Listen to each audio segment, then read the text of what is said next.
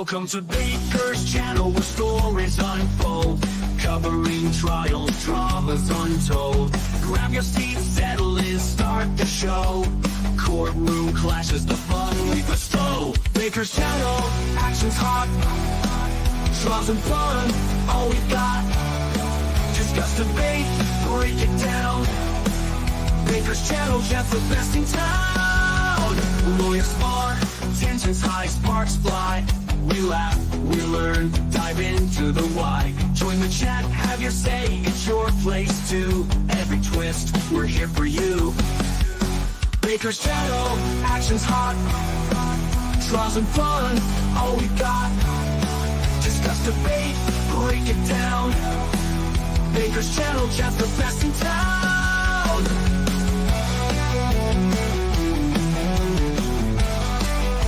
Day and place, like join the crowd. Baker's channel, we're live and loud.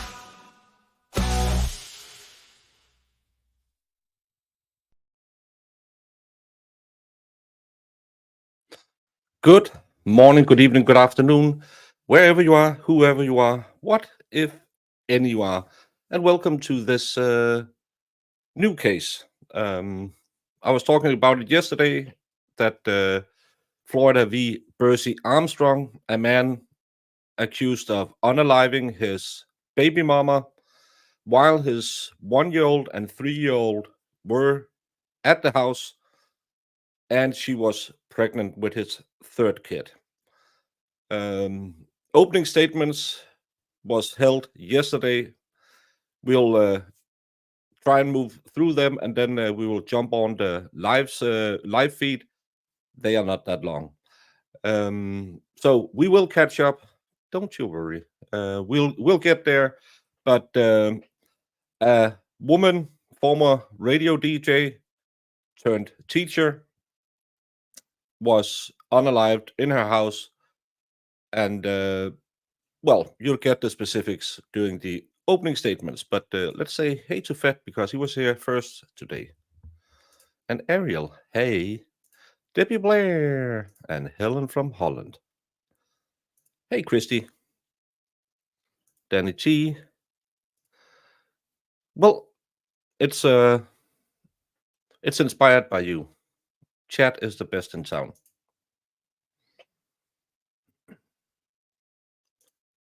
It's 2:45. Yeah. Hey, KDP. No. But shenanigans afoot. Good morning, Kim. And L. Rose.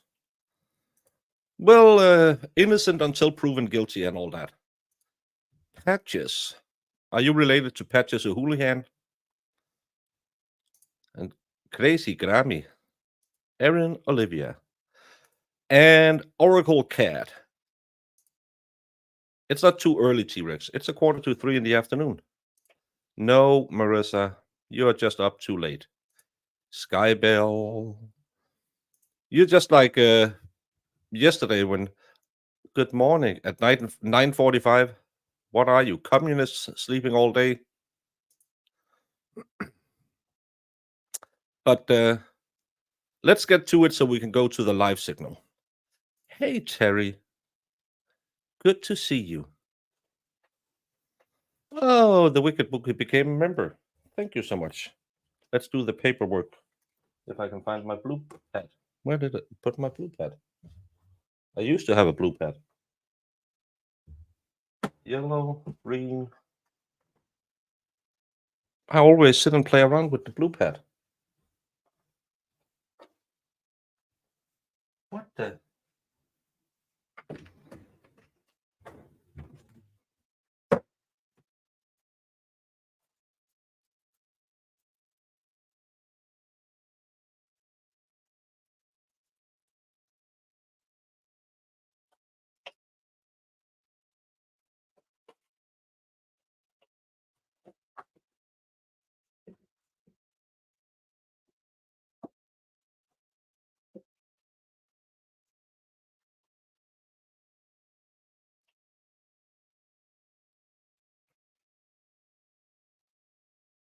I don't want to get in between yours and hers relationship. That's way too high tension for me to get in the middle of.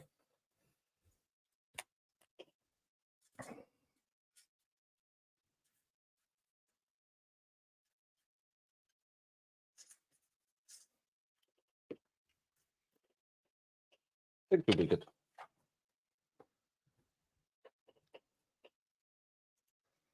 Hey, Virginia Little. And Renee. Ralph. I think everyone came in here. Yeah, Jess is here, so everyone's here. Hey, Melissa. Welcome, welcome. But let's see what this crazy case is all about.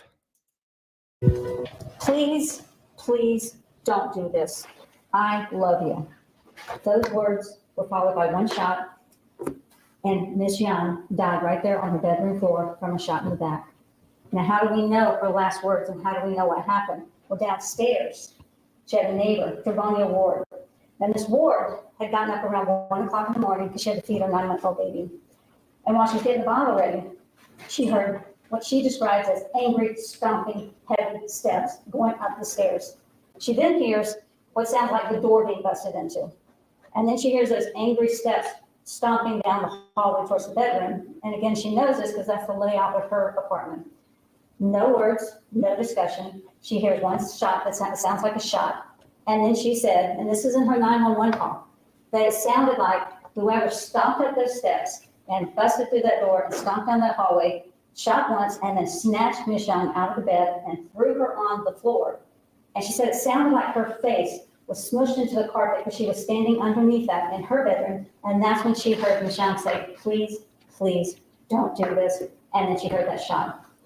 Now, and at this point, she's on the call to 911. You'll hear the call. You'll hear from Miss Ward. But she'll tell you that at this point, Miss Young is not saying anything. She no longer hears her, but she can hear babies crying. And she can hear those heavy footsteps still walking around with the babies crying. So she's on the phone to 911, and she's telling them what she hears.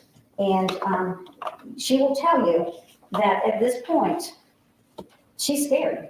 I mean, she thinks she's heard someone get shot. She's heard, she can still hear the footsteps.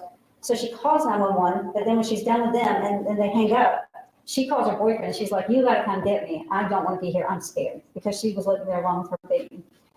So Miss Young will tell you that when the police arrived, and her phone call was about 1:30. So when the police arrived at 1:45, she hears them knock on the door upstairs. She can hear them saying, anyone here, answer the door. But by now, she said the children are quiet and she doesn't hear those footsteps anymore. Everything's quiet. And she'll tell you that unfortunately they came down to her apartment because they knew it was her. And they're shining lights into her apartment. They're knocking on the door. She's scared. She's not coming out. So she does not come out. So unfortunately, the police leave without going inside that apartment at 1:45 in the morning. Now you're going to hear from one of the officers, and he's going to tell you, look, when we got there, yeah, the door had some damage to it, but it felt secured, like it had been damaged but then shut. And they knocked on the door and they called out and they didn't hear anything. So, since they couldn't get the 911 caller, they just weren't sure, so they did not go in. They left. And so then Ms. Ward will tell you that then she left. So the shooting happens, or the call's around 1:30, so that means the shooting happened before 1:30 in the morning. Ms. Ward leaves at 1:45, the police leave. And so no one goes into that apartment until much later. Now, when you hear the evidence, I'm going to go through the evidence with you right now. You're going to see that the evidence is going to show you that the only person that had the motive, had the opportunity, and had the consciousness of guilt to have done this crime and then tried to hide it is the man seated before you right now, Mr. Armstrong. He's the person that had the relationship with Ms. Young, and he's the person that had the reasons. Now, Miss Olivia Young is going to tell you that, and this is Tasheka Young's mother, and she's going to testify, and she's going to tell you that she... I think it's the perspective, because she's standing away from it. But, oh my God, she looks old.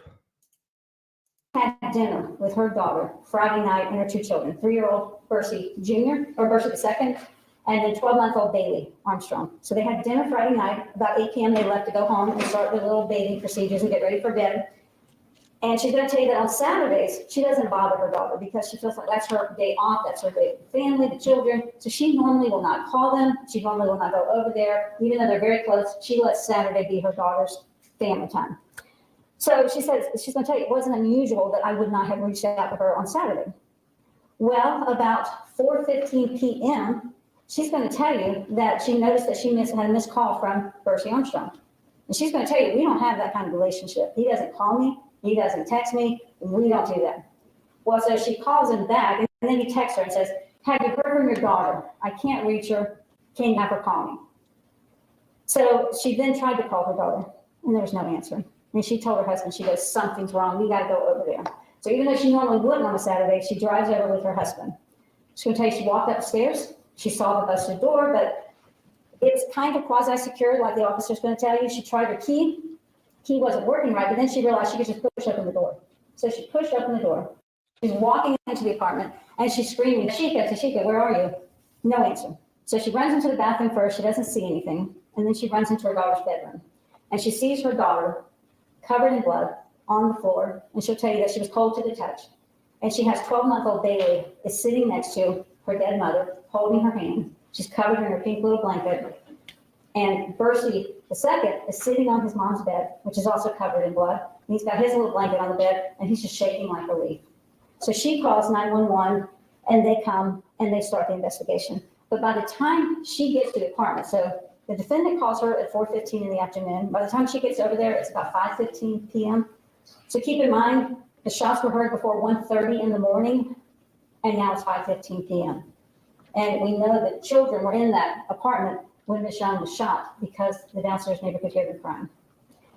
So the police arrive, they start their investigation, and guess who just shows up? Mr. Armstrong, demanding to know what's going on. I need answers. What's going on?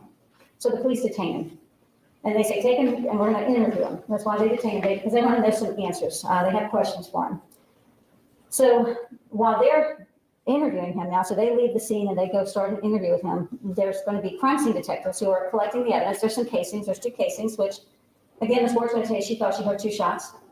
And they see in the pillow on the bed, it had some blood and it had a hole in it. And when they dug into that pillow, they found some projectiles from a bullet. So they collected all that. They took some pictures, and you'll see some of those. Well, when they're interviewing, that first interview, what does the defendant tell them? Oh, we are a happy family. Although I live in Connecticut for my job, I come visit once a month. We're happy. We're going to get married. We're going to be a family. And they asked him, they said, he goes, oh, just look at my phone. You'll see. We're a happy family. So he consents to them looking at his phone. So they take his phone. And he said, they asked him, did you have a gun? No, I don't have a gun. I bought a gun about a year ago. It was a Glock 43X, but it got stolen. It got stolen in January. This shooting was in July. So I didn't have a gun. So like, okay, so they're doing their start of investigation. They're interviewing him. Well, while they're interviewing him, the phone download, the text come back. Well, it's not the happy picture that he portrayed to them. Some of the text going back and forth between Tasheka Young and this defendant, the few days up to the murder, were things like, oh, well, I see you're single now. I see your social status on social media is single. And what's up with you hiding me? And he admitted in the interview that what she was referring to is he had taken all of her pictures on social media and archived them. So if someone looked at his social media, they didn't see Miss Young. They saw single Bursey Armstrong. And they asked him, they said, well, when you're in town, when you come to visit, where are you staying? If you're not staying here with the woman you're supposedly going to marry, where do you stay? And he says, well, I'm a man. I need my space. So I stay 45 minutes away at my mom's house in Middleburg. So, they're like, okay. Friends, Romans, countrymen. Good old rule. If you're going to do a crime, don't use your phone to put leads out there. No. He unalived his girlfriend, who is his double, soon-to-be triple baby mama, and ghosted her on social media or hit her on social media. So people, well, I'm a man. I need space and a new girlfriend. That's what men do. Okay, well, I guess we're getting a search warrant for Mom's house. So they get a search warrant. And they ask him before they leave, they go, we going to find anything at Mom's house? And he's very confident. Oh, no, you're not going to find anything. They go, okay. So they go search Mom's house. And they're almost done. They're ready to leave. And Detective Downs will tell you that as he's walking from the backyard and he's about to go up the wooden steps to like a little wooden patio kind of porch, which is right off where he stayed when he stayed with Mom. He saw some disturbed dirt, and then he saw some clothes underneath those wooden steps. So he walks over there and he pulls out some sweatpants, obviously men's. He pulls out a black hoodie, again, looks like men's. It looks like it could be blood on these clothes. And then he sees a little disturbed dirt right in front of the steps. So he starts digging down. And guess what's in that thing? A Glock 43X, buried in a hole in the steps right next to where his bedroom is. So they come back and they start a second interview. And they said, Do they have a dirt floor in the house? Did I understand that correctly, or was the room under the stairs outside? I'm not sure I got that. well, you sure you didn't do this? And he's same thing he did in the first interview, deny. And he said, well, what do you think we found at Mom's house? Nothing. They're like, you sure we didn't find something? And he goes, well, and you'll see this portion of the interview. Maybe some clothes. Oh, what kind of clothes? Well, you know, some clothes that maybe I did some yard work in. And they're like, so you did yard work and you threw your clothes and hid them underneath some wooden steps? He goes, well, you know, that's what I did. They go, what else did we find? Well, maybe something like a gun. They go, really? A gun? Where did this gun come from? And he said, well, you know, it's a gun where Scotty gave it to me. And they're like, Scotty gave you a gun and you hid it in your parents' backyard. So while they're doing the second start of this interview, the gun they found at Mom's house, they have rushed off for testing. And guess what? The gun buried in this defendant's mother's backyard is the murder weapon. It is the gun that shot the casings that were found in the apartment. So now they're saying, now, you said you bought a gun. What gun did you buy a year ago? Well, guess what? It's a Glock 43X from Shooters. It's the same serial number. And so they said, okay, how do you explain this? We've got clothes that look like your clothes that you said you hid there. And you got a gun that you bought. Yes, I think it's Jackson. Yeah, as you can see in the opening, in the top bar here, Jacksonville. It's a Jacksonville radio host. If it's in Jacksonville, I'm not sure. But yeah, Florida, the bread and butter of law. No, I'm not a law tuber. Crime tubing. That's in your name, and it's the murder weapon, and it was buried in the backyard. How do we explain this? He goes, well, this is what happened. Let me tell you. I know I said that it was stolen in January, but then recently, on this visit, I found it again in the apartment. I think Miss Young stole the gun from me, and then I stole it back from her. And they're like, okay, so you're saying the gun you said was stolen in January, she really stole it, and now you're stealing it back. Well, what do you do with this stolen gun that you now find that's yours? Well, see, I was outside and I was getting ready to leave to go back to my mom's house, and I saw Scotty in the parking lot. No, I don't know Scotty's last name, but Scotty, he wasn't sure. Scotty could be a black male, it could be maybe, I think he said maybe an Arabian man. He wasn't really clear on what Scotty was or looked like. But Scotty asked me if he'd borrow my gun for $100, and I said, sure. So the gun that was his, that he bought, that he just now says he found again, he lost to this guy, he has no idea who he is, for $100. So this was a week before the murder. This was on Saturday before Saturday when she was killed. And they said, well, how did you get this gun back? How did your gun that was used to kill your pregnant girlfriend, how did it wind up in your mother's backyard? And he said, well, Scotty decided, he goes, I think Scotty is like, he's got this site, maybe Scotty Beam or something. He called me or he social media me or texted me, and he said, I'm ready to return your gun. And he drove supposedly all the way 45 minutes to Middleburg to return his gun that he had bought, he loaned for $100. And he said, well, No, I have it at 1.2. I can put it down. It's just so we could get through it to the normal one.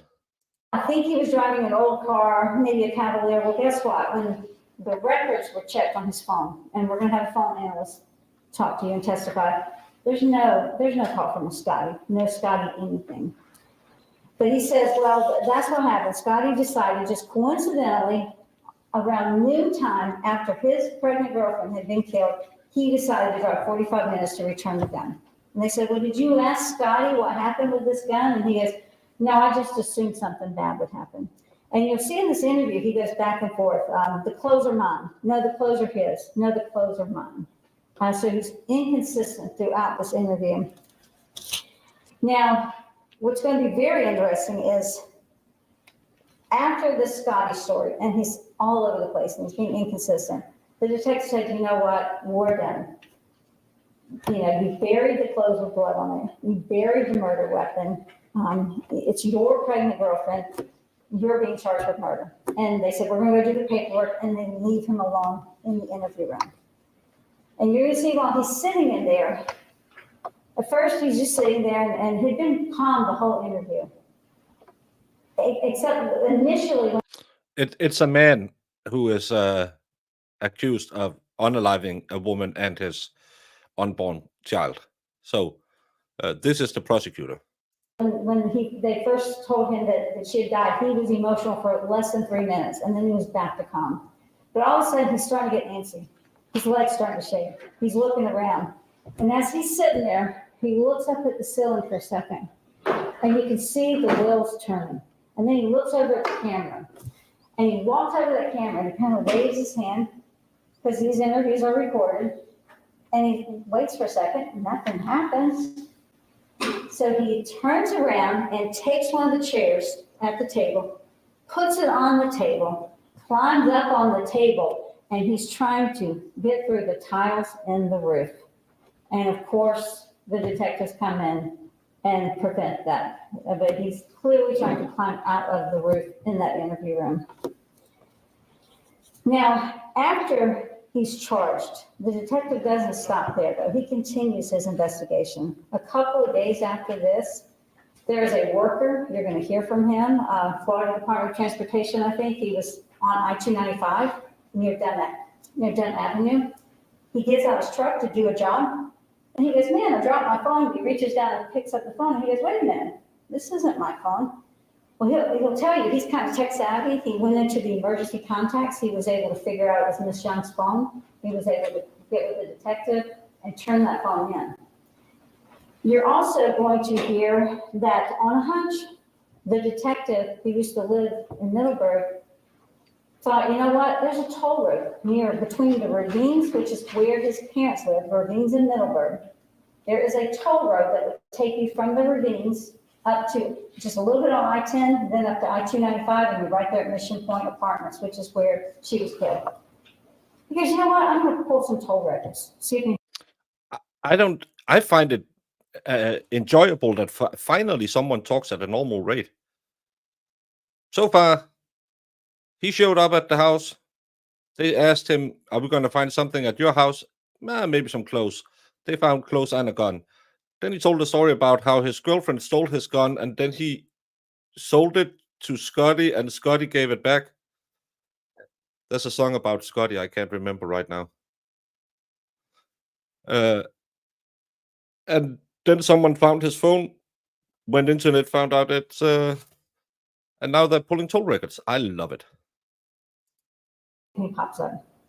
So he runs some toll records for that morning. And again, we know the shooting was at 1:30 in the morning. So he runs some toll records right around that time. And guess whose truck had been driven from the direction of the ravines, gated community, up to Mission Point? That would be Bursey Armstrong's stepdad's truck. And he will come in and testify. So we know now that his stepdad's truck has been driven up that toll road. Now once it leaves the toll road, you don't have a history of where it's going, but it's not too far if you turn onto 10 and they get on I-295 and you're right there at Mission Point Apartments where she was.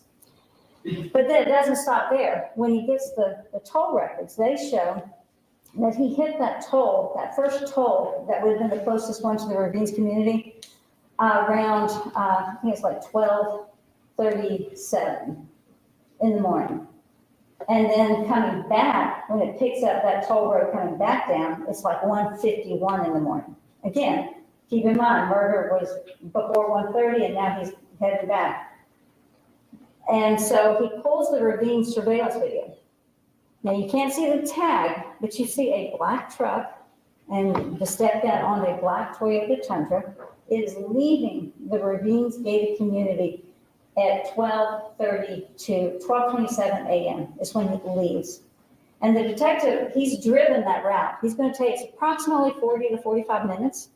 So you see this truck leaving the Ravines at around 12:27. 45 minutes would put it up at Mission Point Apartments just after 1, which is when the shooting was heard. And then coming back, you see that same truck enter back into the Ravines community about 2:10 in the morning. Again, times match. What is he supposed to have? Why? She didn't say why, but apparently when they checked the phone records, he had hid all evidence of her on his social media. And when she asked where you're going to stay when you're down here, because he lives in Connecticut and she is in Florida, and he said, "A man needs a space, man. I'm going to stay with my mom." And so I don't know. It could be because she nagged too much. We haven't gotten a reason so far. Hey, Sue. And that phone, where that phone was found, if you take that toll road, get on 10 for a little bit, and then come straight up like you're headed to Mission Point Apartments, that phone on the southbound side, so if someone would have been heading back down towards the toll road, that's where that phone was found, which again would be on the route going from Mission Point Apartments back towards the Ravines. That's where the victim's phone was found. You're also going to hear that they did check DNA. That's going to be analyzed, and they swabbed the pockets of the sweatpants, and there's DNA from both the defendant and the victim in the pockets, but the blood that's on the pants and the blood that's on the hoodie is all the victim's. And those are the same clothes that he said, "Oh, I did yard work in those in Middleburg, and I just put them under there." But it has the victim's blood on it. The phone records will show very volatile back and forth messages. Why won't you marry me? I love you. I want to have a family. We share 2 children. I think one of the last emails he sent to her was, "You're just a has-been DJ. I can't believe I wanted to start a family with you." Very toxic text messages. But what is interesting, and the analyst will tell you this, is the phone. Because keep in mind, during that first interview, the detective is going to tell you that this man was very confident. You're going to find that my phone was in Middleburg when this murder happened. Well, it was. The analyst is going to tell you that, so the last text message between Ms. Young and this defendant was almost at midnight. At 12:15 a.m., his phone, the defendant's phone, goes dormant, as if it's still on, but it's been just kind of turned over. But keep in mind, 12:15, the phone goes dormant. 12:27, you see the truck leaving the community. That truck. It just popped up yesterday on our radar, so I thought, nothing else going on. Let's do this. That phone is dormant until 2:15 in the morning, when that truck comes back in around 2:10 or 2:12. So once that truck is back in the neighborhood, all of a sudden, guess what? His phone is active and he's scrolling. And so what's the first thing he scrolls around 2:15 in the morning? "Are you still mad at me? You're not responding. What's wrong?"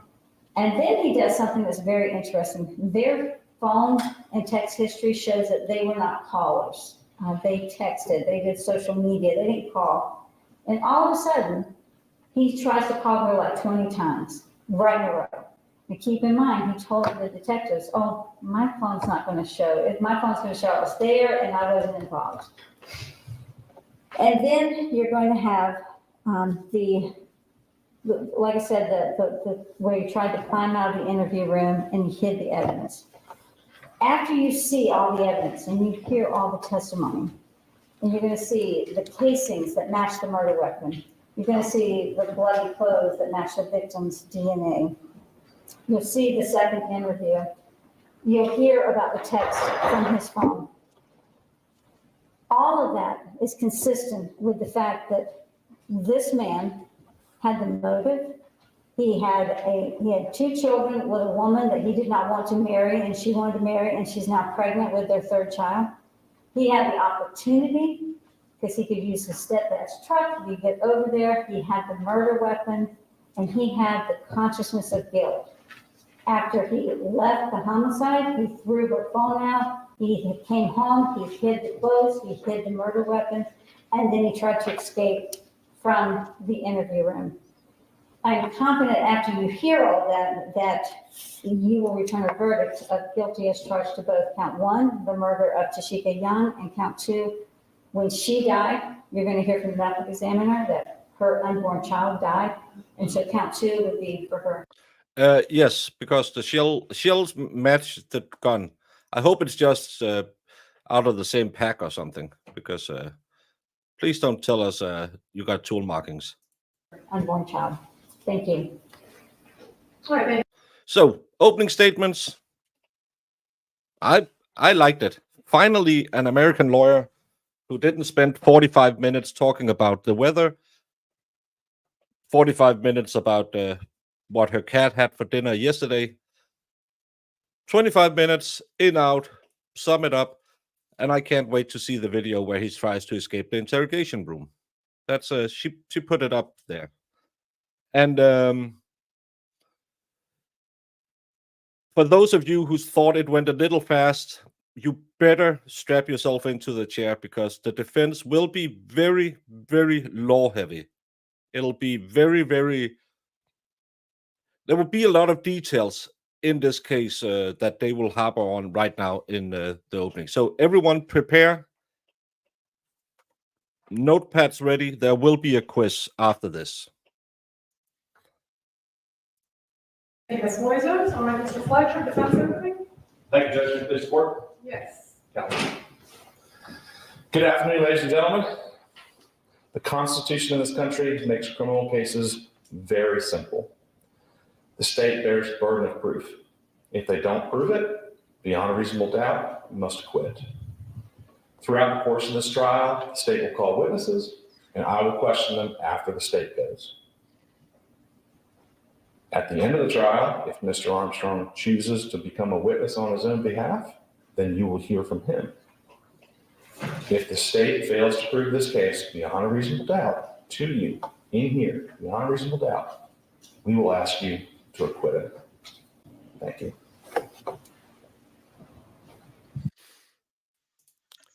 Jamie, did you take notes? I was listening. So, what do you think was the most compelling thing in the defense opening statements? How they explained the DNA, why the gun was at his mom's house, or how the phone ended up in a ditch? He's done already?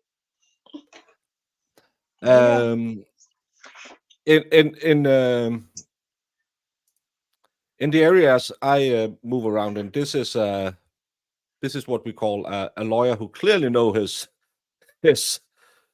client is guilty, and instead of standing up there trying to talk for 25 minutes, he just said, "Yeah, if you any reasonable doubt, please give it to my client." I missed most of it logging on to the stream here. Jeez. That was it? I have heard one short, and Nicholas was covering, I think, or maybe Shizzy. A guy just stood up and said, remember, they have to go beyond reasonable doubt. That took, I think, 27 seconds. He did three objections during the entire trial, and during closing, when the state rested, he stood up and said the motion to dismiss, and he was denied, and then he said defense rests. That was even shorter. Yeah, I No, seen no, that she one too. doesn't. I was like, wait, what? Yeah, sorry. Yeah. Well, as I tell all my ex-girlfriends, good things don't last that long. Oh my God. That was Nick, yeah. No, the other one looked like he had slept in a dive bar in his suit that he's stolen of a homeless person.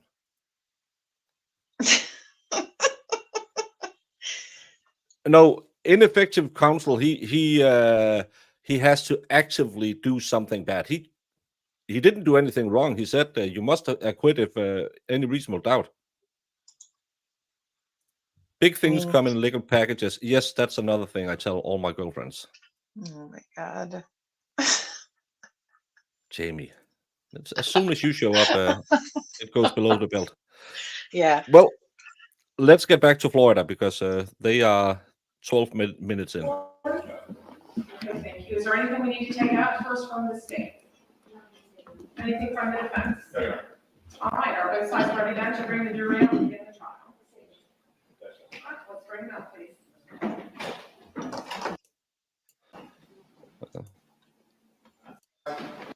Have you collected are yours? Did you recall we started the trial yesterday with opening statements? And so at this time, I'll call upon the state to call its first witness. All right, Ms. Trebonio Ward, please. Bernie Award.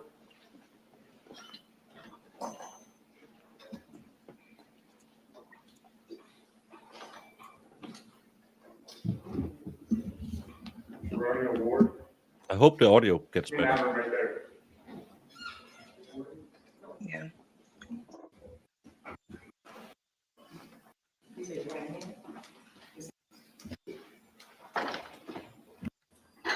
Commissioner Carter? Yes. Good morning, Ms. Ward. Good morning. Do you mind spelling your name for the record? Taraboonni, Ward, W-A-R-D. Thank you very much. So, where did you live from July 22nd, 2022 to July 23rd, 2022? Bishop Boyd Apartments, number 304. And what apartment? You said you lived in apartment 304. Yes, What was the layout of the apartment that you lived in? and the inside. Yes, ma'am. When you walk through the door, you have the bar area to the right, the living room to your left, dining room to the right, a few steps up, the second bathroom to the right, across the hall, room to the left. And if you walk straight, you have the main bedroom with the master bathroom and the closet. I want to turn your attention to that date that I said before, the early hours of July 23rd, 2022. Did you wake up after midnight, going from the 22nd into the 23rd? Yes, I did. And why did you wake up? What were you doing? I was waking up to feed my 8-month-old son at the time. While you were feeding your Marissa, can you please call the courtroom and tell them if they want to go with the camera mic? The guy building, I think it might be Legos or an IKEA cabinet in the corner, must put down his tools right now. This, it's hard not to hear, but a guy throwing around nuts and bolts in the corner. Marissa, that's your job. 3-month-old son at the time, getting those things ready. Do you recall hearing anything outside of your apartment? Yes, ma'am. What did you hear? At first, I heard it sounded like someone was stomping up the stairs outside of the apartment door. And when you say stomping up the stairs, can you describe that a little more clearly? As if they were running up the stairs, but it sounded like more like they were skipping steps, but they were stomping so hard, it alerted me from against bottom. After those steps, after that person went up the stairs, you described as stomping, what happened then? I was a little startled, so I grabbed my son's bottle out of the warmer. I grabbed my cell phone, and at that time, I could hear the front door bust open. And that's the front door upstairs above you? Yes, ma'am. After you heard that sound, did you go anywhere in your apartment? I did. Where did you go? I immediately went to the doorway of my bedroom to check and make sure that my son was still asleep. After you heard that sounded like the door got kicked upstairs, did you hear any other loud sounds? The only sounds I heard was someone stepping down the hallway at the same time as I was. And so based on the fact that you were going down the hallway and those steps were There are no closed captions. It's a live feed. There's no closed captions. I can't do anything about it. And I don't know why. Again, they're just feeding the audio signal is only coming in on one channel. I only have it in the right ear. It's not in both ears. That's why the audio is this bad. also going down the hallway, could you assume that you were kind of right beneath that person? Absolutely. Okay. Once you got to your bedroom and you were with your son, did you hear any other loud sounds above you at that point while you were in your room? I did while I was standing in my doorway. What did you hear? I heard the bedroom door bust open. Then I heard things falling on the floor. Then I heard a young woman above me who was crying and screaming. I heard her say, "Please, no, I love you twice." And then I heard a loud bang, and I heard children screaming and yelling. Now I want to back up just a little bit with you, Ms. Ward, to that, when you heard that second loud sound, it sounded like that bedroom door being opened. After that, you said that you heard things hitting the floor. What did it sound like to you that you heard hitting the floor? At first, it sounded maybe like a vase or maybe a person just fell on the floor or whatever that was in the apartment. It just sounded like something hard hit the floor. And now you described that this apartment is above you. There's obviously flooring and all kinds of things between you and that apartment. How is it that you could guess you could hear that speaking the woman's voice that was saying those things? I was standing in the doorway of my bedroom, and I guess the floors are just thin because I could hear everything she was saying. Did it sound like she was standing or laying down? She was laying on the floor as if something was being put over her head, I'm guessing. Because you could hear her say, "No, please, I love you," clearly directly through the floor. She gasped and took a deep breath. And then she said, "No, please, I love you" again. And then that's when you heard a loud boom. Ms. Ward, have you had, I apologize, did you call anyone when you heard these sounds? Yes, I immediately called 911. I started calling 911 when I heard the person running up the steps, actually. You have permission to approach the witness? Yes.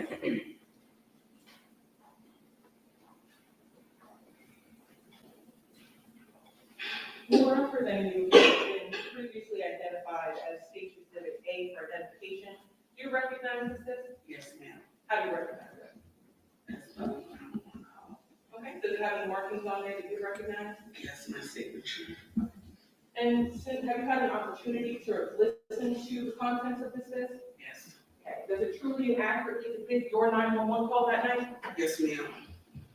You have permission to move this into evidence as State's Exhibit 1. Is there any objection? Okay, without objection, Exhibit A will be moved into evidence as Exhibit number 1. You have permission to publish? Yes.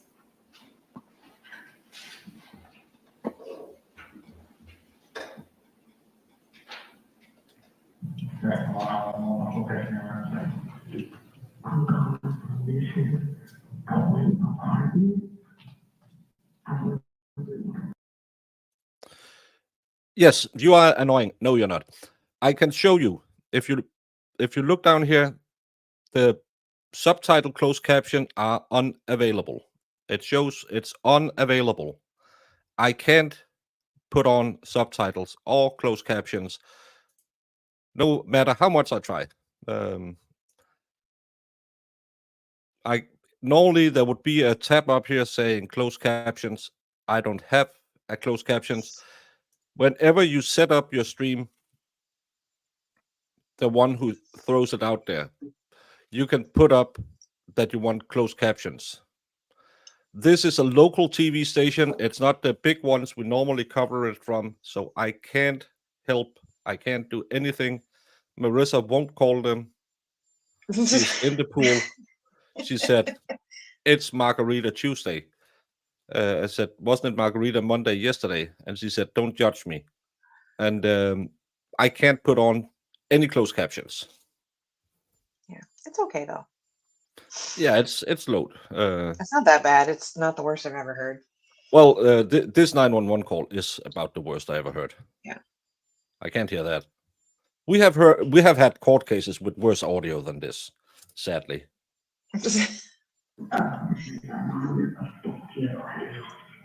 Of course, Iris. Okay, what's going on? I was sleeping, I woke up, and my baby bottle, while I was in the kitchen, I hear somebody stomping up the steps and bust through the door on top of me, and then apparently there's a girl who's sitting on top of mine that deals with this man, and I heard her say, "You threw her over there," and I heard her say, "No, please, I love you, I love you." She said, "No, please, I love you." He must have had her head on the floor because I can hear it from my room. I was saying, "No, please, no, I love you," and then I just heard a loud boom. What do you mean by a loud boom? I don't know, sir. I don't know what it is, but I'm scared. Did you think you like banged her head in or something, or was it a I gun? don't know if he banged her or if it was a gun. I don't know. What I do know is I don't hear her anymore. Okay. I hear a child up there crying. I don't hear her.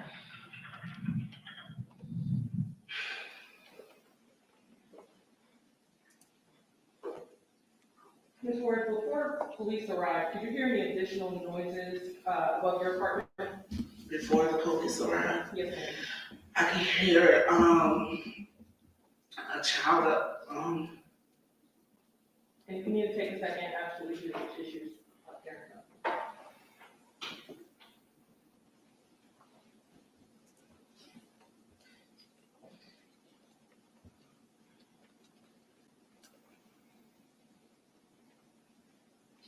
I heard a child screaming his mom, for his mom, and I can hear someone upstairs moving. You said that you could hear someone upstairs moving. What were you able to make out from here? I just heard the child screaming, and I heard someone moving up and down the hall. And then I heard the police knock on the door, and then the kids got very quiet. The footsteps stopped, but then you could hear them again after they left. Okay. So you can hear footsteps going up and down the hallway, which ceased along with the children crying. The police got there. Yes, ma'am. Did you speak to the police when they arrived? No, Why not, Jordan? I was too scared to open my door. Did you call anyone else other than the police that night while you were celebrating? I called my child's father. And what did you call him to do? Really just for some comfort, and they couldn't get me and my son because I was too afraid to stay in the apartment. So after the police left that night, did you leave your apartment with your baby father, your child's father? I did. Carrie B, no. Benefield pre-trial hearing was live, but we're gonna save that because it's just paperwork. This is a case about a man who possibly unalived his baby mama. They found bloody clothes at his house, a pew that he claims was stolen the year before, a lot of text messages, and he tried to escape the interrogation room by crawling on the addict. But until he's proven guilty, he's innocent. Want to confirm? Yes. Nothing further. All right, cross exam. Judge. Ms. Ward, did you ever hear the person leave the apartment? Come back down the stairs? I did not. And did you ever look out the window to see if anybody had come out? I wouldn't be able to see if anybody came out because I stayed under her. Okay. What about to the key or to the people? I did not. Did you ever hear the door, the front door closed? I did not. That's fine. All right, any redirect? No, Your Honor, this is excused. All right, thank you, Ms. Ward. You may step down. You're excused and free to go.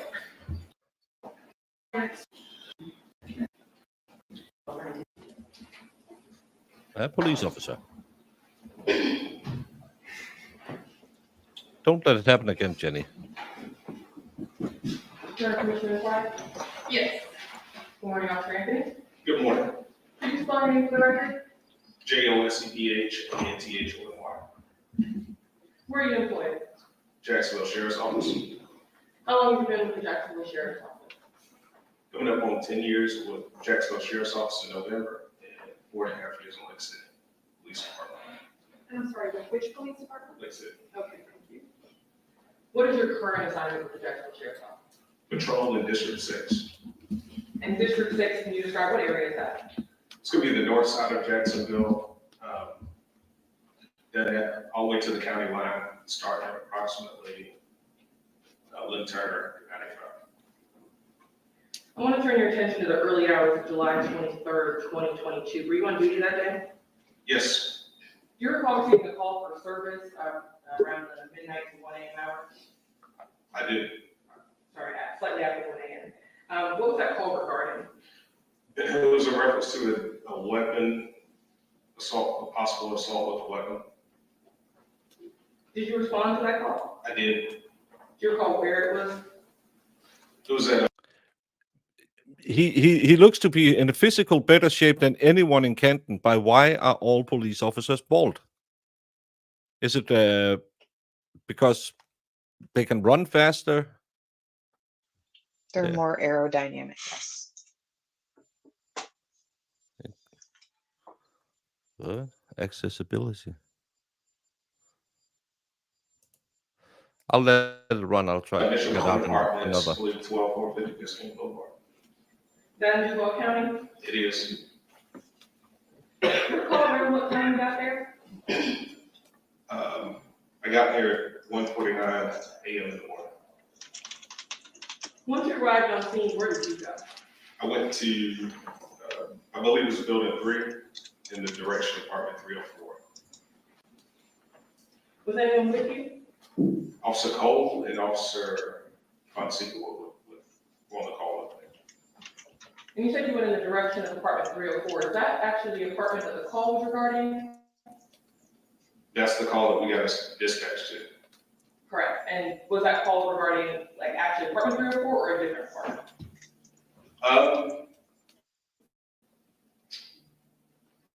That could have been the complainant's address, if I remember correctly. When I looked at the call, I know the apartment, the subject apartment is going to be 312, but I think that was the complainant's apartment, I believe. But that's what the call showed, apartment 304, right? Okay. I called straight. And then you said the suspect apartment is apartment 312. Yeah. Do you know where apartment 312 is in relation to apartment 304? Knowing that report, Is that above apartment 304? I believe so.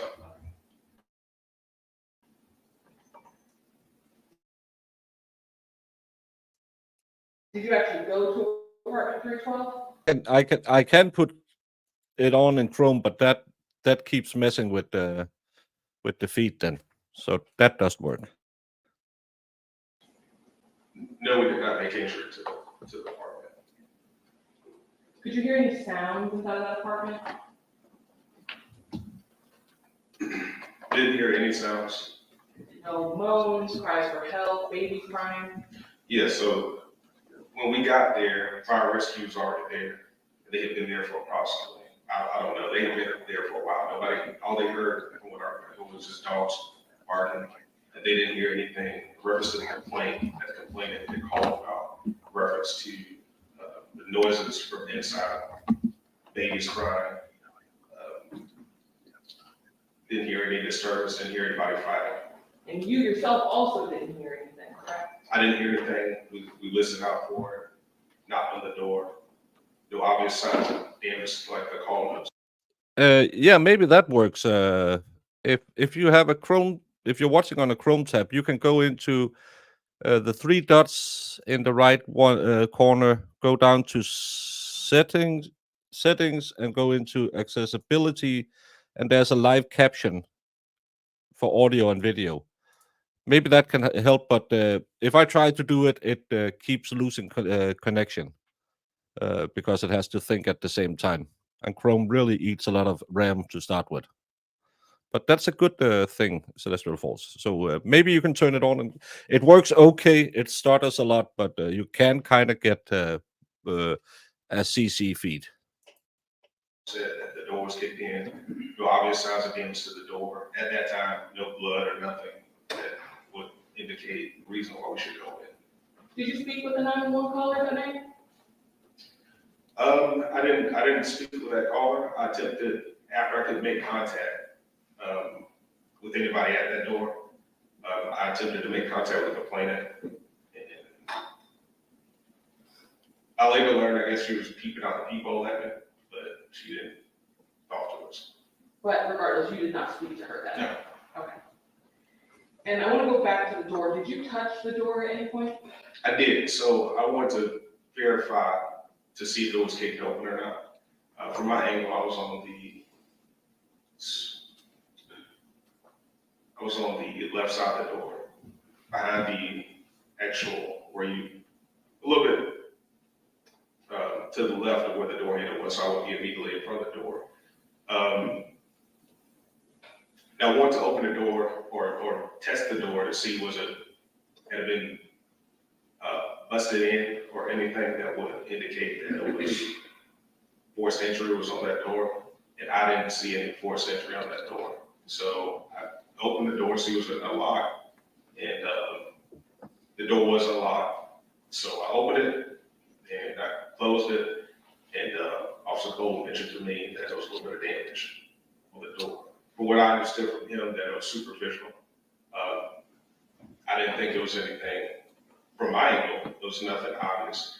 And at that time, out of my 12-year career, I've never gone to a forced entry call where a door has been busted in due to forced entry, where the door actually closed. Immediately when he told me that, I pushed back on the door, and the door is solid. It shuts. It was solid. Where when you push on it, it was latch. Okay. So the door, even if there was damage to it, it was at least secured. Yes. Okay. Once you determined that that door was secured and that 911 caller wouldn't speak to you for further information, what did you do?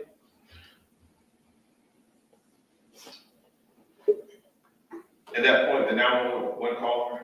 Ollie, can you call Brandy and tell her stop making streams so late so I can't watch them? Yeah, Brandy will have an expert doctor on today to talk about the injuries in Karen Reed's case. I think that's must-see TV. So anyone, if you're not already signed up, you are, because Brandy's awesome. But go watch that at 5:30. I will be in my bed, and so will Jamie. Not in my bed, but in hers. But the rest of you, go watch it. Thank you for my coffee, and hey, Jamie. Thank you so much, Ria. Hey, Ria. Well, before I just left, we went to the exterior of the window, went to the exterior of the apartment to the back, checked the back to see was there anything obvious, any windows broken, anything like that. I remember there being no lights on. So we did a search of the resident, could we see anything obvious that was out of place, and didn't see that. So at that time, we cleared the scene. And by clearing the scene, you left. Yes. Officer Anthony, I know you said you slightly opened the door, slightly shut it. Why didn't you just make entry into that apartment? So it's not unusual at all, and I know people might find this, I don't know, but a lot of people find it difficult to believe, but a lot of people leave their doors unlocked. It's not uncommon. for people to leave their doors unlocked in apartment complexes or just homes in general. So that minus, we have a handful of reasons that we can enter a residence. A lot. People are way too generous. Somebody being in medical distress, somebody potentially being injured. With us not being able to hear anything, nobody being able to say, us not being able to see any footprints on the door, showing that the door had been kicked in, not seeing any blood, not seeing anything that would indicate there was forced entry. I didn't feel like there was probable cause to go in somebody's house with guns drawn, and it really didn't have a witness or somebody back up that they actually saw something. Not only that, when we were going to the call notes are what we talked about, but the witness also said something in reference to it being a male subject that I was familiar with. It was probably the grandma or something. The grandma and the male subject. And not for anything, I want to back up just a little bit. Okay. So based on what I understand, the fact that you were not able to make contact with the 911 caller, as well as the damage not looking as severe as what you were anticipating, and not hearing anyone inside the apartment, that's why you didn't make entry? That's correct. Okay. Along with what I was about to say, yes, in a nutshell. Once you left the scene, did you have any further involvement in this case? Yep, so we went back the next day, Officer Cole and I, we went back, we had to sit on the house. And prior to, yes, I just leave it at that. Okay. Want me to confirm? Okay. No further questions. Cross-exam? Thank you, Judge. Officer, just want to get this timeline correct. You arrived at 1:49 at the apartment complex, right? Yes. Okay. And when you pull up, there are fire engines and other people there? Yes. Okay, so how many minutes did you talk to people and then go upstairs, or how did that work? So we went directly to the apartment in question. And So you went to 304 first? so this happened like 2 years ago. When I looked at the call notes just before I walked in here, it said apartment 304, so I was a little confused. I think 304 is actually the complainant's address, and it was a reference to the above where she was. So we went to the second floor immediately. We didn't go to 304 first. So you went to 312 first? Yes. And about what time did you arrive at 312? If you pulled up at 1:49. About less than a minute later. So 1:50. Something right. That's all right. But actually, you later learned that the person in 304 who had made the call was actually still behind the door while you were there. Yeah, I later learned that, yes. And at some point later, she left. Did you see her? No, Danny. Nope. What are you talking about? What? Yes, the one that made the call. We never saw her. If I saw her and we were able to verify what she heard, then we would have probable cause to go in the door if she could testify that. But like I said, the person she referenced lived on the third floor. And I was familiar with him and had responded to noise complaints in reference to that person before. Thanks. Why? I need redirect. Nothing further for the study, please. All right, thank you, officer. You're excused from free to go, sir. At least they are moving pretty fast. Yeah, it's going fast. I should never have taught all the ladies that word. It's a fun word. Yeah, but then it's I want you to pull that she's worse than microphone Brandon now. because I know you're kind of soft-spoken. And could you introduce yourself to the jury? My name is Olivia Annette Small Young. And how do you spell Olivia? Olivia Young, Young. Now, Ms. Young, are you currently employed? I'm retired, Retired from what? retired educator, a teacher, For how many years? 36. Now, what was your relationship to Tasheka Young? That was my daughter, Was she your only child? my only child. Now, back in 2022, did you and your daughter communicate regularly? Yes, we did. Was that mostly in person or by phone? in person. Now, at my request, did you review your contact information on your phone for your daughter?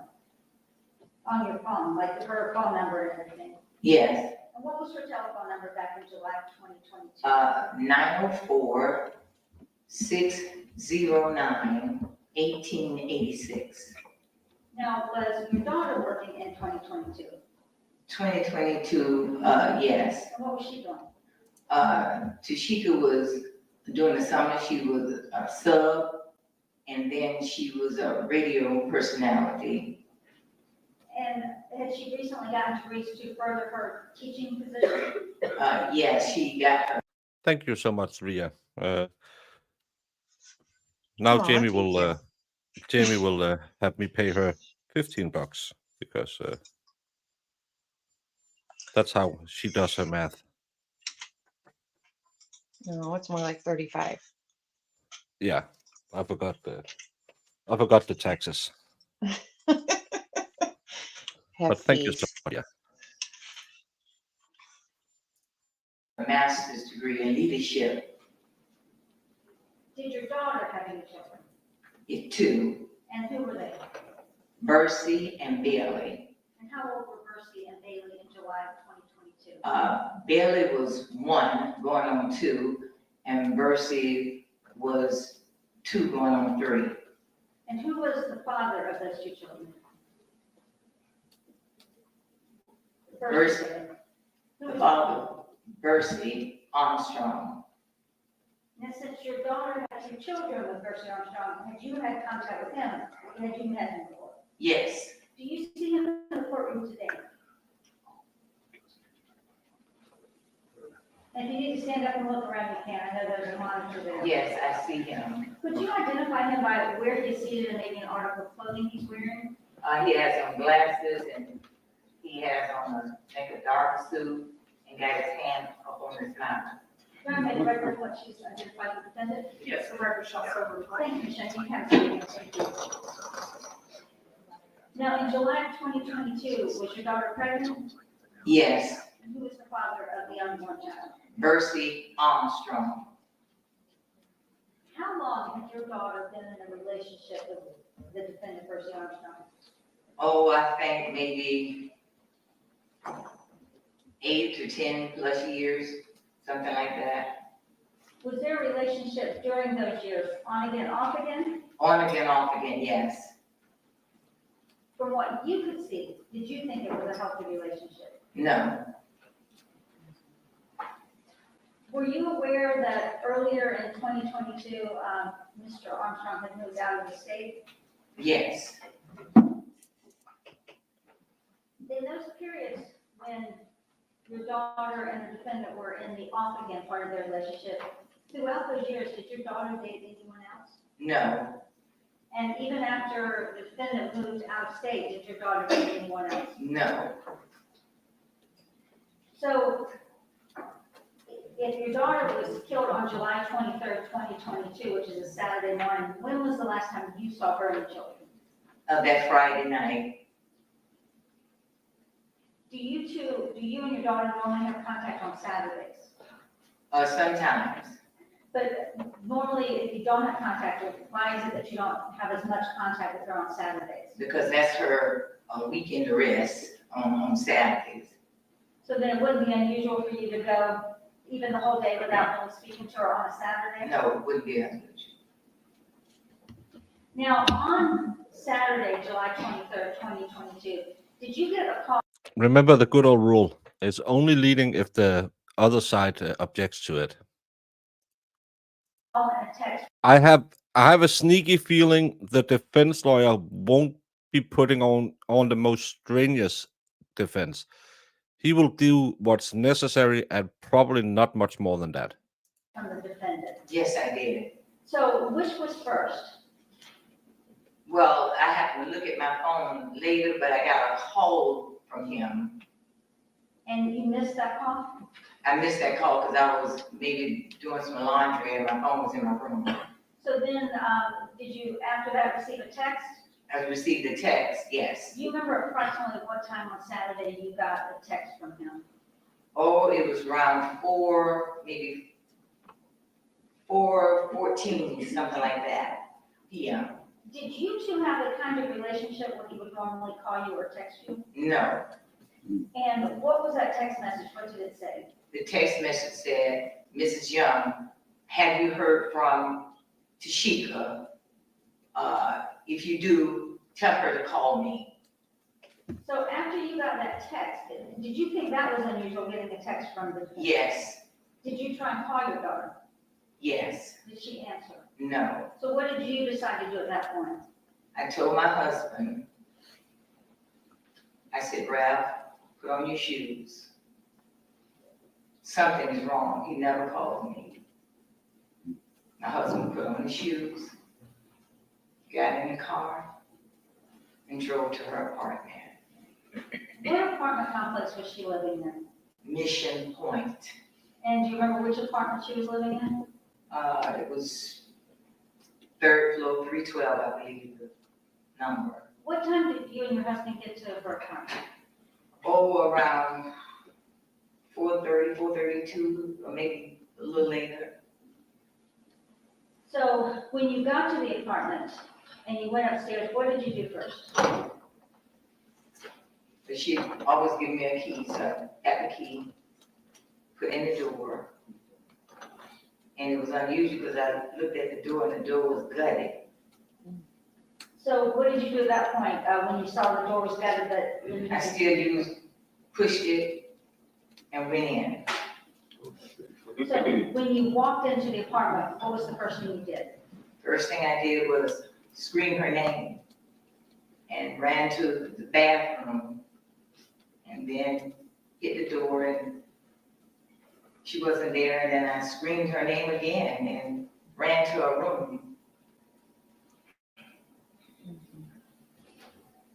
And when you got to her room, what did you see? She was on the floor and her baby girl was holding her mom's hand. And Bursey was in the bed just shaking, just shaking. Now, when you saw Bailey holding her mom's hand, did your daughter at that point, did she have a baby blanket on her? Do you remember seeing a baby blanket on her? I don't remember seeing a baby. That's horrible that her daughter is sitting next to her holding her hand. Yeah, it's rough. That's really Jamie, why did you make me do this? I knew nothing about this. Yeah, and again, it's the mom finding her daughter and her granddaughter is holding her hand. That's evil in a Yeah. yeah. Her only child. Jamie, you're a bad person.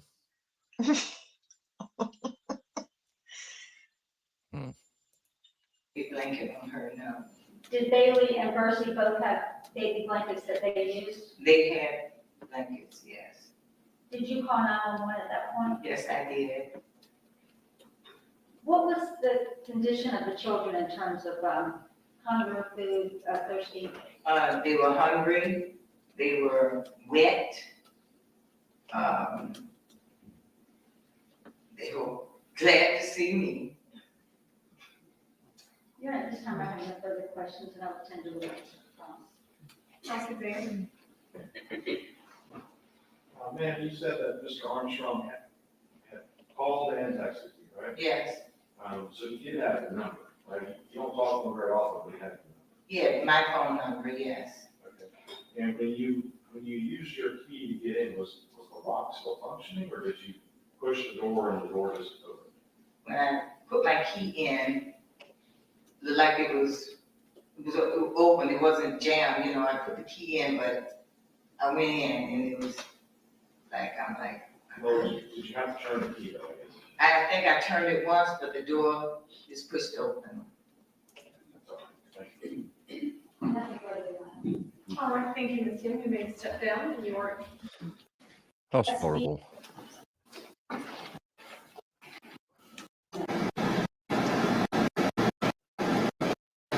Sidebar.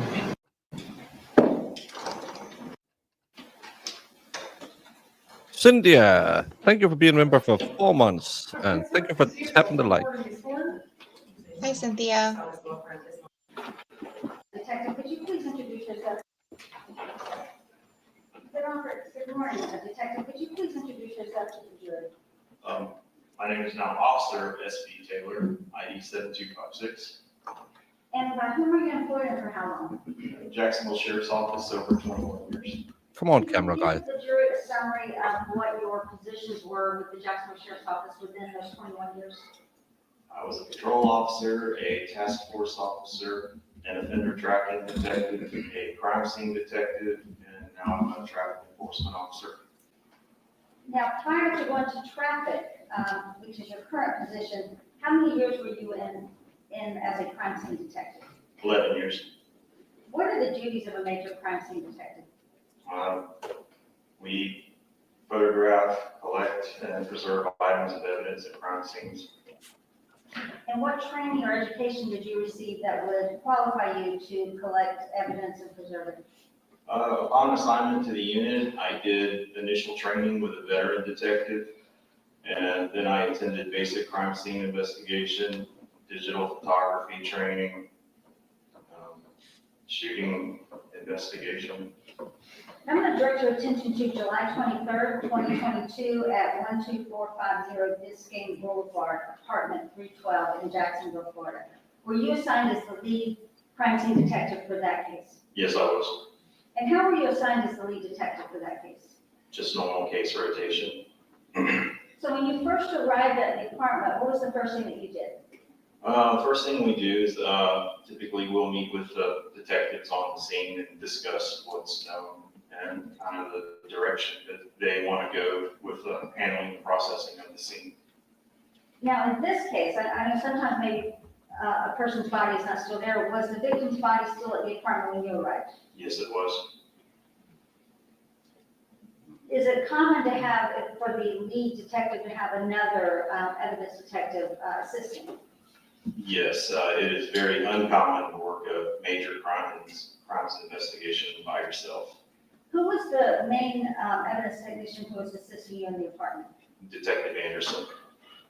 When you have another detective assisting you, how do you normally divide up the task as far as like collecting evidence, taking photographs? My personal preference as a lead detective is I like to do my own photography, and I will have whoever's assisting me dealing with packaging and collecting evidence. And in this case, did you take photographs of the apartment and the evidence as you found it? Yes, I did. And Detective, I'm going to show you some photographs.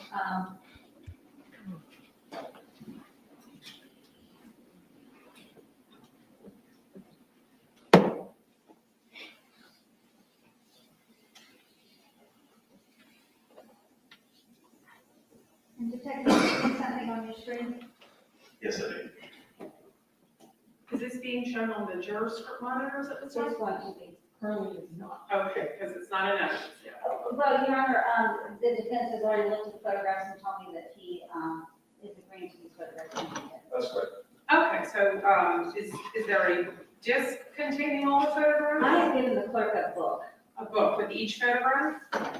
Okay, so let's just be sure the record is clear then, those are exhibits what? It's going to be, the photographs are going to be B through R, and the sequential item number will be 2 through 18.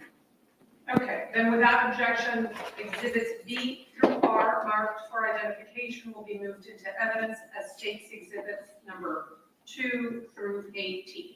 Okay, thank you. We'll have those properly marked. And let me also advise the jury that any and all items that are moved into evidence during the course of the trial will be sent back with you to the jury room for your use if you wish to view them again. But at this time, you may go ahead and proceed to publish states 2 through 18. Thank you, Your Honor.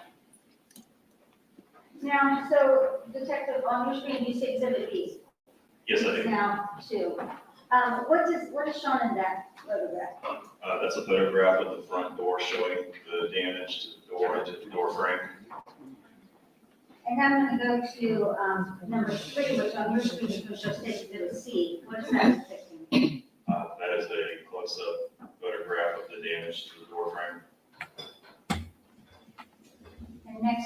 be State's Exhibit D, which is now evidence 4. What is shown in that photograph?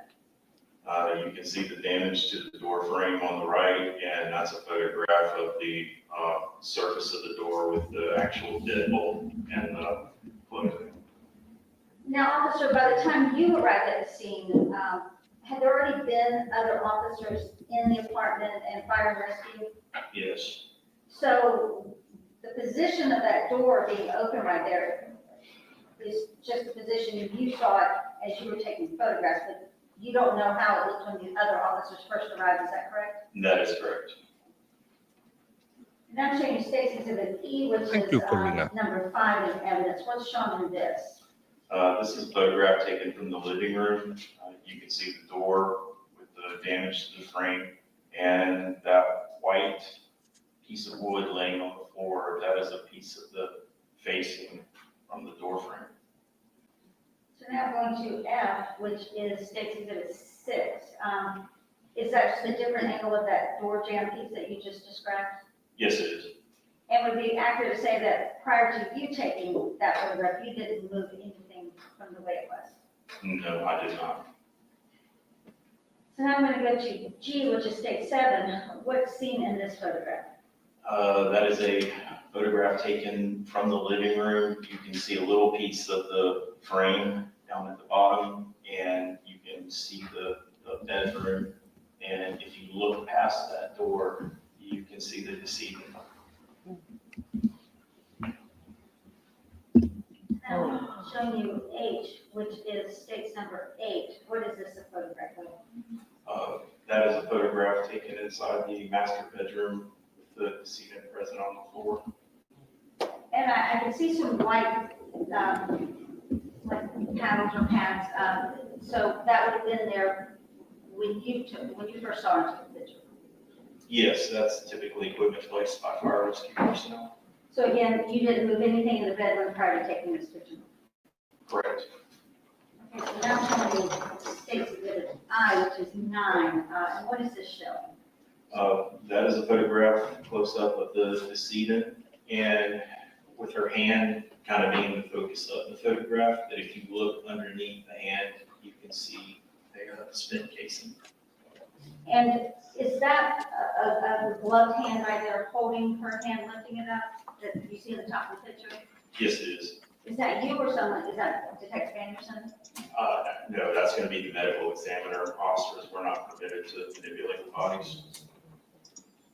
So next I'm showing you J. So a police officer who did his job and didn't overstep. I don't think this is a real case, Jamie. It's just so weird to hear it again, Yeah. And thank you, Vince, for gifting Lucas Knight a membership. Welcome, Lucas. Which is now in evidence as 10. And what is this a picture of? That is now a picture of the casing with the hand moved out of the way. And then I'm showing you State's Exhibit K, which is 11 State's evidence. And what is that a photograph of? That's a close-up of the casing. And so now this is L, which is State's evidence 12. What is this a photograph of? This is a photograph of the bed in the master bedroom. You can see the decedent's feet in the lower right-hand corner. And on this pillow here, you'll see the blood stain. Okay.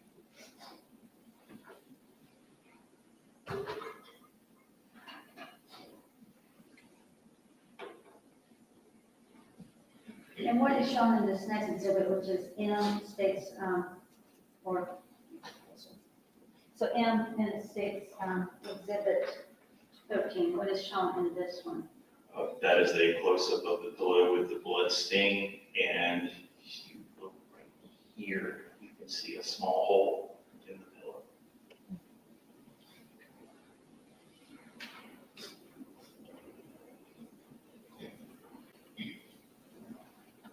And what about N, Yep. which is now State's 14? What is seen in this photograph? That is, again, the pillow. The pillowcase has been pulled back.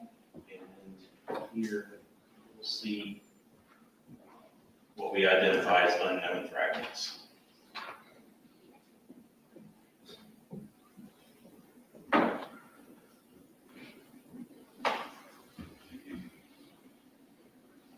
Okay, so now I'm showing you 6 exhibit,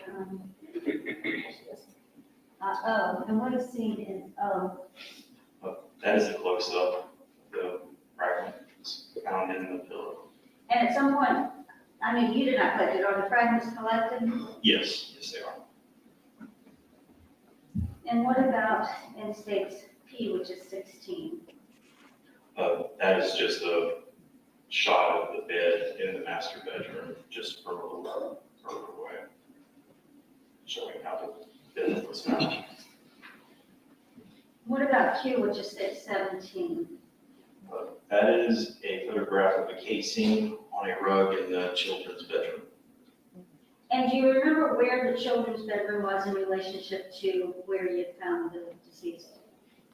Yes, if you're standing facing the door to the master bedroom, in front of that door, if you turn to the left, the door to the children's bedroom would be there. And then what about R, which is state 18? Just a close-up of the casing.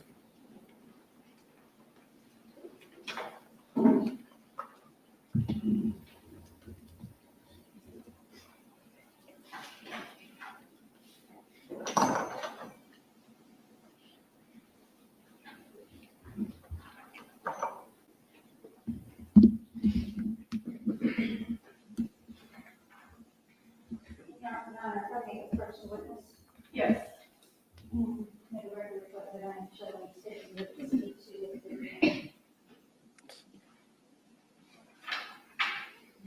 C? I'm not gonna. Well, I'm gonna make the joke.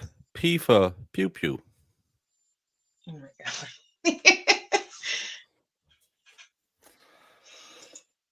Yeah. Yeah. I never thought any investigations from any police officers would make me think, "Oh, you can do your job," but it's yeah. Well, we spent 10 weeks watching a dumpster fire. It's weird Yeah. to get Hey, back into Paloma. it. Dave always with the clear statement. Yep. He's always Hey, got to man, come in and reacts. start stuff. Yeah, we have to remember not every police department is as high quality as Canton. Some people shouldn't own pandas. We were gifted 2 pandas from China. Well, I wasn't, but Denmark was.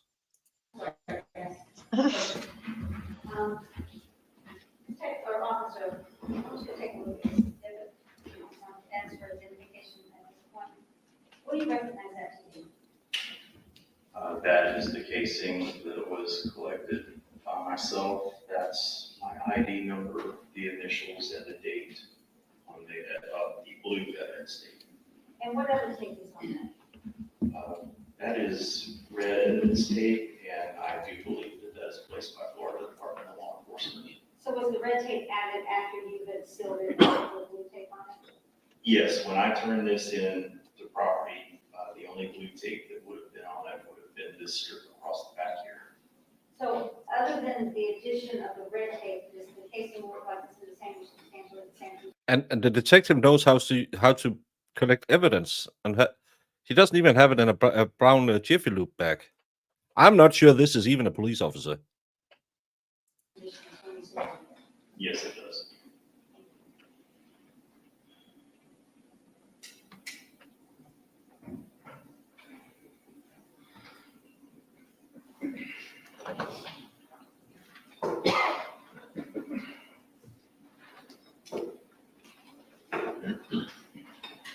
And officer, after you had taken the photographs and collected that casing, did that complete your involvement in the case?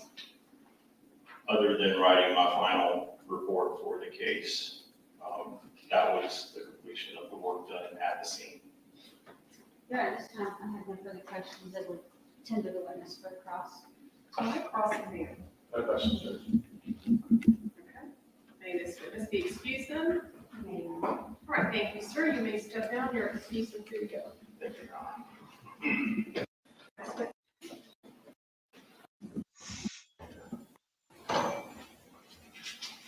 Morning. Could you explain me the record? Yes, first name is Shanoa, Shenofa. Last name is Anderson, Anderson. And where are you employed? I'm employed with the Jacksonville Sheriff's Office. How long have you been employed by the Jacksonville Sheriff's Office? August will be 6 years. What's your current assignment? I am currently assigned to the crime scene unit of the Jacksonville Sheriff's Office. And what's your role within the crime scene unit? I'm a crime scene detective. I want to turn your attention to July 23rd, 2022. Were you on duty that day? Yes, ma'am, I was. And did you respond to a crime scene with Detective Taylor? I did. Do you recall where that scene was? The address was 12450 Biscayne Boulevard. So Mission Point Apartments? Yes, ma'am. When you arrived on scene, were you directed to collect evidence by Detective Taylor? Yes, I assisted Detective Taylor with processing the scene, searching and locating evidence as well as collecting them. Do you recall how many bedrooms this apartment was? It was 2 bedrooms. Did you observe any casings within the main bedroom? Yes, I did. And did you collect that casing? I did. Can I have permission to approach the witness? Yes.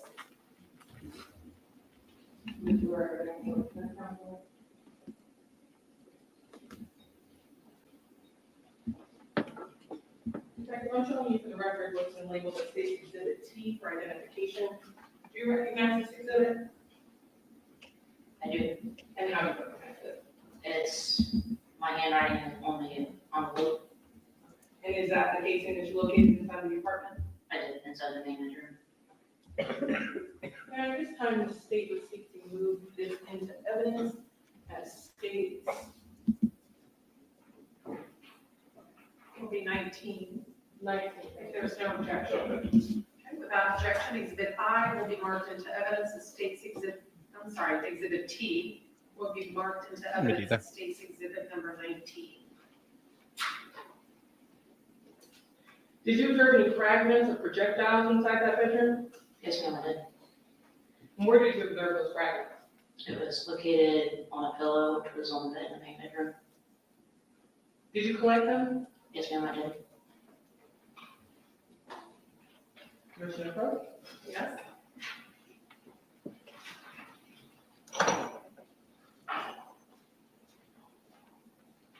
She looks like a little girl. I'm approaching with states U and V for identification. Do you recognize these exhibits? I did. And what are they? There's 2 unknown size fragments, which is from the pillow, as well as an unknown size projectile with bio from the pillow. And do these similar to the casing have your handwriting on the floor? Yes, it does. And at this time, the commission move into evidence of states 20 and 21. Any objection? All right, without objection, State's Exhibits U and V shall be marked in evidence as State's Exhibit 20 and 21 respectively.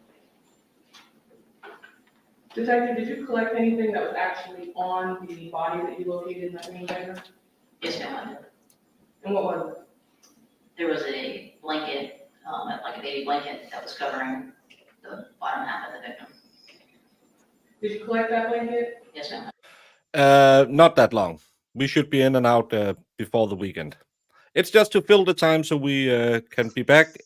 Karen Reedland, Monday. Black Swan case, Tuesday. Did you collect any additional blankets in that room? There were several blankets and comforters collected within the main bedroom. You have permission to approach the witness? Yes. I'm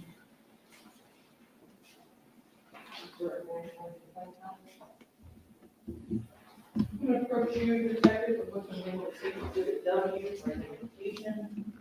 Are these 2 of the blankets that were located inside of that bedroom? Yes, ma'am. And you collected these 2 blankets? Yes, ma'am. Do you recall which blanket was over the victim's body? I believe it was the pink one. Your Honor, this kind of state, asking this is evidence of states early 21 or 22. Any objection? Okay, without objection, State's Exhibit W for identification will be marked into evidence as State's Exhibit number 22. And Detective, can you see or could you see any blood on either of the blankets? There's a substance which appeared to be blood on the one of them, right? And just for the record, that would be the green and white blanket. Yes. Commissioner Polishek? Yes.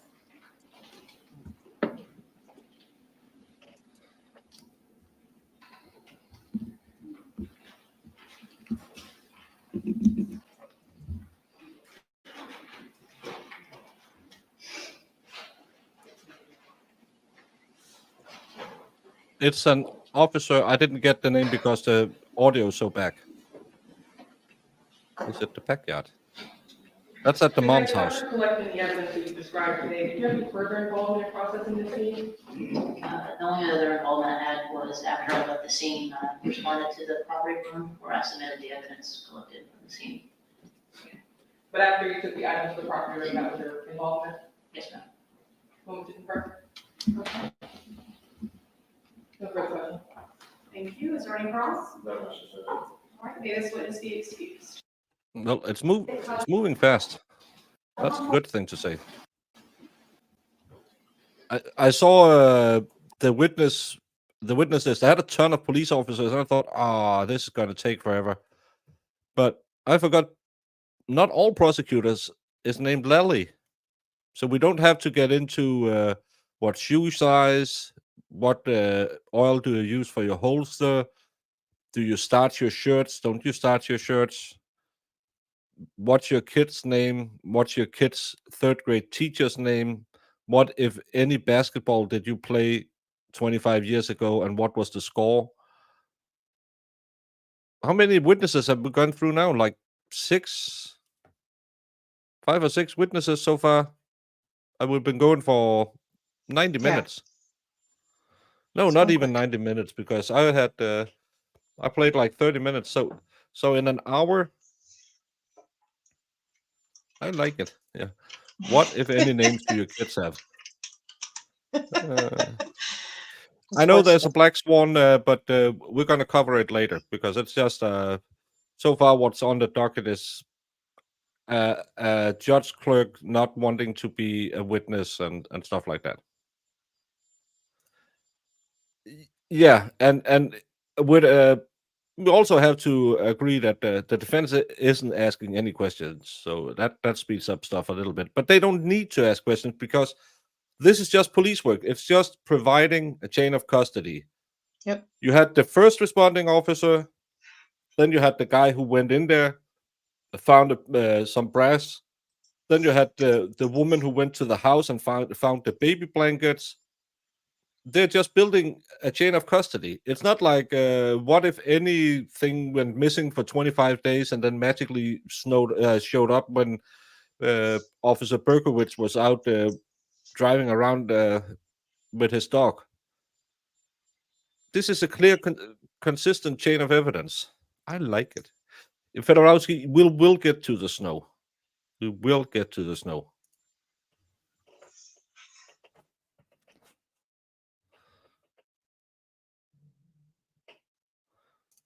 Goat just had a baby, gotta go. Name it after Fedorowski. What? Her goat just had a baby. And Danny, the last two was... congratulations. Well, she didn't have the baby, it was the goat. She named the last two after us, so Fedorowski, because Fedorowski has a great channel too. So she should name it Fed. She had a girl and a boy goat, and she named it Jamie and Baker. Yeah, because the Jamie goat always yells. Yeah. Well, I got to get things done. Yeah, what, if anything, is this so-called chain of custody? Not needed anywhere.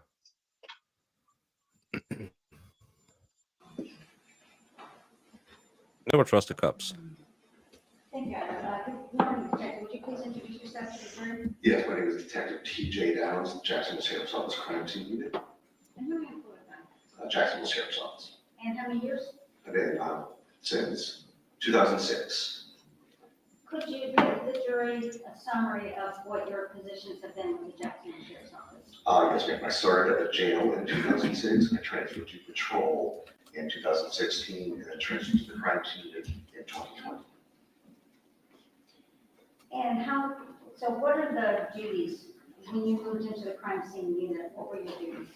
The process scenes, that's Probably a week. photographs, collection of potential evidence, perhaps taking measurements. What training or education did you receive that enabled you to become a crime scene detective? We shadow with a seasoned crime scene detective, and then we take a basic crime scene class, photography class, and then other various classes that come our way as they're offered. I'm going to direct your attention to July 24th of 2022. Did you go to 2563 Crooked Creek Point Road, Middleburg, Florida? Yes, ma'am, I did. And how were you assigned to go to that home? We get the call, it pops up on our screen, and then if we're available, not doing anything else, we go ahead and take it. And what were you sent there for? To process the scene of something involving a homicide. But was it via search warrant? Correct, it was a search warrant. Do you actually review the search warrant before you start processing the home? Yes, we photographed it. Now, because this home is in Middleburg and it was in Clay County, were there other officers from other agencies present while you were processing the scene? Yes, ma'am, the Clay County deputies were on hand. And when you first arrived at this home, who did you speak with in terms of trying to figure out what you were looking for? There was JSL homicide detectives on the scene.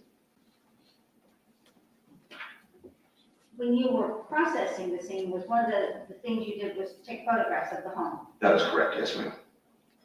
And Your Honor, at this point, I will move into evidence by consent, states exhibits X through 2F in sequential order. I believe that would be 23 through 31. All right, is there any objection to those photographs? There. All right, then without objection, states exhibit X through 2F will be marked into evidence of states exhibit 23 through 31 respectively. Thank you, Your Honor. If I may publish? Yes. That's a Gidekid. Well, if you live other places than mine, it's a Gidekid. Where I live, it's a Geeky. Geeky? No, Geeky. Geeky? Geeky. Geeky, that's what I'm saying. Yeah, but if you live other places in Denmark, it would be a Gidekid. Kid. Because, again, we don't like the D's in the end. You don't. No, Mads liked the D in the end. You have a problem with all the D's.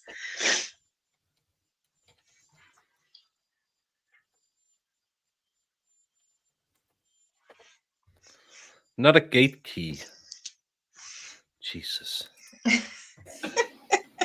At some point, it's just. Now, do you see the photographs on your screen, Detective? Yes, ma'am. So what is shown in state exhibit X, which is now 23? That is the house from the street. And what about Y, which is now in evidence as 24? Those are the steps at the rear of the house, the backyard. Oh, so now it makes sense that the pew-pew What was about buried. Z, which is 25 in evidence? Those were clothing that is found underneath those steps. And when you say clothing, can you point out in this picture where you are seeing clothing? Right underneath the base of the steps. Can you circle it, or did you? There you go. So that's the clothing that you had seen? Yes, ma'am.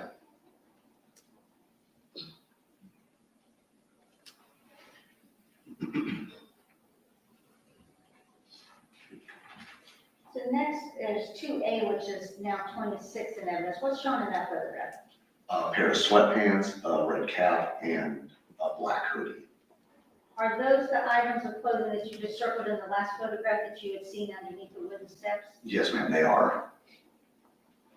And what about 2B, which is now 27? That is a side view of the steps. Can you see anything in that photograph in terms of when you're coming down that last step? What's in front of the steps right there in the photograph? There is a hole right there at the base of the steps.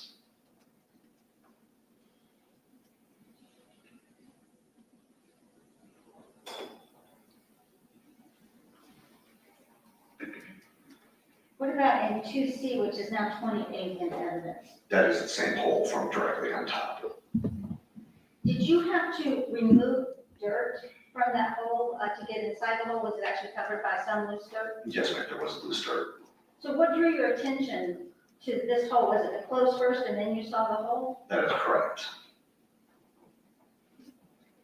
What about 2D, which is now 29? It's a Glock 43X semi-automatic pistol. And is that what you took out of the hole? That's correct. It was buried underneath the dirt. I had to take the dirt out, take it out. What about 2E, which is now 30 in evidence? That is the same pistol. Just a closer view? Yes, ma'am. And what about 2F, which is now 31? That is the opposite side of the pistol. He's worse at hiding stuff than the chick who threw the gun outside the house. No, she was. She hid it in a bush. No, she threw No. it at a stick.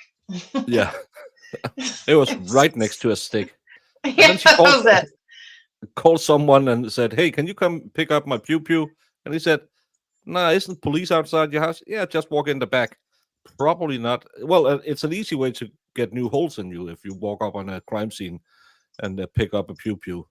Right. Good idea. Yeah. I know he's from the same state as Sarah Boone. He should get some hide and seek advice from her. She is a hide and seek champion. So Champion. it's really this is so stupid. And on that picture, can you see the serial number on the firearm? I do, yes, ma'am. And could you circle that?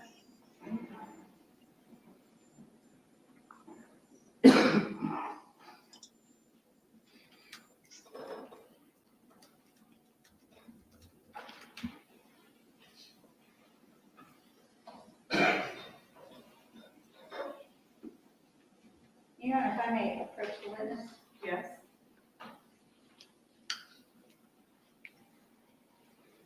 I'm first showing, evidence 2K, 2J,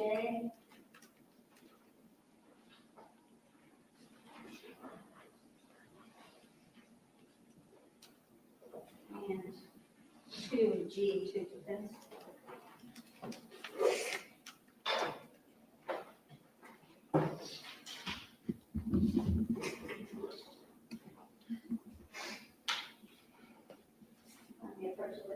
Yes.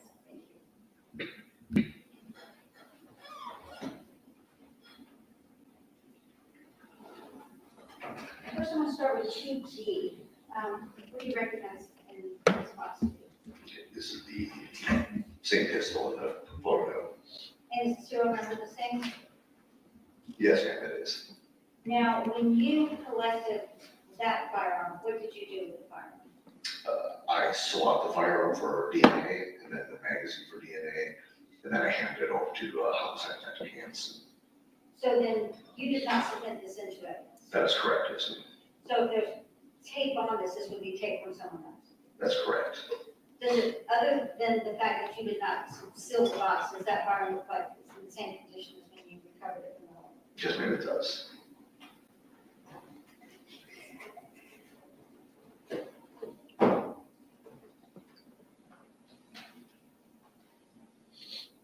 And then I'm going to show you 2H and 2I, or 2I, we'll start with 2I. What do you recognize 2I to be? This is the swab that I collected from the pistol's magazine.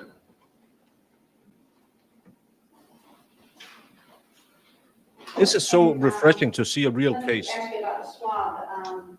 As far as sealings, is that sealed by you? Correct, except for the red sealing. So other than the fact that there's no red sealing, was that, this looks like it's in the same condition as when you would have sealed it and put it away? Yes, ma'am, it is.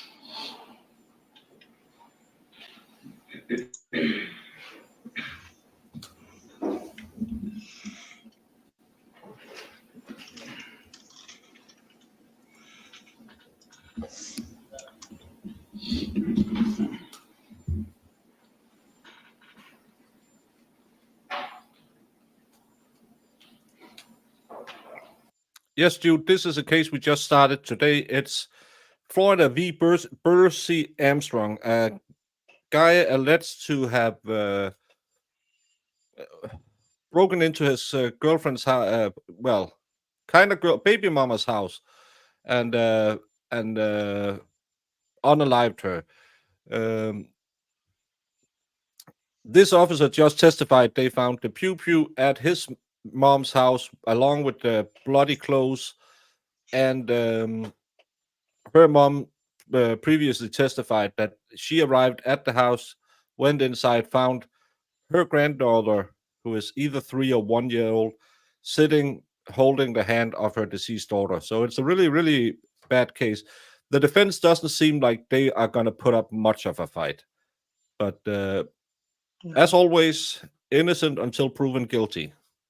But if you were watching Karen Reed, I know you were, you will be very surprised because all the officers know how to handle evidence. They use techniques such as real evidence bags, evidence tape. I know it's unheard of, but we still have no idea how much snow was at the crime scene.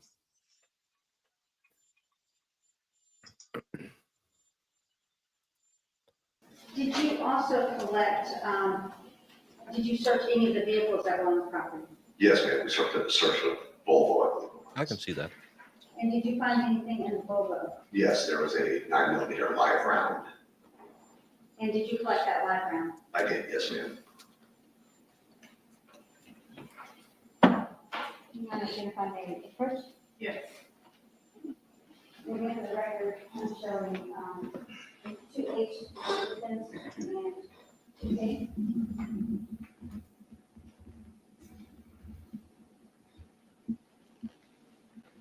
We talked earlier when I was up here about the swab from the firearm, and this is 2H, which you talked about swab from the magazine. This is 2H. What is that?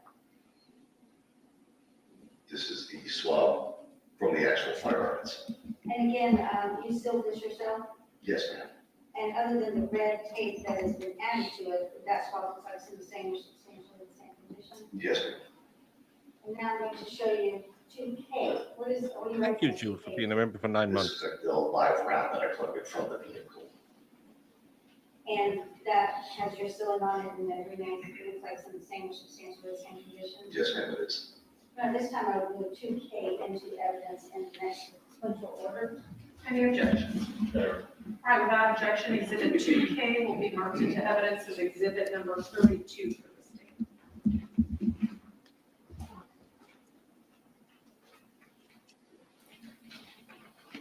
Now, Detective, when you collected that firearm, did you take any ammunition out of the firearm before you handed it over to a homicide detective? Yes. And what did you take out of the firearm? There were 4 9mm live rounds in the magazine. And you would have collected those and put those in evidence yourself? Correct, yes, ma'am. Did you collect the clothing, the sweatpants, and the hoodie that you found? I did, yes, ma'am. You know, again, if I may approach? Yes.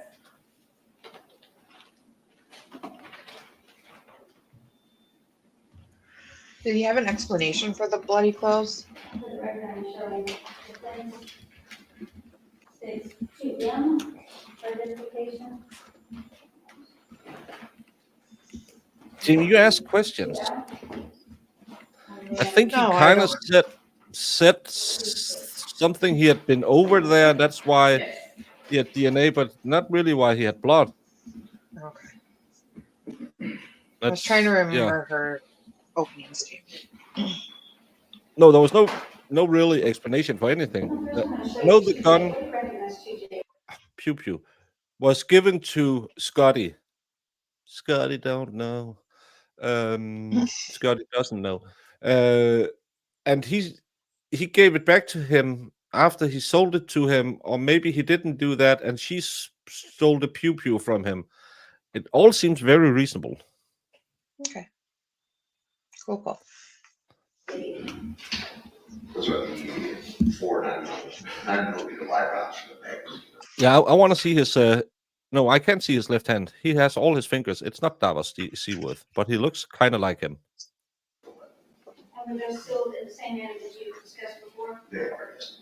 And do they appear to be in the same, substantially the same condition as when you submitted them at the property? Yes, they are. So I'm going to show you two L. What do you recognize two L to be? Those are the sweatpants underneath the stairs in the backyard. And does the back have your ceiling on it? It does. Does it have any additional ceilings? It has a red seal on it as well.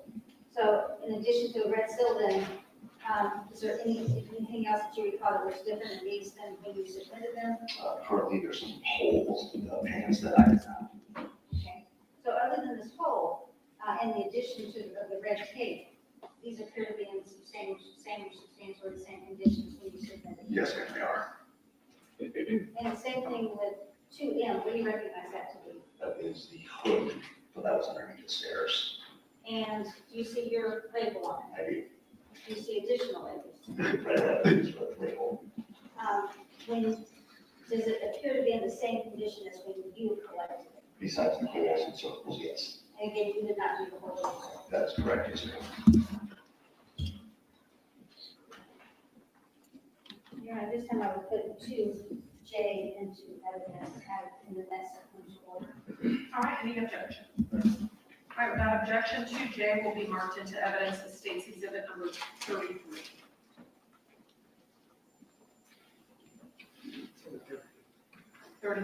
It's like a giant witness box.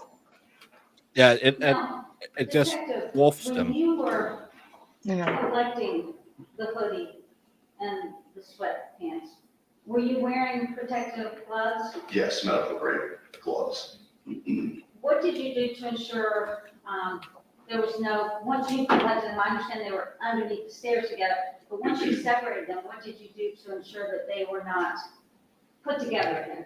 For each article, that we get a different pair of gloves, remove the old gloves, replace a new pair of gloves from the box, and they get separated in separate bags. And you made sure that occurred in this case with the sweatpants and the hoodie? Yes, ma'am. Same thing with the firearm, did you use different gloves to collect that and when you swabbed that? Yes, ma'am. When you swabbed between the magazine and the firearm, did you switch out gloves or keep those the same? Different gloves as well.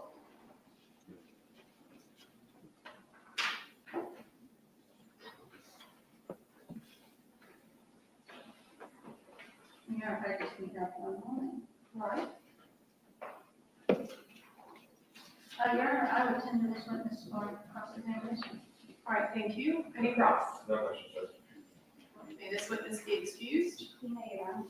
All right, thank you, Detective. You are excused and free to go. Thank you. You'll be blessed. see Again, you super later. fast. I'm gonna run out of So witnesses now is a today. good time. Oh, comfort break, a short recess. I'm going to ask that you leave your notepads on your seat. We are on recess.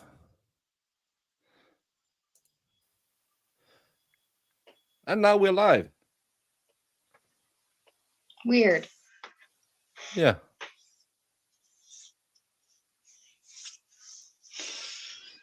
Well, But this isn't looking good for Bursey. So, no, but I think it's a good case. I like it. It's nice to see a real, again, all of the people who might started watching cases during the Karen Reed case are thinking, what's this? But this is what a normal case is looking like. It's putting in the evidence, getting it one and done, not calling 45 witnesses talking about what, if anything, did your kid eat when she didn't like the dino nuggets you made for her on October 2nd, 2021. This is a real court case. This, I don't know how far they're going to go, but so far they're putting all the evidence. Unless they get a heck of a lot of defense witnesses, I think we can be we're done by what day is it? Tuesday, Wednesday. The state probably rests tomorrow if they don't already rest today. Yeah. It's It's how it should normally go. yeah, because again, just put in all the evidence, then get the technical evidence with the DNA and stuff like that, then the medical evidence. You're out of here. Thank you for joining us, Candy. So nice to see you. Welcome. Yeah, and this is how you present evidence without contaminating it. This is how you keep evidence without contaminating it. Nothing about throwing wet clothes on a butcher. Come on now. My name is Aurelian Nicolaescu, last name spelled Nicoaescu. And what is your current occupation, doctor? I'm an associate medical examiner working in We already have the medical examiner here. for medical examiner's office in Jacksonville. And how long have you been employed with the medical examiner's office here in Jacksonville? I'm employed in this office since July 2002, so I F is going on. years. Are they watching the Tour de France or something? Come on. The camera's back on. Come on, guys. Yeah. First, Marissa. Chop, chop. Give her the good old chip, chop, chip, Jamie. Chip, chop, chip. Could you give the jury a summary of your experience? I graduated the School of Medicine a long time ago, in 1982. Whiskey, yes. And after the School of Medicine, I worked as a medical examiner in my country, which is Romania, in Eastern Europe. And after that, I came in the United States, and as any foreign medical graduate, I had to retrain. And I did 2 years of anatomic pathology, 2 years of clinical pathology, and 2 years of neuropathology, all of them at the State University of New York. This has turned into a podcast. And 1 year of forensic pathology at the Office of the Chief Medical Examiner for the State of Maryland in Baltimore. After that, I came in Jacksonville, and I'm in the actual position as a Medita, you're always positive. That's why you beat Denmark in the happiest people every year. for the last 22 years. Now, could you explain to the jury what is forensic pathology? Forensic pathology is a medical specialty, actually a subspecialty of pathology. Pathology being a medical specialty diagnosing the diseases using the tools of laboratory, and the forensic pathology is using the findings of pathology in the field of law. Now, is forensic pathology the study to determine the cause and manner of death? Yes, In your field, do you perform autopsies? yes, And what is an autopsy? more than 7,000. No, I'm sorry, what is an autopsy? Oh, what is an autopsy? An autopsy is examination of a deceased, consisting of the external examination and after that an internal examination. Now, during an autopsy, does your office actually photograph the body and take x-rays as you're performing it? Yes, And you said you've done 7,000. Have you previously been qualified as an expert in a court of law regarding forensic pathology? yes, How many times and in what jurisdiction? around 200 times. And that includes Duval County? In different counties in Florida. And Your Honor, at this time, I would tend to the witness to defense counsel for questioning. Any additional for you? No. Okay, you may proceed. Now, when you conduct an autopsy, is each autopsy given a specific identifying number for that person? Yes, in our office we give a number for every case, and that's a unique number. It's not going to ever be repeated. And is it associated with the year of the autopsy, and then it goes from there in sequential order? Basically, all the cases that are referred to us are getting the numbers, so this case also. So, Doctor, on July 25th of 2022. Yeah, he's in witness protection program. identified Yeah. as Tasheka Young. Unconfirmed rumor says he was the guy who took care of Stalin's stroke, so he still has to live under witness protection. That's why we can't hear him. And old line read, it's not Pepe Le Pew. He was from Romania. He wasn't from France. Pepe Le Pew. Yes, And the medical number was 22-1801, is that correct? that's correct. Now, I'm showing you State's Exhibit 2Q, and just a minute, it should pop up on your screen. This is what we call the identification picture. And Judge, if I could back up, at this time, the defense has agreed to allow these photographs into evidence. That would be 2Q through 2Y, and that would be in sequential order. All right, and there's no objection? That's it. All right, without objection, then 2Q through 2Y will be marked into evidence for the state as number 34 through 42. Thank you, Your Honor.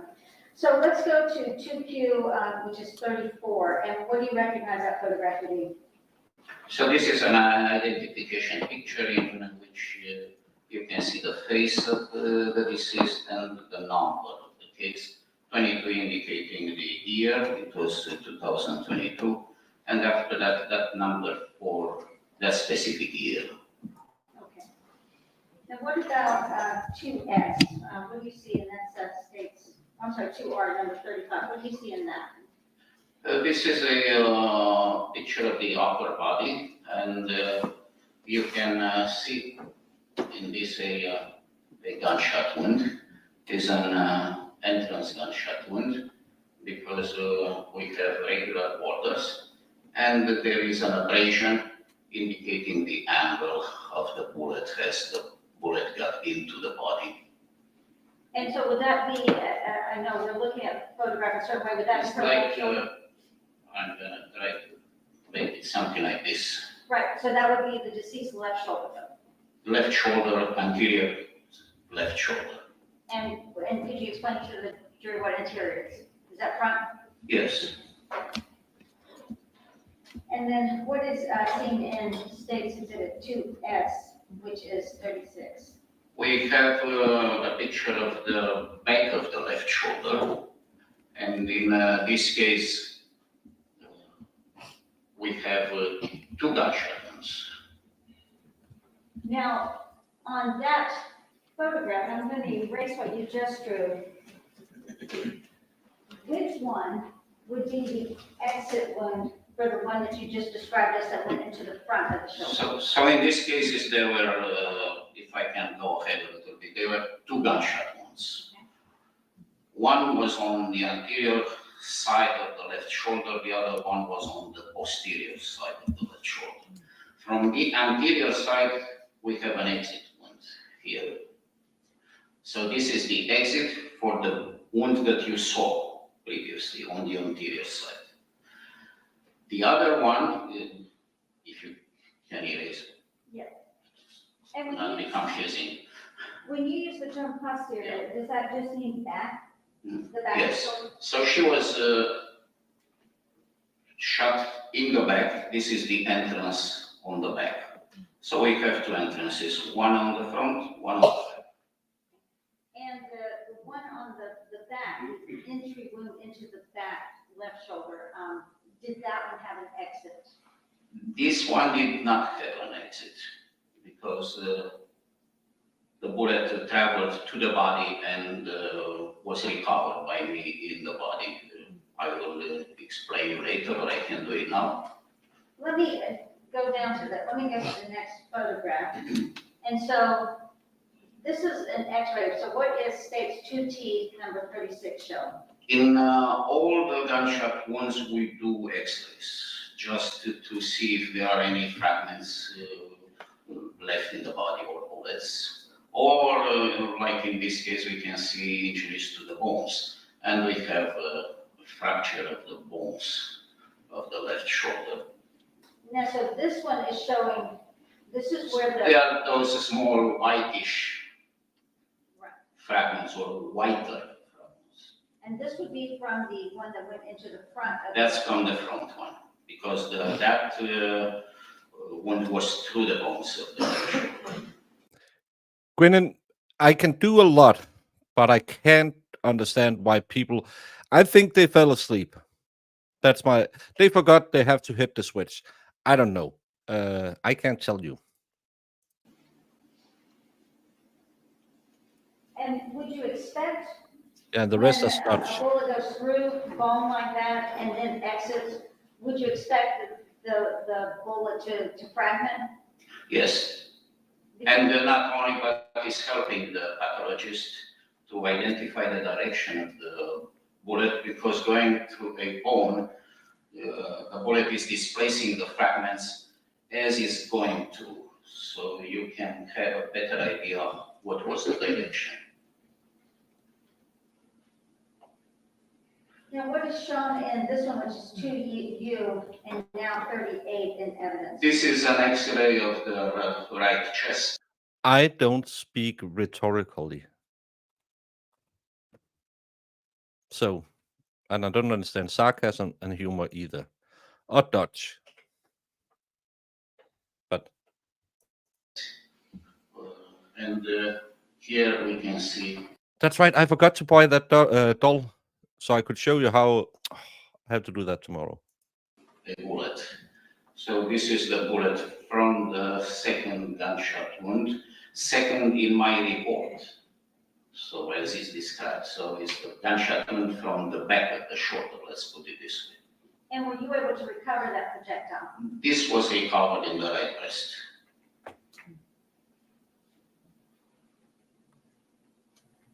Now, you were discussing, let me go back to the gunshot wound that goes into the left shoulder, the front.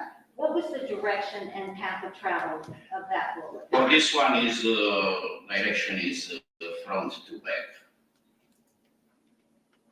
And slightly upwards, let's put it this way. So the wound was slightly upward from Because front to back? as I showed you, direction is, so it's going slightly upwards.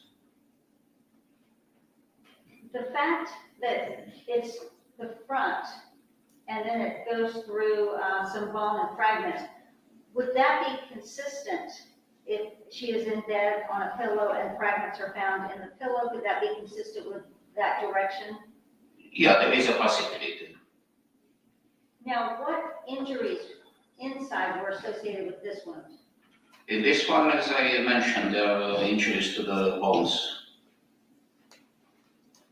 Now, going to the injury, the entrance wound in the back left shoulder, what was the direction of that gunshot?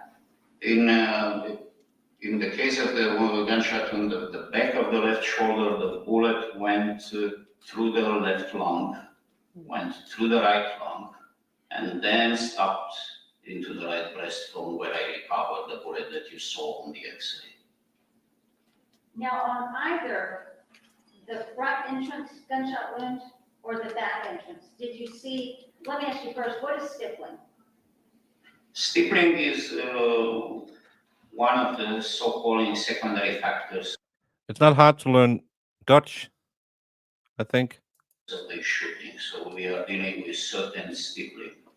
So stippling are the fragments that are going through the barrel of the gun together with the bullet, and they are embedding into the skin surrounding the gunshot wound.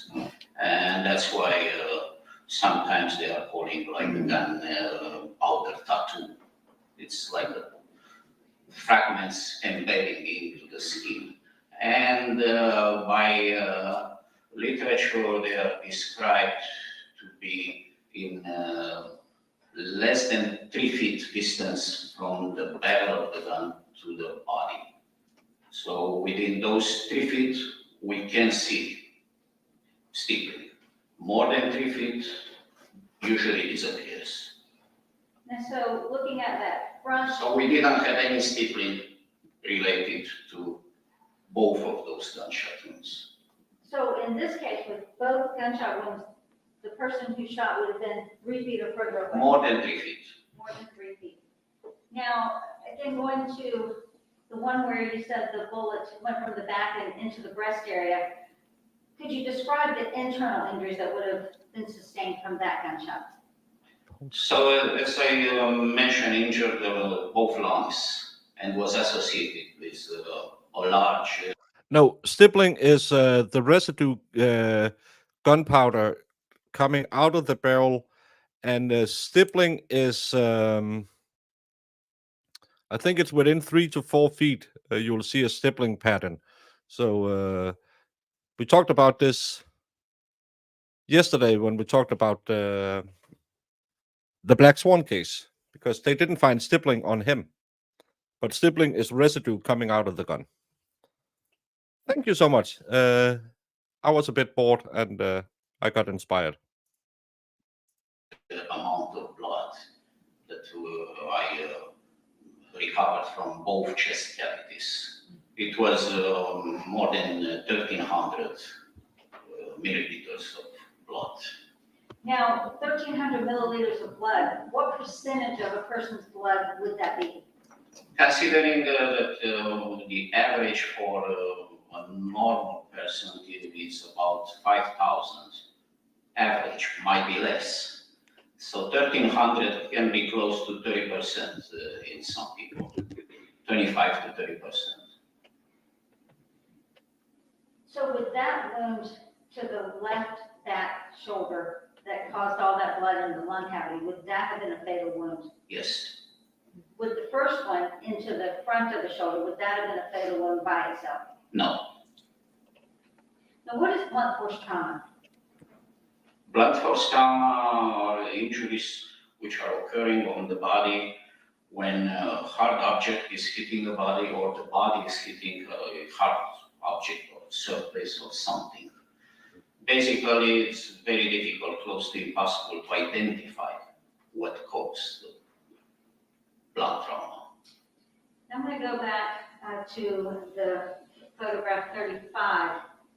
Do you see any abrasions in this photograph? She had one abrasion here and another one here. Is that technically considered blunt force trauma? Those are considered blunt force trauma because they are on this category, but they are like superficial injuries affecting the skin only. Now, could those two abrasions that you've just circled, could those have been caused from someone being thrown down onto, say, a carpeted floor? Can be from a falling on hard surface.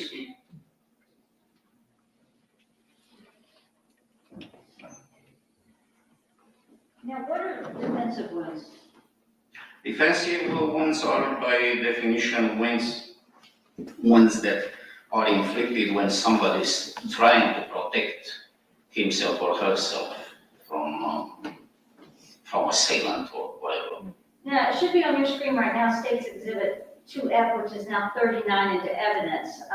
And The most common. So if I understand it right, and again, it was hard to hear, she had something going into front left shoulder that wasn't fatal, and something going into rear left shoulder that went into the chest cavity and filled her lungs. So it sounds like he took one, she turned around and put one in her back. It's kind of where what I gathered so much, so far from this one. But maybe they'll show the pictures. Areas in self-defense wounds are the hands and forearms. And in this case, we see the left hand and the left forearm, and there are no wounds. And what about 2W, which is now 40 in evidence? Do you see any defensive wounds on this? No, no blunt trauma, no defensive wounds, nothing. Now, as part of your diagnosis, when you were doing the autopsy with Ms. Young, what did you diagnose as far as her being pregnant? Pregnant is somebody who's carrying a product of conception. No, I mean, as far as Ms. Young, was she pregnant? Yes, How far along do you think she was in her pregnancy? 10 weeks. And do you do a separate autopsy from the deceased person when the fetus is 10 weeks? No, we never do autopsies on these very, very small fetuses. And our rule is to do a separate autopsy in cases of babies at more than 20 weeks. And so this next photograph, I'm going to show you what is seen in 2X, which is 41. This is on the open. Yeah, I thought because 10 weeks, and because he's accused of 2 counts of second degree. And at 10 weeks, I know this is very controversial. Don't take it for anything. Don't take it for a personal endorsement or anything. But in Denmark, we normally don't say, we don't tell family and friends that we're pregnant until we are 12 weeks in, because there's a high likelihood of losing the baby. So yeah, of course it's a now I should have said nothing like that, because I'm going to get in trouble now. It is a fetus, but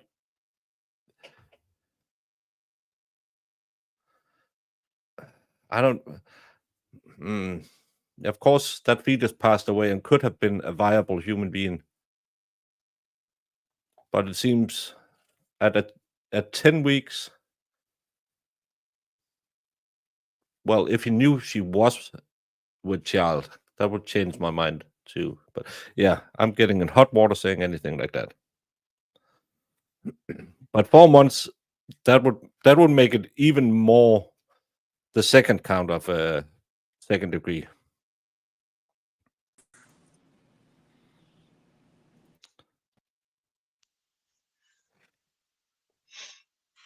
Yeah, well, it's a different rule, not different rules, different traditions. I'm not talking about, because then I could start a whole new debate. Sorry, yeah, pregnant people, Yeah, not women. Well, it's just because nothing. Sorry.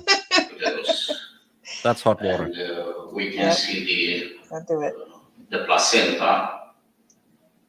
But I thought 4 months And that would pregnant. be where- That's different. And the rest of the No, it's not. uterus, there are the ovaries. No, So I'm gonna shut up and go. we to have like the product of conception in the uterus.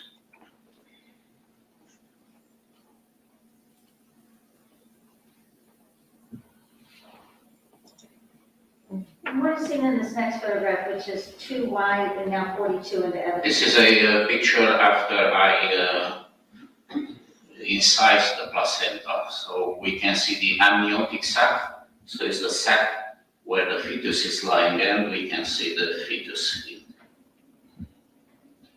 And I know you said you don't do an autopsy when they're this small, but in this case, when Ms. Young died, what occurred to the fetus when Ms. Young stopped breathing? The fetus died because the mother died, because the fetus is totally dependent on the blood coming from the mother. When that is not coming anymore, then the fetus is dying.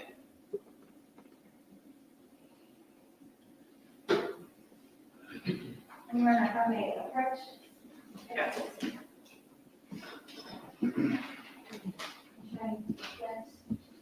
States 2Z for identification and 3A. Natasha, I know you said you recovered the projectile from Ms. Young's breast. What do you recognize 2Z to be? So this is the bullet that I placed in this envelope. And on the back of the envelope, you can see that it was sealed and initialed by me.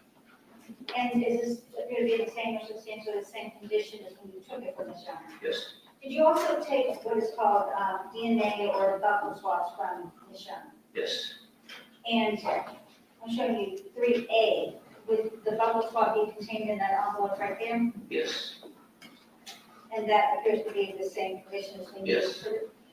At this time, I would move 2Z and 3A into evidence in sequential order. Any objection? No, that's good. All right, without objection then, 2Z and 3A for the state will be moved into evidence as states numbers 43 and 44 respectively.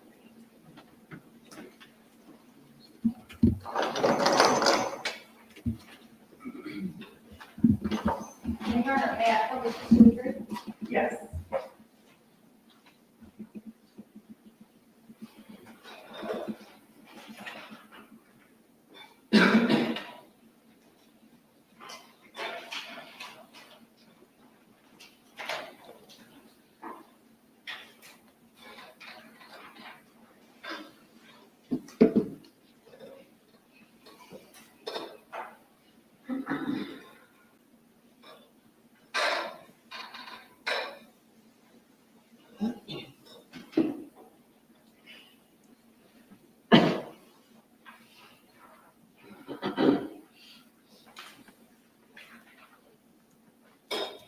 So doctor, what is meant by the phrase cause of death?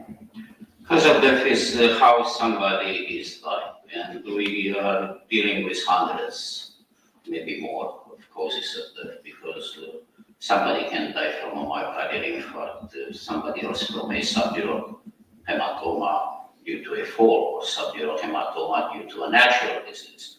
Somebody else can die from multiple injuries in a traffic accident.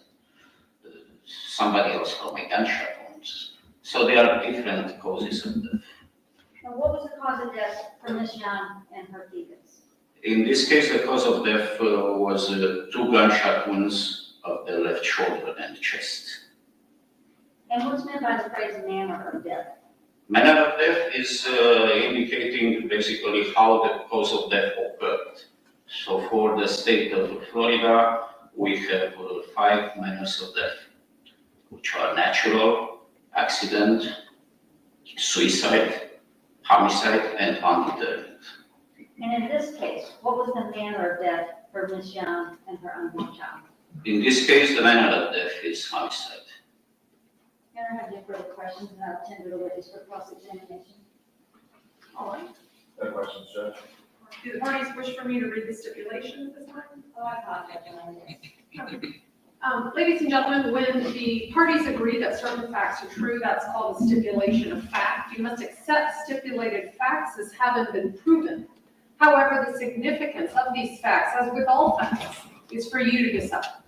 Now, in this case, the stipulated fact that you must accept as true is as follows. The body examined on July 25, 2022 by Dr. Aurelie Nicolescu, Associate Medical Examiner, bearing the medical examiner's case number of 22-1801 is that of Tasheka Young. Thank you very much. So with that, then, may this witness be excused? All right, thank you, Dr. Nicolescu. You're excused and free to go. Thank you. They have all the mics. They can use them if they want to. They do.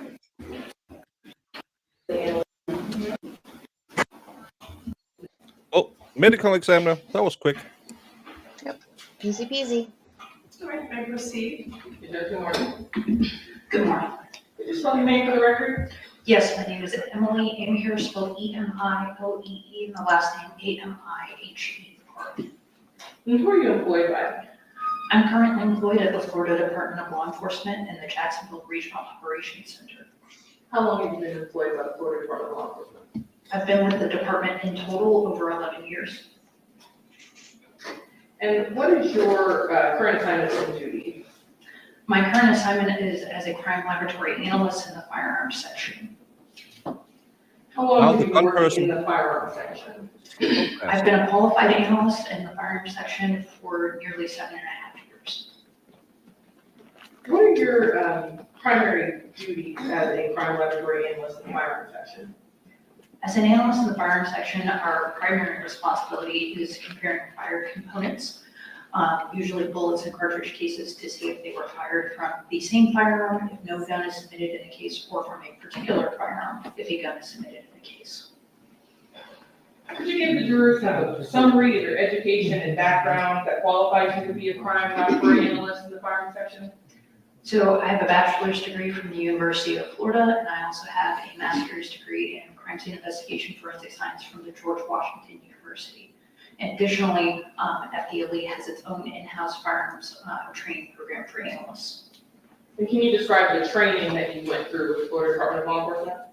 So the firearms training program for analysts is approximately 16 to 17 months, and that includes 2 phases. So in the first phase, you'll do academic and academic study, as well as practical and experimental exercises in a myriad of subjects, including comparison of fire components, of bullets, cartridge cases, shot cells, shot shell components, things like that, that the analyst will encounter when they eventually start doing casework. We also do reading on history of firearms and ammunition, and as well as focus on the mechanics of how ammunition and firearms actually work. So the first 2 phases include that type of study for a bunch of different subjects that an analyst will encounter during their work. And the 2 phases will culminate in what is called an oral board examination, which is a 2 to 3 hour question and answer examination with the firearms training committee, which are all qualified examiners that are experienced within the field that are assigned to the analyst. And both of those have to be passed before you can move from one part to the next. So in after the phase 1 oral board, the second oral board is done, the analyst training will move on to phase 2, and that includes a period of approximately 800 hours of supervised casework, which comes out to about. Yes, now we're going to get the toolmark analysis, and this has been debunked as science, but they still use it. I don't know why. I don't either. Hi, Scott. Yeah. Well, ballistics could be trajectory and stuff like that. She can talk about that. She can talk about stippling, but she can't. If she says we can see by the groovings in the barrel that this cartridge and this bullet was in this gun, she can't do that. 5 to 6 months, where an analyst will do real casework under the under the supervision of a qualified analyst within the section. And after all of that is completed, an analyst will be assigned a mock case. They'll do their own examination of the mock evidence and then testify to their findings in a group setting with 3 attorneys. All of these phases have to be signed off on by forensic management in order for the analyst to be then certified to do their own independent casework in firearms. Are you currently in any leadership roles? So in addition to being a crime laboratory analyst in firearms, I am also FDLE's firearms technical leader. And what is the firearms technical leader responsible for? So the technical leader for firearms has numerous responsibilities, which includes the maintenance and control standards of all of our equipment in firearms. And if we choose to research and bring on any sort of new examination processes or equipment, I am responsible for that as well. I'm also responsible for the overseeing all the training, every trainee in our state, and as well as maintaining all the documentation for firearms that includes both internally and for accreditation purposes. Over the course of your career, how many times have you had the opportunity to make comparisons to determine whether or not a particular cartridge case was fired from a particular firearm? Approximately thousands. How many times have you had the opportunity to determine whether or not multiple fired cartridge cases were fired from the same firearm? I don't know if that's the same question. Again, approximately thousands. Have you previously testified as an expert in firearms identification? Yes, I have. How many times and in what jurisdictions? Approximately 39 times at trial and in multiple jurisdictions within our region. That includes Duval County, Marion County, Putnam, Alachua, just to name a few. I mentioned before firearms identification. What is that? So firearms identification is the forensic discipline that concerns itself with a microscopic comparison of those firearm components that I mentioned, usually bullets and cartridge cases, again, to see if they were fired from the same firearm, if no gun is submitted in a case, or from a particular firearm, if a gun is submitted in a case. Now, those of us less familiar with firearms would consider ammunition fired from a gun is what we call bullets. What does ammunition actually consist of? So what lay people usually refer to as bullets is actually what we call technically cartridges. So a cartridge is going to be a single unit of ammunition that contains 4 main components. So the cartridge case, which is the metal receptacle that contains all of the components therein, as well as the primer, which is seated in the underside, the base of the cartridge in what's called the primer pocket. And the primer contains explosive materials that, when struck with a blow from the firearm's firing pin, will actually explode under impact. And that explosion causes sparks or flames to be ignited within the primer pocket, and those sparks will travel through an area called the flash hole that is within the cartridge case.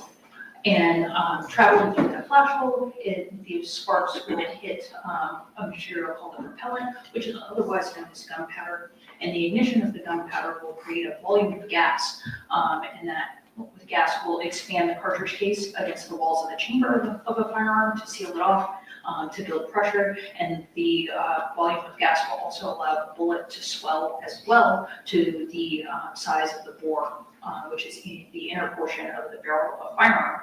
And that pressure from the gas will allow the bullet to be propelled down the barrel, and that propulsion will lead to the bullet's exit from the muzzle. Now, you mentioned before cartridge case described that. Is that what you would consider like casing? Yes, it's commonly referred to as a cartridge case. When you examine a cartridge, are you able to make any determinations as to the caliber, type, things of that nature? So yes, when we do an examination of fired cartridge cases within the section, we'll be looking for that type of information, and things like the calibers are often stamped on the cartridge case itself in an area known as the head stamp. What is a cartridge designation? So a cartridge designation is the term used for a specific cartridge for which a firearm is designated to shoot. So things like 9mm or Luger or 40 S&W, 45 Auto are all considered cartridge designations. So the specific type of ammunition that a firearm is designed to shoot. In this case, did you receive a cartridge and were able to do a designation?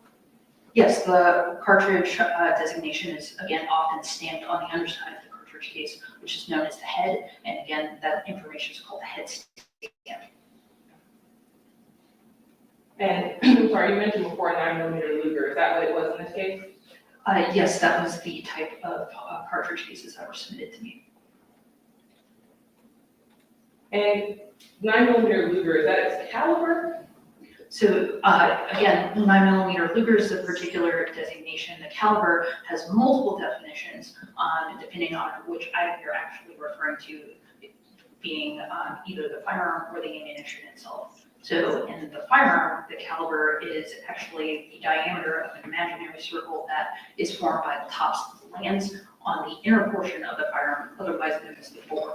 And that measurement of that distance is known as the caliber of that firearm. For ammunition, the caliber is the nominal diameter measurement of the base of the bullet that resides within a cartridge.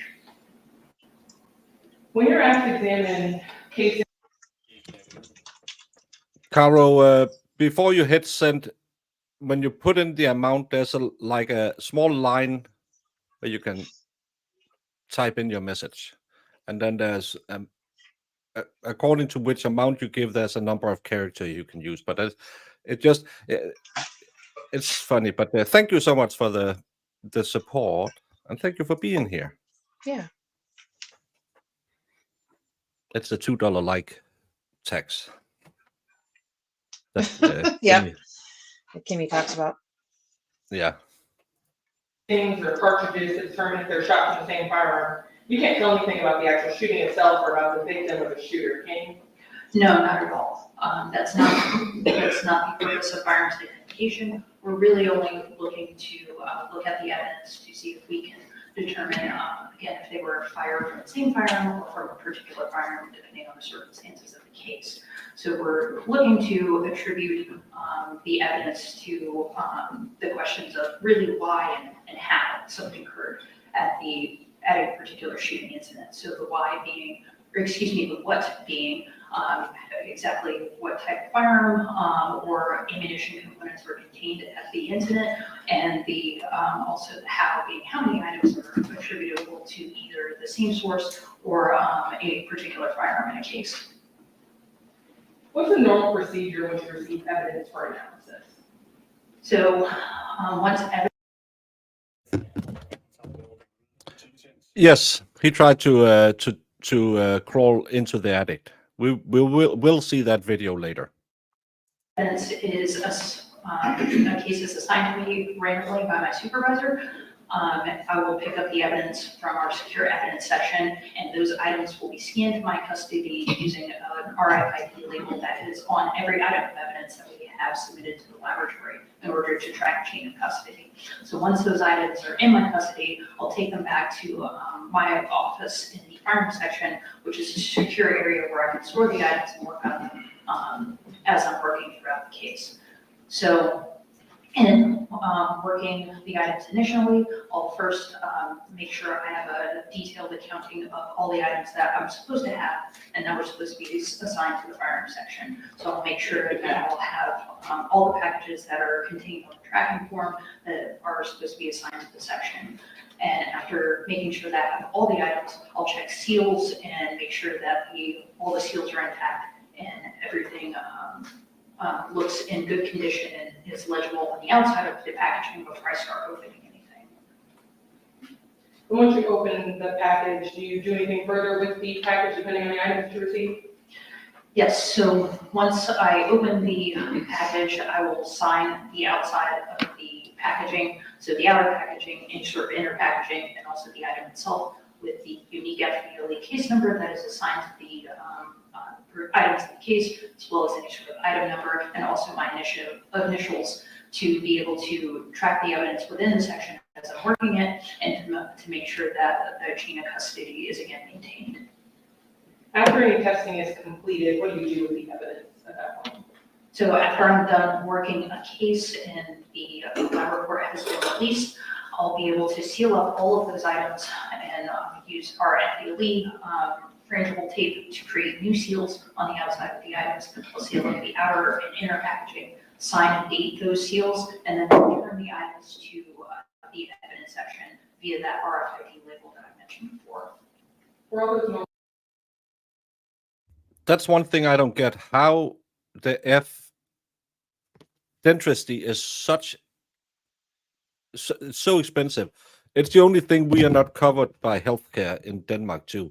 And it's so effing expensive just to have the smallest procedure. It's a couple of $100 every time.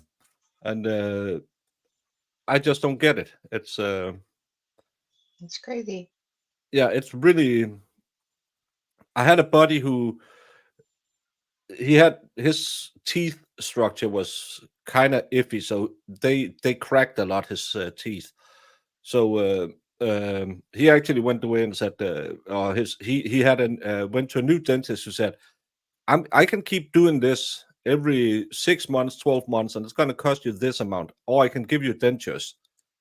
And I know telling a 40-year-old man getting dentures, but he said after he did that, he has no more tooth pains, and he doesn't crack them all the time, and he saved so much money after getting those, and you can't tell it when he has them in. So he's really happy, and it only cost him, well, it cost him a lot of money, but as he said, in the long run, it'll earn itself in. It's so crazy expensive. Yeah. Thank you, Caro, for the other like. It's with insurance too. Yeah, that's the crazy. We have something called Denmark, which is like kind of like some kind of healthcare that if you pay into it, they will pump some money back to you after a couple of months. When I buy glasses, I get some money back and stuff like that. That you have to pay for, and almost every Danish person is part of that. But still, even with those kickbacks, it's so effing expensive. So it's so crazy.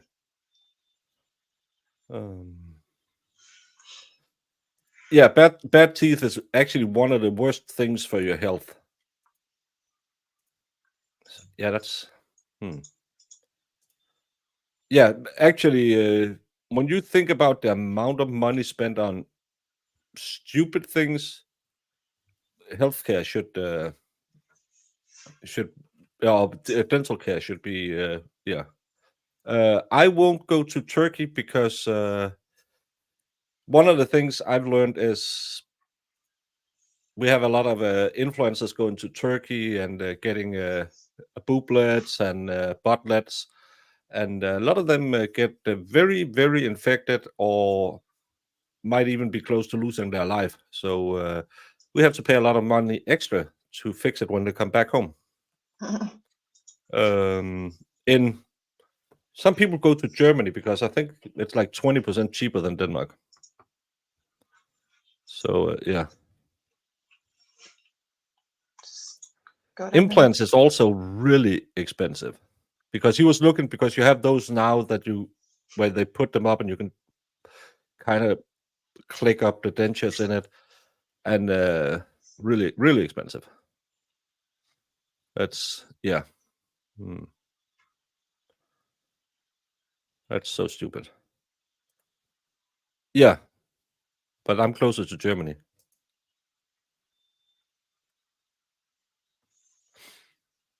And Turkey give you chiclets instead of teeth.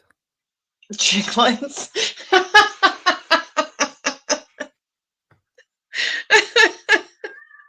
That's unfortunate. And root canals are just horrible. Yes, that will be my. No, I shouldn't set a goal because then someone will just go out there and make sure I hit that goal.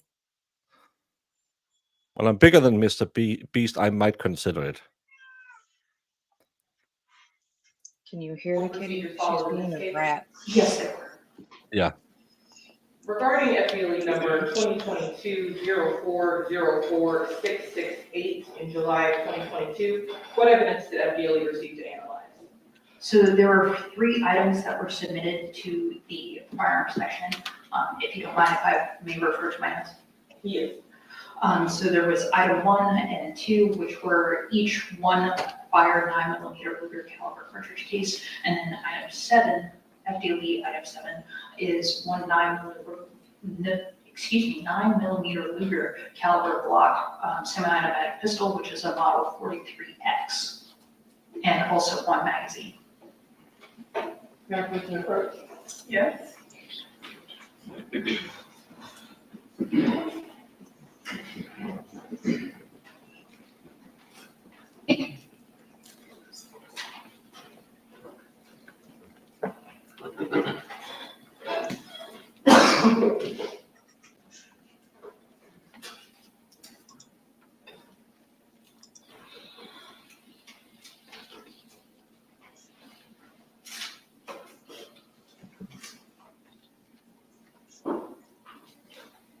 Unfortunately, was been previously identified as State's Exhibit 2G for identification, F and T, which has been stipulated to as State's 19 already evidence 47 and 48. Those are not the next sequential numbers. Do you realize that? What's the next one? 45. We ended up on 44. And is there no objection? This is. Okay, I just want the record to be clear. So 2G, you're moving into evidence. Yes, Your Honor. S, you're moving into evidence. Yes, Your Honor. And T? T is already in evidence, that State's 19. That is correct. So if there's no objection on S and 2G, they will come in as 45 and 46 respectively. 45 for S, and 46 for 2G.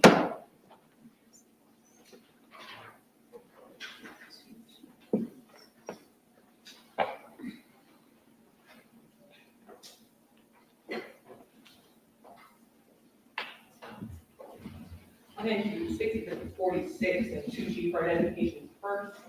Do you recognize this exhibit?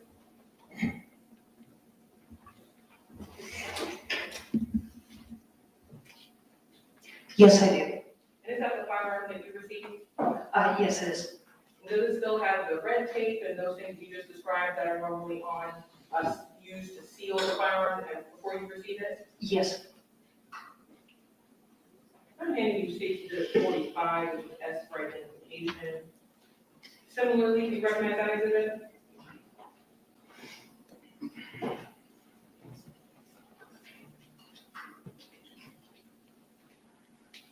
Yes. And I'll hand you exhibit 19, which is, you recognize that exhibit? Yes. And the two exhibits that I just handed you, what were they? Those are the 9mm Luger caliber cartridge cases from items 1 and 2. And these are the cartridge cases that you received for testing in this case? Yes. And that's along with the firearms that you received for testing in this case as well? Yes. Your permission to publish? Yes.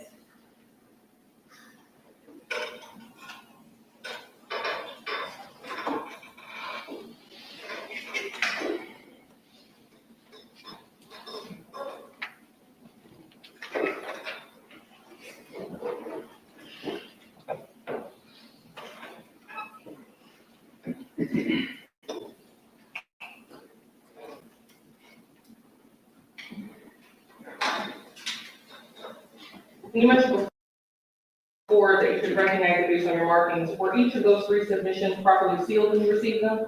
Yes, they were. And do those 3 submissions appear to be in substantially the same condition as when you examined them? Yes, they do. What was your understanding as to why the Jacksonville Sheriff's Office submitted the 2 casings in the 9mm Glock in this case? The request for it was for a microscopic comparison of the cartridge cases and evidence to test from the firearm that I would produce. What testing or examination did you complete to determine if those 2 9mm casings I showed you were in fact shot from that 9mm Luger pistol that had been submitted? So first, in this type of case where cartridge cases have been submitted in evidence, the first thing I'll need to do is to look at the cartridge cases that are in evidence to each other first, and also assess them for what's called class characteristics. And class characteristics are those details that are determined by a manufacturer of a product before it's actually made. So in the case of ammunition, it's going to be things like the caliber, any sort of design of the cartridge case itself, the type of material, that sort of thing. So I'll be assessing the class characteristics, as I said, and an easy way to think of class characteristics is to think about cars on the road.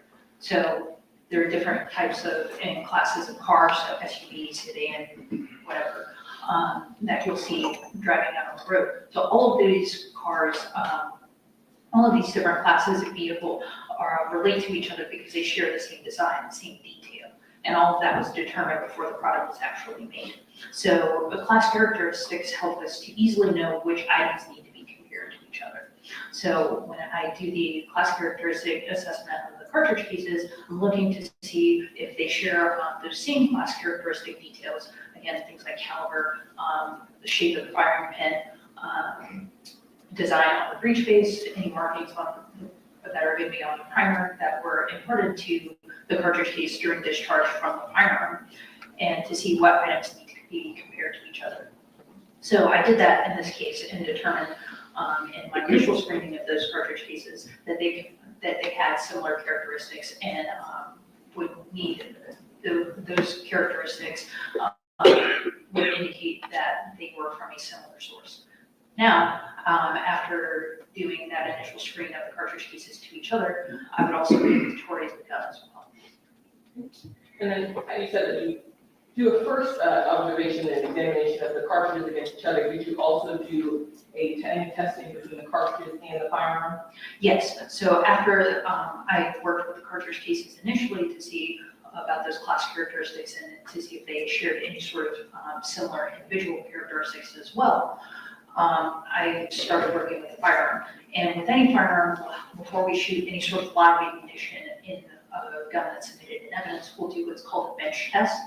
So that's working with the firearm in the examiner's office to see if there's any sort of missing parts or broken parts that might impede the operation or impede the safety for me, the operator, as I'm shooting this firearm. And after that's done, we'll also assess any sort of safety features that the firearm has to, again, to see if they're functioning properly and then if the firearm is safe to operate. So after I determined all of that, the firearm was in good condition and suitable to fire with live ammunition, I went to our secure ammunition storage in the firearm section. And relative to the ammunition type and material that the cartridge cases in evidence were, I selected ammunition to shoot in the firearm that was submitted case. So then I'll shoot on our secure firearms range to collect both the cartridge cases and bullets that were test fired from the firearm.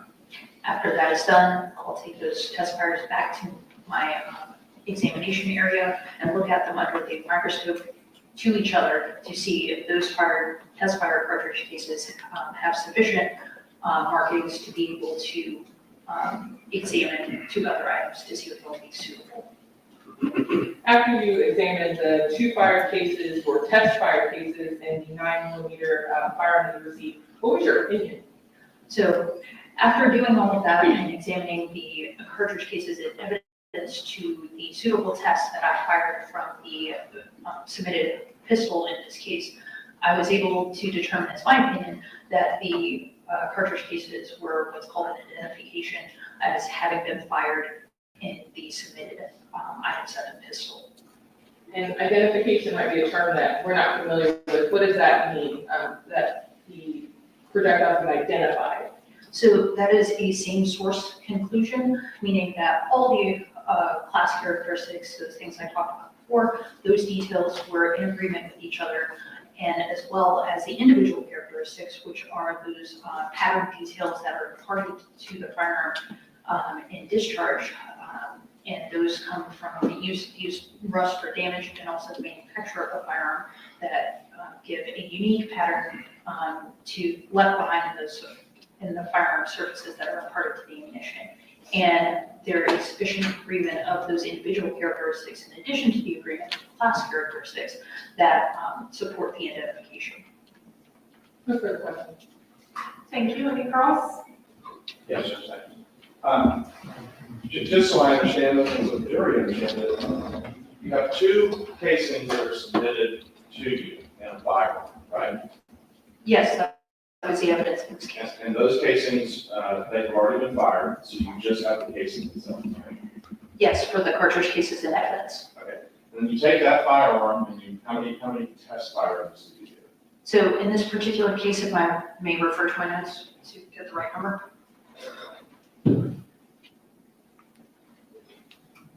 In this particular case, I fired 2 sets of tests, which are 4 cartridge cases, and again, 4 bullets as well. Okay. So you then, now you have those 4 casings to compare to the 2 casings, right? Yes. And how are you comparing them? Is this a naked eye test, or are you using an instrument? How are you identifying the characteristics that they supposedly share?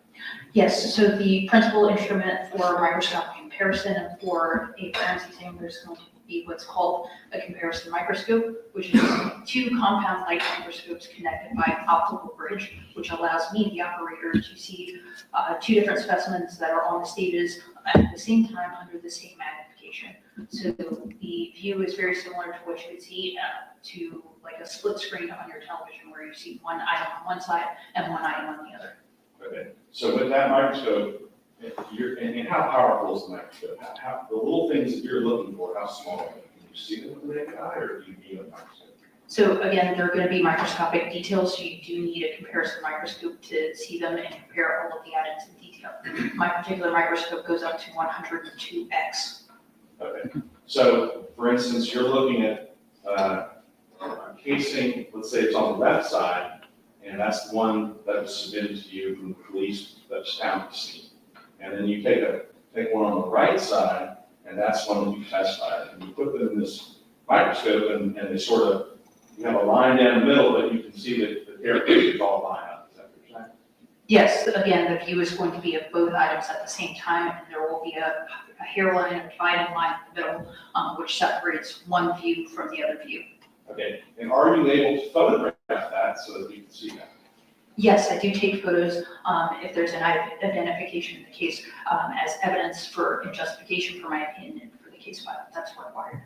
Okay, and where are those photographs? Those are contained within the case file. And did you bring them today? Yes, I have those within the case file. And are they in evidence? I don't know what's been submitted or what's been requested as far as the case file is concerned. Okay, that's all. Okay, any redirects?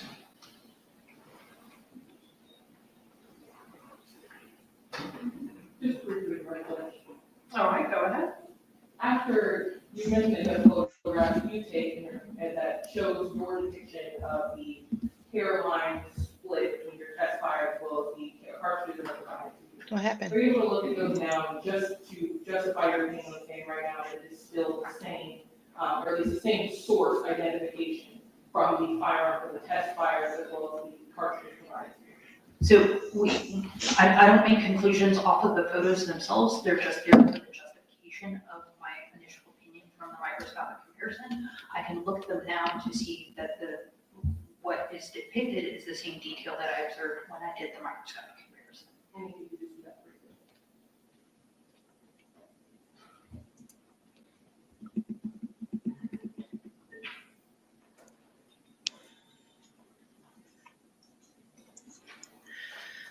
Yes, those are the same details that I remember observing when I did this examination.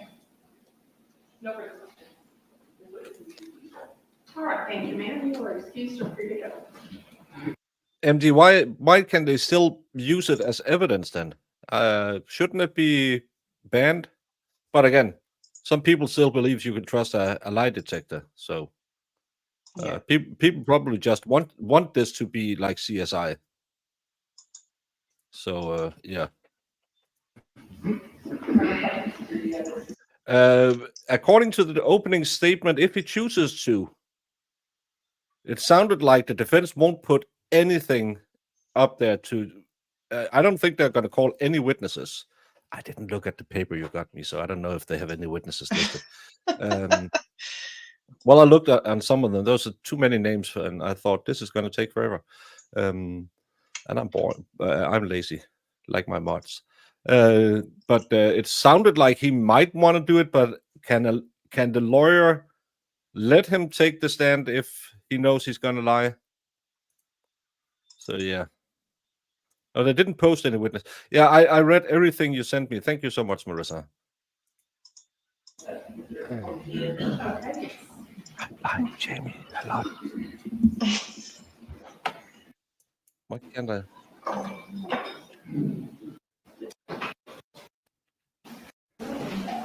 Would you introduce yourself to the jury? Good morning, Detective Christopher Barnhart, And by whom are you employed and for how long? the Jacksonville Sheriff's Office for almost 18 years now. What's your current assignment? I'm a homicide detective And how long have you been a homicide detective? for almost 4 years now. I'm going to direct your attention to July 23rd. Yes, but then his attorney has a conflict of interest because if he takes the stand and the lawyer knows he will lie, he can't represent him. That's what you see in, I think, was it the Corey Richards case, Sarah Boone, and one more. I can't remember The which. Visine. Yeah, the Visine. They said they had to withdraw because of ethical or something obligations. I don't know. I should send MG a link and he can tell us what it is. Yeah. He's probably in his car bored. If he has time. If he has time, yes.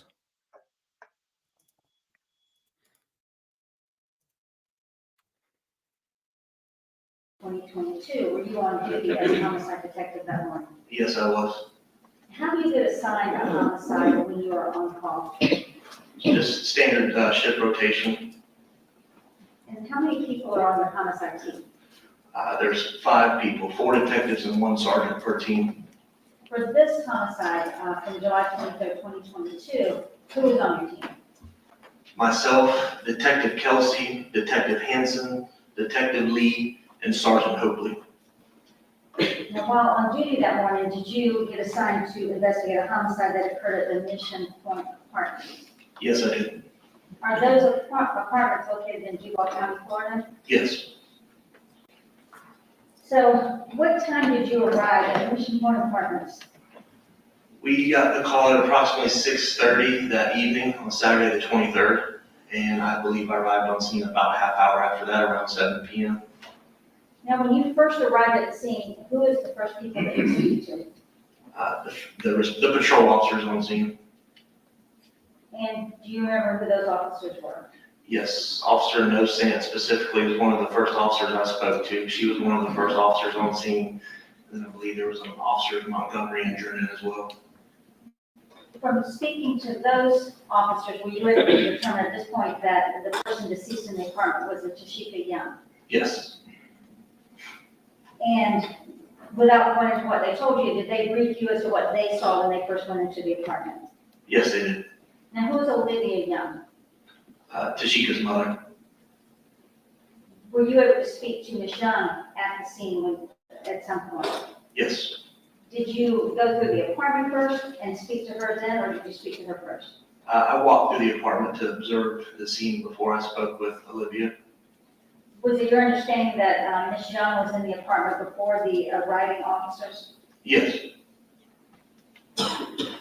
And so when you walked in as the lead homicide detective, when you first entered the apartment, what was some of the evidence that you saw immediately? Well, immediately as I walked in the door, I noticed that there was damage to the front door frame, and a piece of the frame was laying on the ground as if the door had been forcibly opened, possibly kicked open. And then immediately down my line of sight was the back bedroom where Tasheka Young was laying deceased on the floor. Now, how was Ms. Young dressed when she was on the floor? She was wearing like a 2-piece pink pajama set, almost like a lingerie type of set. Did you or anyone on your team move anything before evidence detectives arrived? No. And same thing, did you move anything before the medical examiner's office arrived? No. Now, once the medical examiner's office arrived, what was evidence that you found near Ms. Young? So once the medical examiner investigator arrived on the scene and began to manipulate Miss Young's body underneath her left hand, it was back kind of next to her head, there was a casing. And besides that casing in the bedroom, did you find any other casings? Yes. And where was that one? Another casing was located in the children's room amongst their toys. So once you finished your walkthrough, do you then instruct the evidence detectives what you're looking for and what things you want processed? Yes. So once they arrive and they're processing the scene per your instructions, do you at some point talk to Ms. Young at that point? Yes, when I came out of the apartment to go back downstairs in the parking lot, I did speak with Miss Olivia Young at that point. While you were walking through the apartment, so prior to you coming outside to speak to Ms. Young, was it brought to your attention that someone by the name of Bursey Armstrong had arrived at the apartments? Yes, at some point during speaking with Miss Young, either just before or after, pretty early on in our investigation, we were informed by patrol officers on the perimeter that Bursey Armstrong had arrived on scene. And at some point, did you decide to detain him so you could talk to him? Yes. While you were at the apartment still, were you able to speak to the 911 caller? Yes. And who was that? Ms. Ward. Were you also at some point that day able to listen to the 911 call that Ms. Ward made? Yes. Did you or your team, while at the apartment, did you look for some surveillance cameras that might have seen something? Yes, we did canvass the entire complex for cameras, but none of the video had been working in the complex for some time for management. So after you have left the apartment complex that afternoon, where do you go back home? Back down to the sheriff's office, And what are you gonna do there? interview Bursey Armstrong. Your Honor, if I may approach the witness? Yes.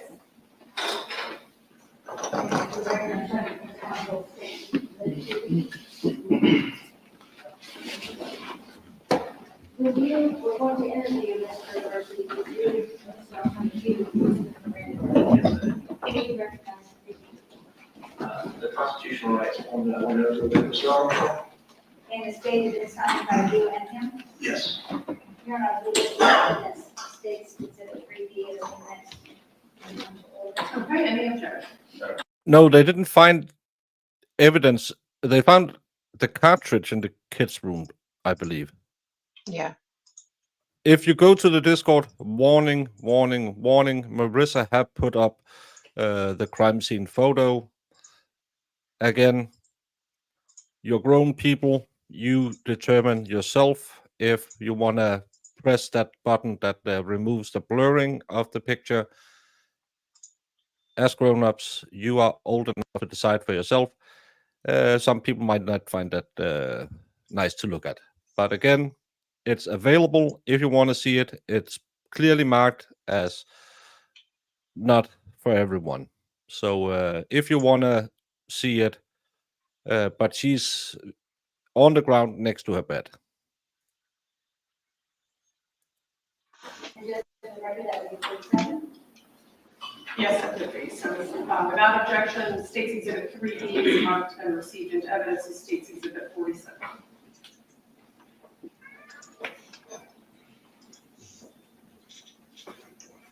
Now, when you interview, well, first of all, when I Those suckers bounce around a lot, or they can get kicked there. do you see the person in the courtroom that you did interview that day? Yes. And would you identify him by where you see him in an article of clothing? He's seated over at this table to my right. Looks like he has a white shirt and a blue jacket and glasses. Could you be a little more specific? There's a black male with low haircut wearing glasses in front of that black monitor. And so it's a black male? Yes. Your Honor, the record reflects you identified Mr. Armstrong? The record shall so reflect. When you dreams. interviewed the defendant, is the entire interview recorded? Yes. And is it recorded from the minute that you walk into the interview room? Is that recording started? Yes, door to door as we call We're gonna get Is there video a now. recording before you walk into the room where he's just seated in the room by himself? it. Yes. When he's in the room by himself, even though the recording is working, no one's in there questioning him, is that right? Correct. Now, I showed you the Miranda form. How did you go over that form with the defendant? I acknowledge that he could read and write. I think I had him read the top line and then I read the rest to him. And then had him sign it to acknowledge just that he understood his rights. Now, during I don't want to jinx this, but state could rest today. I mean, We have cool. everything in now. We have the ear witness. We have the first person at the scene. We had the first responder. We had the detectives. We had the lead investigator. We had the ME. We had the gun person. We had we need a DNA person to talk. Or did he talk about DNA on the clothes? I can't because No. that hissing is really annoying. This guy is going to talk about the interview. We're going to watch the video where he tries to climb out. It's a good video. Oh, have you seen it? Of course I've seen it. That's why I picked up this case. And then maybe get the lead investigator back to tie up some loose ends. They could rest today. This is a normal unaliving case. This is how cases should be run.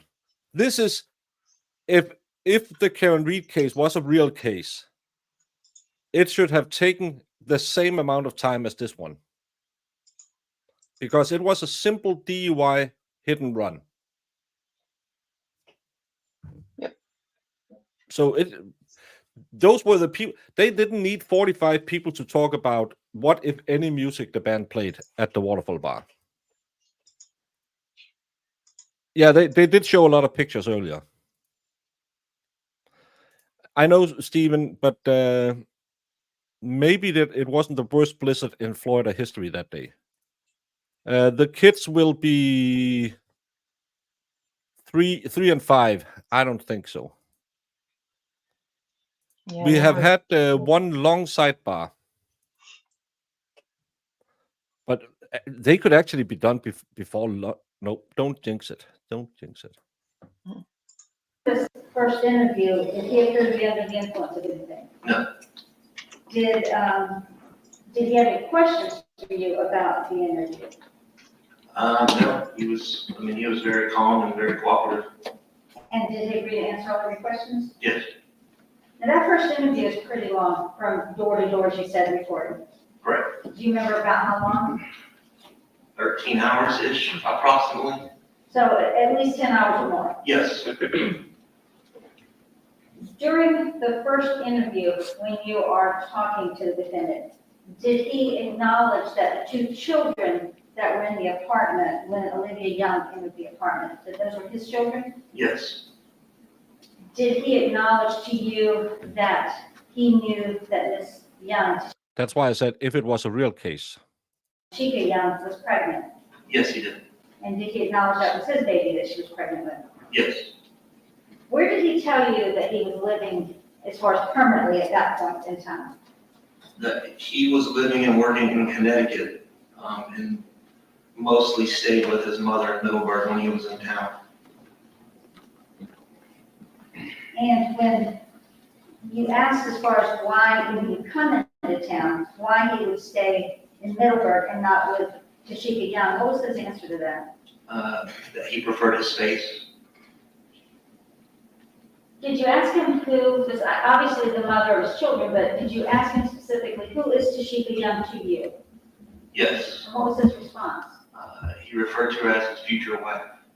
How did he categorize or describe their relationship to you during this first interview? So they had kind of a rough go and a year ago, but they were fixing things and working on it. So it'd be fair to say that he described it as a positive relationship at that point? Yes. Now, when he was brought into the interview room, did he have a phone? Yes, not in the room with him, but he did have a phone on. When he came to the police station? Correct. And after informing him of his rights about you downloading that phone and looking at that phone, did he at some point agree to you downloading his phone? Yes. You know, identify me approach? Yes. And showing defense receipt for identification and receipt. Form just like you did with the Miranda rights and make sure he understood it. Yes. Did he sign this and agree to have his phone downloaded? Yes. And I'm showing you 3D for identification. What do you recognize that to be? Appears to be Mr. Armstrong's phone. You're gonna just come out and move into evidence 3C and 3D as the next in sequential order. All right, any objection? Okay, without 3C would be 48. Correct. Exhibit 3C will be marked into evidence as number 48 and 3D is 49. correct, 49.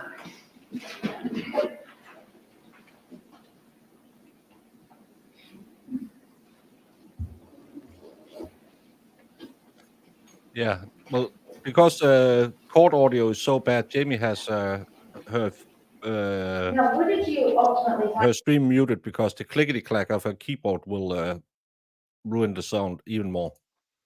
Yeah, I'm trying to be quiet for you guys. Sorry.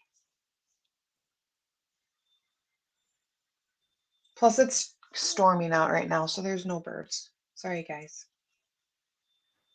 Inquiring minds in English-speaking world want to know how to pronounce Habibi and Tin line. I'll quote you. everything I see a knitting YouTuber asking for the pronunciation. I don't know what hobby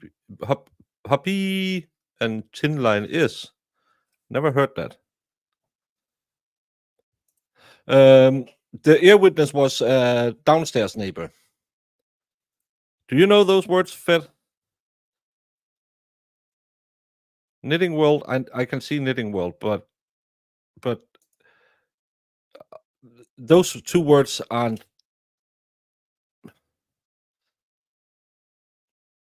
Yet it could maybe, but we don't call it a linear or a line. We wouldn't call it that. We would call it a tynd tråd and a hobby.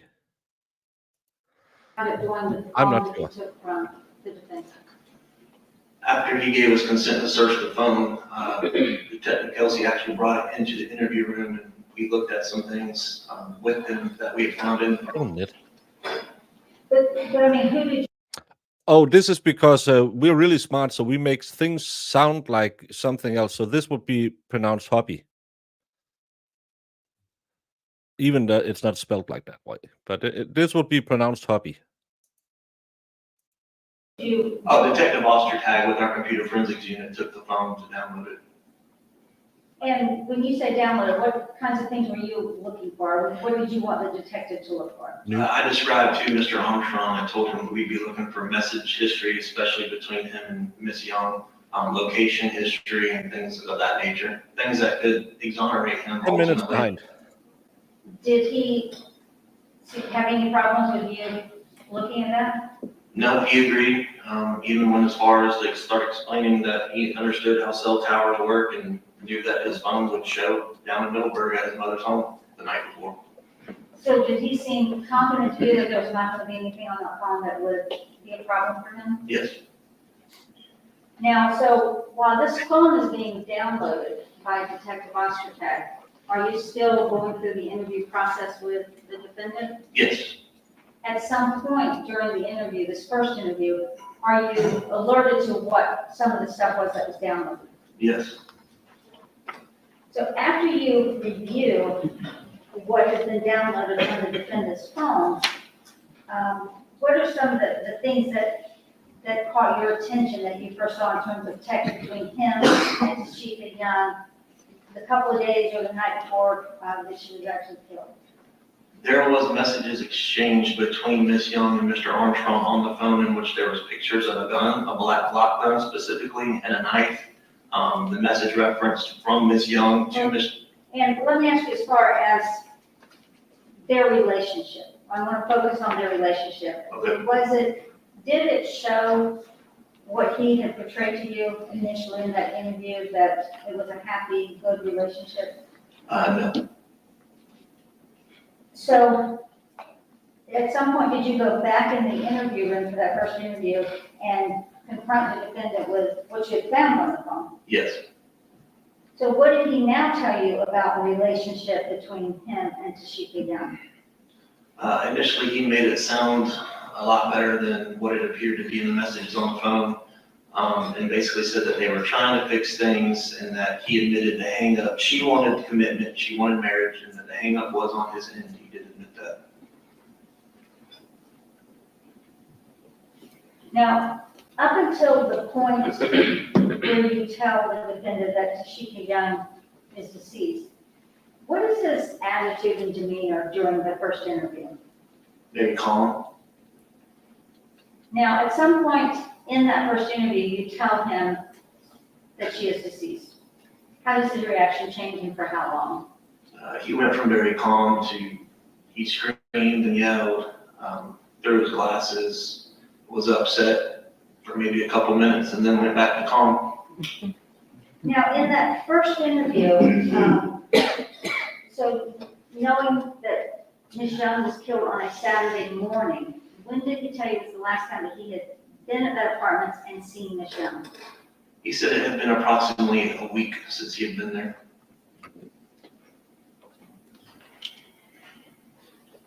Well, they only had Did you at some point- two kids and a 10-week-old. Sue. It's not the funny part, he wrote the lawyer and talked about how he was a good conservative Christian man. And the first thing I wrote Marissa was, he has 2 kids and he's not married. That's not what I thought of as a good conservative Christian man. But again, it's like Sarah Boone. She's a straight A student, you know. Oh, Sanders will probably be a Norwegian because Tyn, we would call Tyn. This would be after you had looked at his phone and you saw some of the downloads. Did you ask him about the photographs, any photographs of her on his social media? Yes. And what did he say in terms of why there wasn't any photographs of Michonne on his social media? He admitted that he had archived those photos, And what does that mean, if you don't know what archive is? basically removed them from public view so that anybody viewing his profile would not see those photos. Now, in this first interview, do you show the defendant some photographs of Michonne as she was found in the apartment? Yes. What was his reaction to those photographs? I mean, he stayed kind of calm, I thought, in my opinion. Basically just denied, said, I didn't do this, I didn't do that.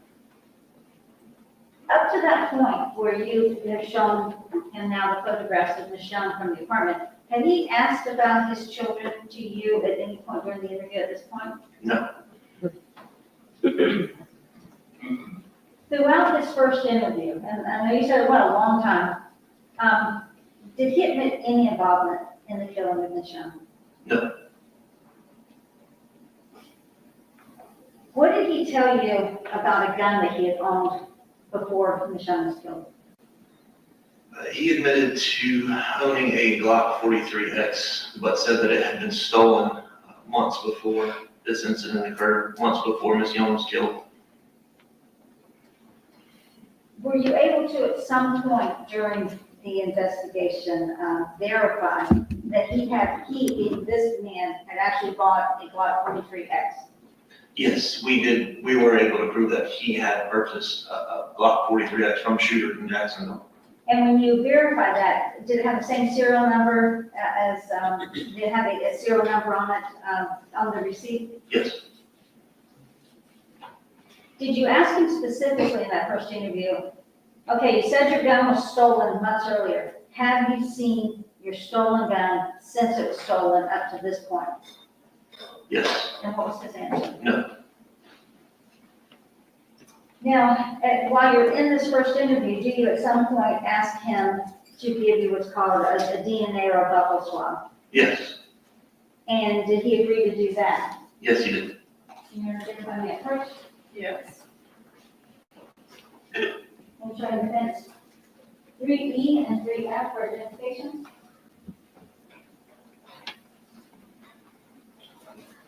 So Detective, what do you recommend to do, EP? That's a DNA consent form. And again, you've gone over this form with the defendant to make sure he understood it. Do Yes. you have any questions about it? No. Did he sign and date that and agree to give you DNA? Yes, he did. And so what is 3F? Those are going to be the swabs that I took from his cheeks. And when you take these swabs, are you wearing gloves? Yes. And there's 2 of them. Do you make sure that the 2 are kept separate and then sealed? It was found buried under his parents' house, which was put in a little hole in the, I don't know what you call that, and a bit of dirt thrown upon it. And right next to it, he threw the bloody clothes. Yeah, Yes. not obvious at all. Yeah, this time I've given the evidence 3F as an instance of order. All right, and is there any objection? Right. Okay, without objection, states 3E and 3F shall be marked into evidence in number 50 and 51 respectively.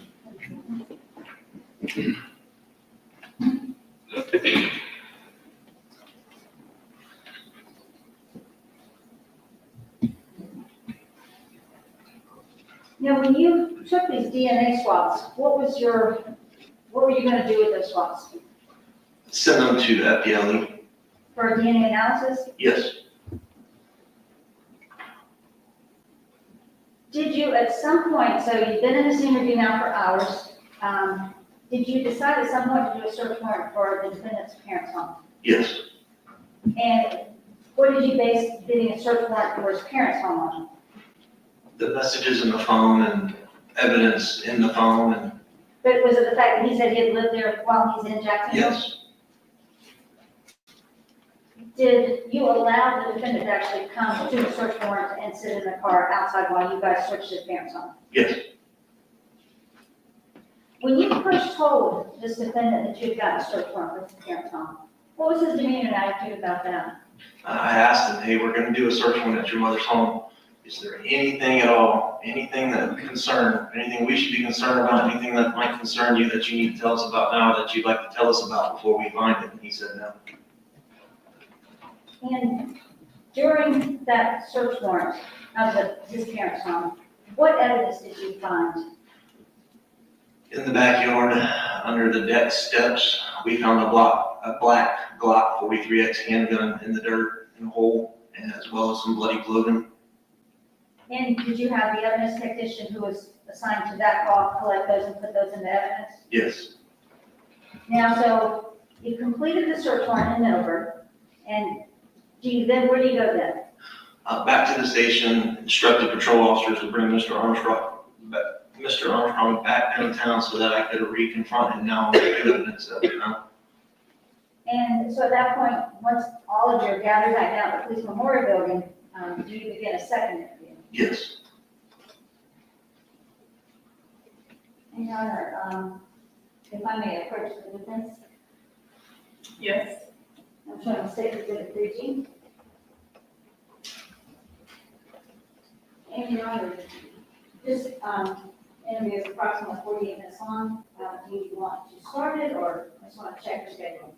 No, I think it's 12 now, so I think what we'll do is let the jury have their lunch recess for an hour, and then when we come back from lunch, then the state can publish 3G.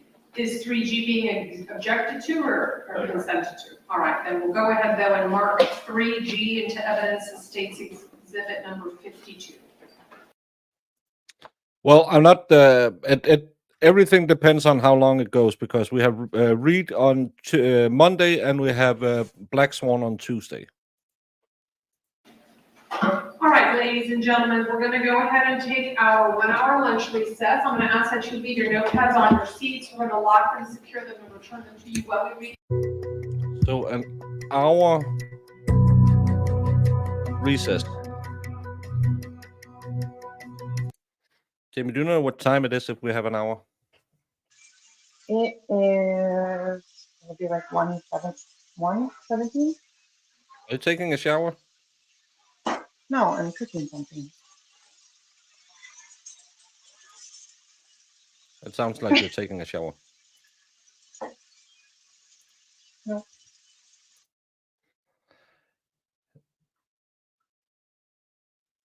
This was what I meant when I said, do you know what time it is? Oh. Because it's make dinner. I forget o'clock my about. time. Forgot about where it's on. You forget about. Read Monday should be 2 p.m. Yeah. Is that right? I think that's right. Let's see if it works today. To the people who might be watching over on Twitter, there's 140. We have more people watching on Twitter than we have on YouTube. If you want to play this game, you have to be on the YouTube page to play it. And how do they play it? By writing in any combination of the. Can you put any combination of the letters on top? Sometimes there will be hidden letters. Sometimes there will be fake letters up there, and the only thing is you have to not knock everything over like Jamie does.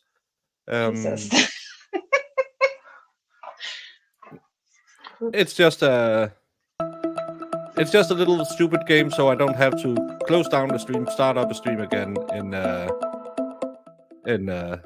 45 minutes because we were a little behind. So We'll probably be back in like 35, 40 minutes. So Okay. hang out, play the game. If you're on Twitch, we would love to have you on YouTube. The chat is fun. And we can better answer your questions. So hit the link, come over, join us. We are a fun bunch. Not a funky bunch. That's Marky Mark. All right. I will be back then. Hasta la taco. Hasta la taco. Pishka. Bye. Jamie, you can't say that. It's not fish.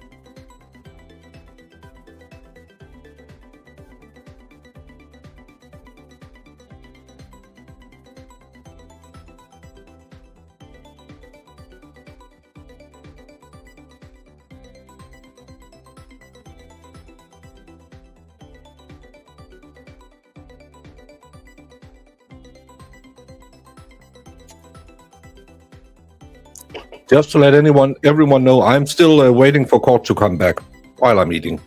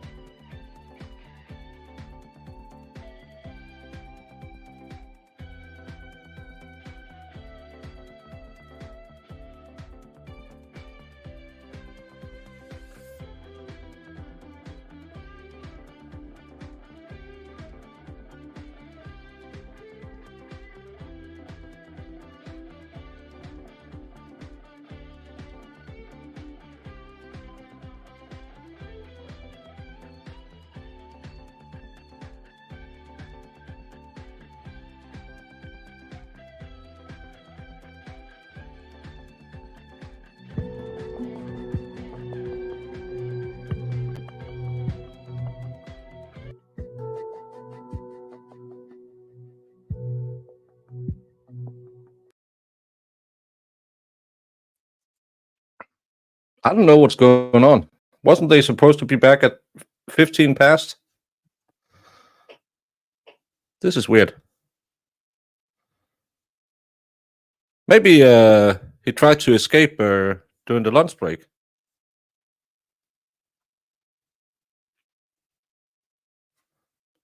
What? Okay. How long? Yeah, they've been on break for an hour and 20 minutes. Oh, it's just because. Okay, pick your path right now. Well, I'm sorry. This TV station apparently are sleeping at the wheel because as soon as I went live, they put it back on. What the? I was live, you jackal. But it just went live. Let's go back. Let's rewind the tape. Marissa, that's 10 seconds. I don't like. Why do I always attract the mean girls? I had Jamie. That was enough. That gave me all this gray hair. And then I met Marissa and I got all the gray hair down here. Why so mean? Why are you so judgy?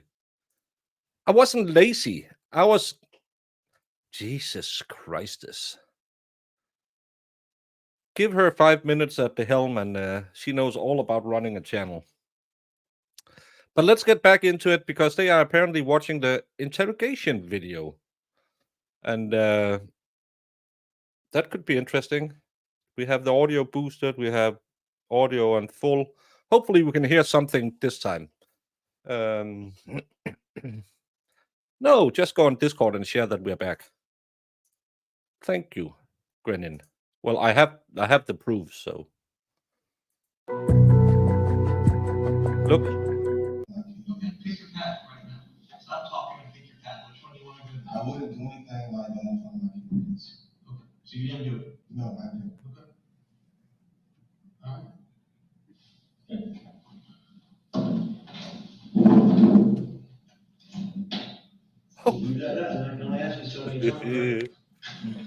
Now they're leaving the room.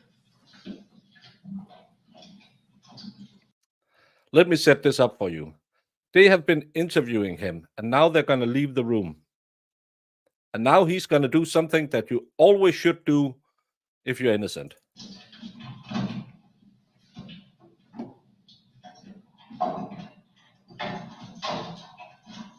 Oh, it's not now. Sorry. Spoiler. It will be better later.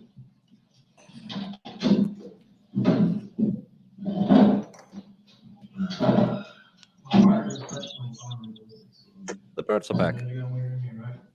I opened the windows for everybody. What do you understand? I know that guns have certain patterns on machines once they process. Once they process as far as? Like when they start really examining. The gun that you put in the hole in your mom's backyard, what kind of gun? It's a Glock. What, if any, is this audio? This is really, really annoying.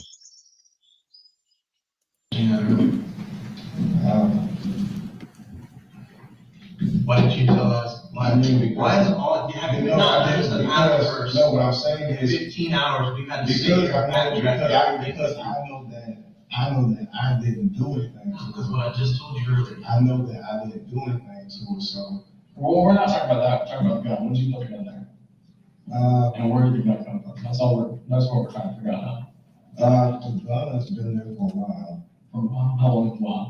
I don't use it.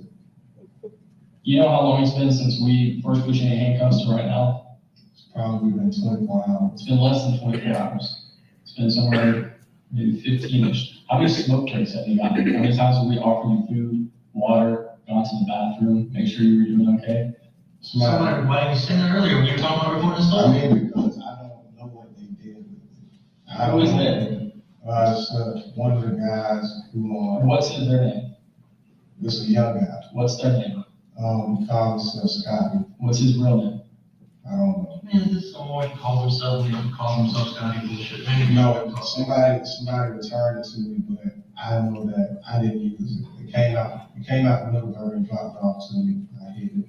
I would show you those pictures again, but you don't give a shit. Does nothing. It didn't do anything to you earlier. Those pictures hurt my spirit. How do you explain the fact that those two casings, the silver 9mm casings from around Tasheka's dead body, match the gun that's in the backyard, the gun that you put in your mom's backyard? Explain it to me. I don't have an explanation for that, but I do know that my gun did get returned to the phone guy in the complex. How did it come there? Why'd you bury it in the dirt then? I just left it back there. Anything like that, my mom doesn't like stuff like that in the house. She's got her own guns. She likes guns. No, Everyone but she knows knows that that. she doesn't like me to have a gun on my person though. You don't care about your mom. You don't care about Tasheka. You care about your mom. Yeah, my mom She hit isn't the floor when she guilty. saw us on Earth that doing. She hit the floor. My mom isn't guilty of anything. I know that. Yeah, How are you gonna explain Tasheka's blood on those clothes that were hidden with that gun that's your size clothing? Explain that. I don't have any blood on anything. I haven't been over at Mission Point. I haven't been there since last Saturday. Okay. So I didn't give it to anybody. I mean, I just, God gave me like $100 $100. He went home with it, and then he returned it to me. When was that? He returned it to me maybe. Does he know Tasheka? I don't think So he has no reason to kill her. That's stupid. Stop. I think he knows in passing, but I don't think, because I don't stay that. I gave you a little bit of credit earlier for being an educated, smart person. Don't lose confidence in that. Listen, I don't stay out there, and because usually someone who is smart at some point will start to recognize defeat, getting caught. Let me just separate myself from.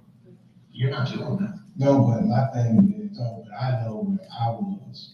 I know what I did do. I know that I didn't do anything to her. And saying it 1,000 times doesn't make it true. I know that I didn't do anything to her. I know that the weapon didn't get back in my possession. How did the gun get back to you? The guy came and. How did he come?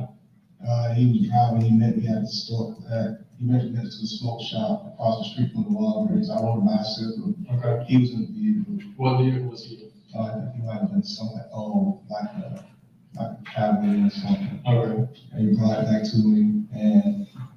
What did you do? Did you manipulate it all? Did you crack the slide? Did you do anything to it? No. Did you put ammo in it? Did you shoot it? No, I didn't shoot it. What'd you do with it? I just took it back. And just threw it in the dirt? Yeah. Okay. How many times did Scotty drive your mom's wallet? Never. Oh, then how did the same ammo from the Glock get in your mom's wallet? What do you mean? What does Scotty look like? Scotty's more of an A-Rap. Oh, he's more of an A-Rap, so does he look like you? I'm African American, so. Describe Scotty's physical stature. Does he look like you? No, he's skinny. Okay. My son. You just said Scotty, you know he knew you. My thing is, He's never been around your no, but kid. even when it comes down to what she had going in that apartment complex, I don't know who she did. I seen her talk to a guy who I was cool with, so I don't know how she moves. But at the end of the day, the weapon got back in my possession, and I know that I hid it, and that was how that went. And then you just went and threw a bullet at mom's car too, set mom up. I'm telling you. No, I didn't throw a bullet. Set mom's yard, you said there wasn't nothing there. No, I didn't throw a bullet at her. I think you want me to go arrest your mom. No. You set her up. I didn't throw anything in her car. If I had. Scotty gave you a gun, you don't know what Scotty did. No, but if I had. You don't know shit about Scotty, but you're gonna hide a gun for him and then throw a bullet from that. I mean, if he gave me like $100 just to rent it, I mean. How did the bullet from the gun that Scotty gave you that you hid in the dirt in your mom's yard, how did one of those same bullets get in your mom's car? The same car that she gave you a ride in. I'm not sure. I mean, if I had extra bullets on that gun, then that's just that. That's probably. When's the last time you drove that Volvo? I never heard of it. Never. You know, she picked me up in it when I left Mission Point.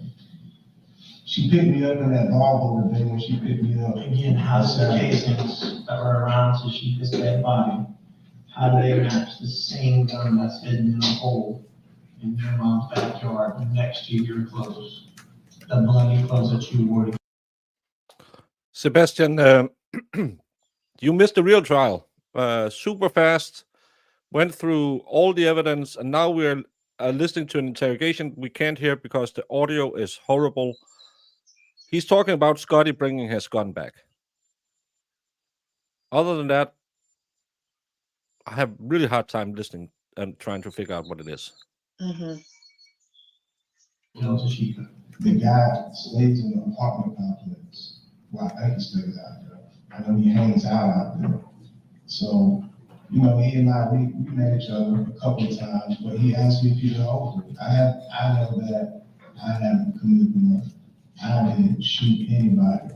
The last time when I was in that apartment complex, when my mom picked me up in that Volvo, she picked me up, but I'm not guilty of anything. I know that I didn't. You tell them that. I'm done listening. You tell me that. I didn't hurt my feelings, and I didn't touch my. You left us for 17 hours. I was never there. I was never there at that scene. Scotty did it. Nick did it. I don't know. No, Nick was never over there. Did your son kill Tasheka? No. I'm sure you weren't there. But I brought up Nick. That was just me talking about the prison. To give you that gun, sure, Scotty. That was just me talking about the prison. How many people how many random first name people have given you guns? Because it was Nick earlier, you didn't know anything about Nick. No, but he's a neighborhood. You didn't say anything about Scotty, but where'd Scotty come from? I mean, he hangs out at Mission Point. He's hanging out. But you're not out there, so how do you know? I mean, when I used to go out there and visit so much. You know your family's legit concerned for you. Like, they legit are just like, no wrong. But I'm not lying about it. I know that I didn't do anything to anybody. And even when it comes down to the guy Scotty wanted to hold it for $100, I don't even think he did it.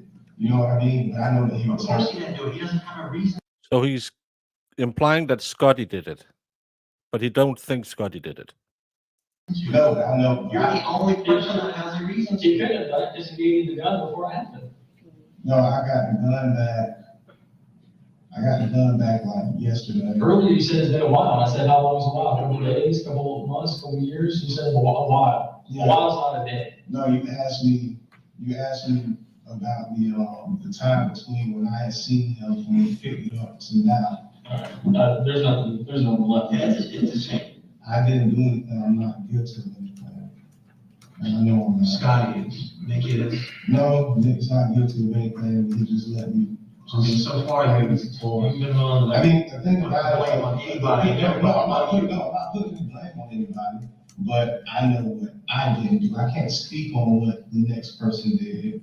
I mean, because at the end of the day, I know Why didn't that. you tell me you buried a gun in a hole? No, but at the end of the day, I know that you guys we're looking for the same person, the person who murdered. And I know that I didn't do that. We're not looking. So did you give Scotty clothes? You hid those clothes, the gun and the clothes? You got those clothes from Scotty too? Would he take some of your clothes? No. Okay. Then what's the deal with the clothes that are right there next to where the gun was? Why'd you put those in? No, he gave me all stuff. He gave you all the stuff. I didn't know what he did. So those are just some stuff that you threw out after doing some yard work? No. Scotty from where? From Mission Point. And you drove that shit all the way back to the ravine? I didn't drive. I didn't drive it anywhere. Those clothing items, that's stuff that's just laying around. I don't know, man. And like, I mean, there's obviously, we're not gonna make any progress, all right? I've given you I know that 15 hours worth of opportunity to come clean, all right? I know that I didn't murder. And I know that you did.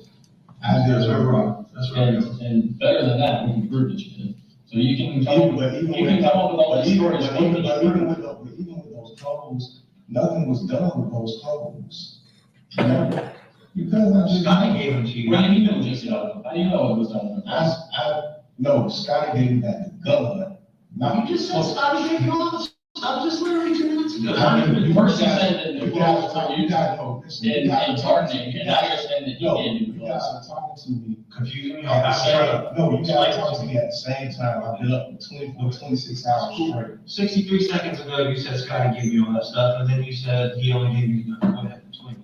I'm not talking. Yeah, when it comes to the gun and everything, he gave me the gun back. I put the gun inside the hole. What kind of gun?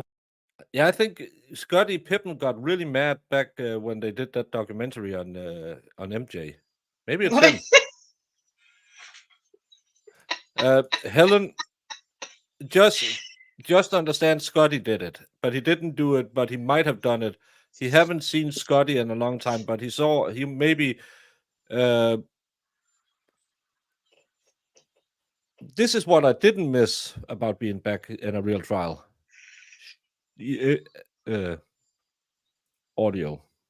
Audio, yeah. It was a block. It was a block that he rented from the block.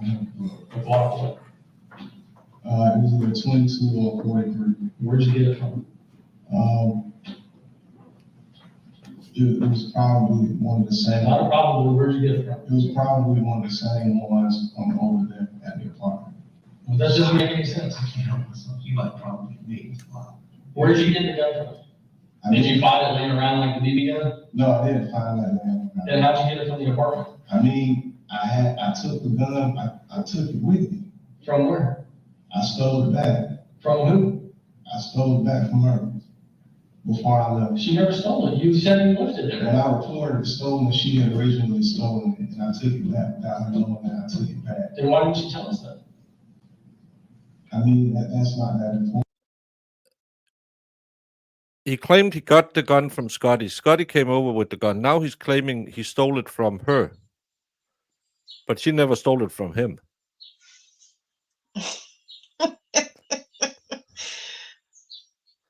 Sir, you sound I didn't ridiculous. have toast for dinner. I can smell toast. I'm thinking I'm having a stroke. You might be. It's very important.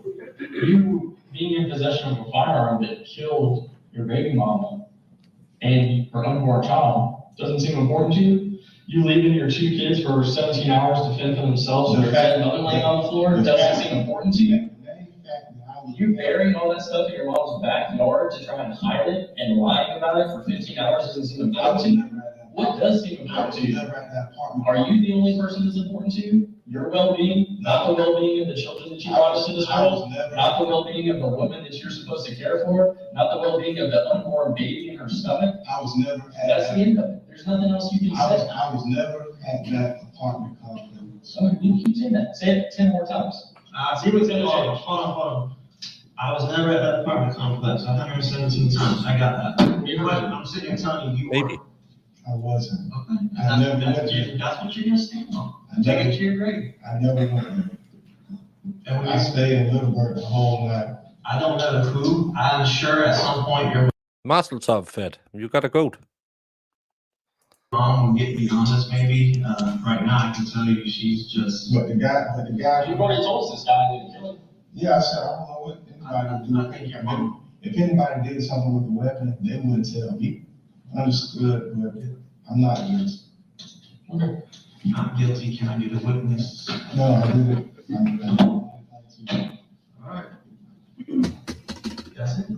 15 hours, I didn't do it. That's where we're going. I gave you all the reasons why you did. I didn't. I just confronted you. I didn't. Who did? Who did? I didn't do it. You don't know that? The only thing that I know is. Who'd you send over there to do it? I didn't send anybody in to do it. You didn't have anybody go kill Tasheka for you? You were very quick to say, I was there, I was there, I was there. You can look through my, you guys have my phone. Well, you already lied about that. We looked through your phone and saw stuff in your phone.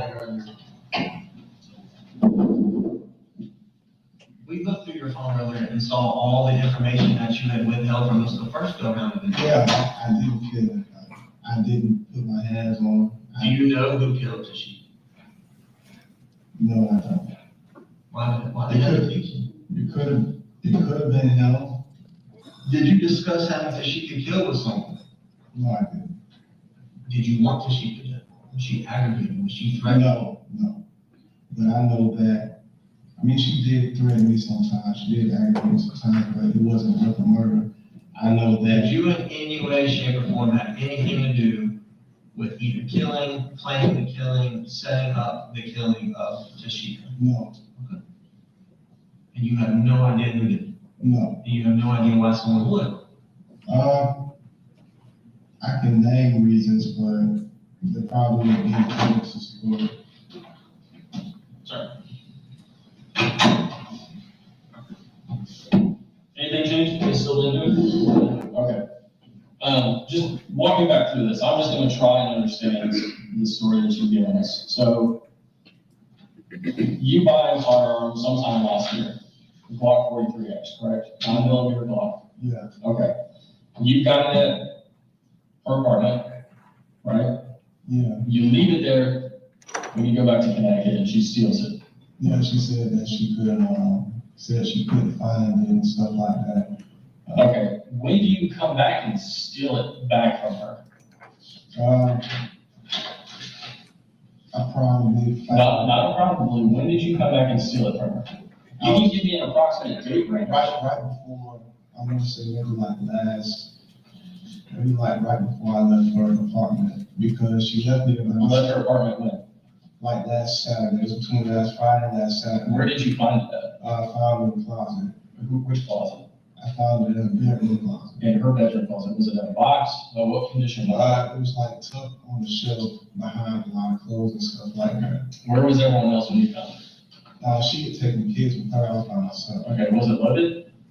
Yeah, it was loaded. It was loaded with what? It was just loaded with bullets. Do you know what color? What kind? Ball point? Ball ammo? I'm not sure. What color was it? Was there one in the chamber? I don't think so. Okay, but it was loaded with a magazine had something in it? It probably did have one. It probably did, or it did, or it didn't. I'm not sure. I didn't. 73 probably. I didn't look at those details. You were saying it was loaded. I'm just asking. It was It loaded. either wasn't, it was loaded. The gun's in two conditions, loaded, unloaded. Which one was it? It was loaded, but I'm not sure. When you say loaded, you mean more than that? I'm talking about. The clip was in it. The clip was in it. Was there bullets in the clip? Yes, there were. Was there one in the head? I think so. How do you know that there was bullets in the clip and one in the head? I'm kind of 50-50 on whether it was one in the head or not. Okay, how did you know that there was bullets in the clip? Because of the weight of it. Because of the weight of it. So you never took the clip out and looked at it? No. Okay. So that was Saturday-ish, you steal it back. What do you do with it after you steal it back? Is that something you normally do? Just weigh it in your hand and say, yep, that's about right. You don't have to. You don't take the clip out, which is a magazine, and say, no, one is missing. You just. The guy, I saw the guy and stuff like that. He saw it in my hand. What guy? I saw Scotty one day. He was like, "Hey man, you look good one day," and I really. This was after Saturday? Yeah. And I was okay. Do you know which day that was? If that was Saturday, I probably saw. If that was Saturday, I think if I found it on Friday, and if I left Saturday, that means I spoke to him on Saturday. So I found it Friday, saw him Saturday. Left Middleburg Saturday. Left Middleburg or left? I left Mission Point. I left Mission Point that Saturday. So the same day that you found the gun, you loaned it to some random guy? No, I had seen him around quite a bit. Everybody. But you don't know his name. You don't know what he looks like. I mean, I think he's Indian Arab. He's a skin. Okay, so let's get past that because I don't want to get drawn up on the details that you like to go down. Friday, you find your gun. It's been missing for months. That you reported stolen back in January. So for 7 months, this gun's been stolen. The day after you find it, you give it to a guy named Scotty that you've seen around the apartments. The thing about him is, Did you or did you not give the gun to Scotty the day after you found it? That's a yes or no question. yeah, I love him. Okay. Did he pay you? Give him $100. He gave you $100. Okay. That's illegal, right? Letting someone holding your gun for $100. I don't know. I'm not. Well, if there's no bill of sale and there's no, I don't know. So then, where do you go after that on Saturday? I stayed in the If they're just holding it, then no, like. Well, because that's if he doesn't have a one. What if Scotty is a felon? He doesn't know Scotty. Can I you mean, just if he gets caught with it, right? It'd be different, but can you just let someone hold it for $100? If they're a convicted felon and you don't check up on it, don't you need to have some kind of proof of purchase to make? We saw that in the Halderson case. He made that piece of paper saying, "I'm gifting this pew pew to Halderson, so he doesn't have to work ever again." I'm not sure Smitty said that, but it worked out that way. Well, he's saying he let him hold it for $100. So it is a private gun transfer. The rules are not as strict as a gun store.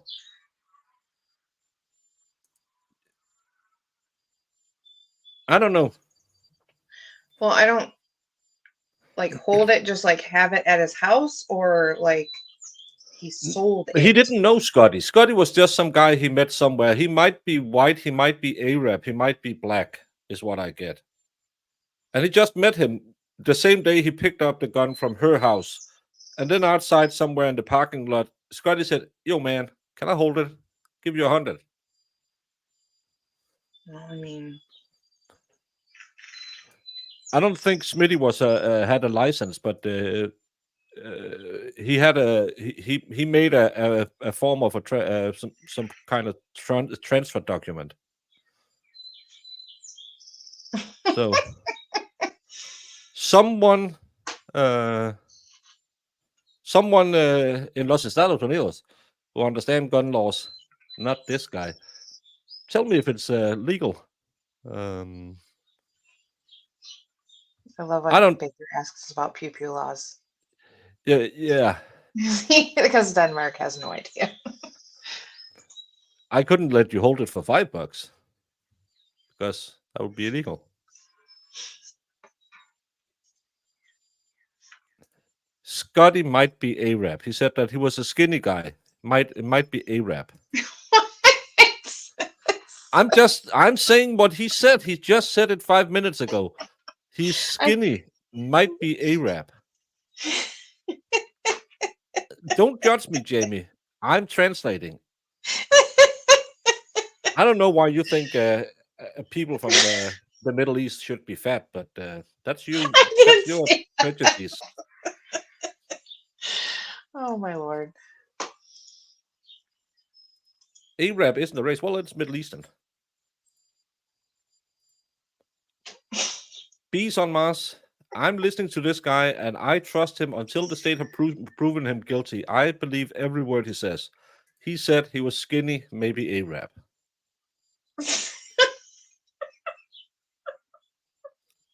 Which,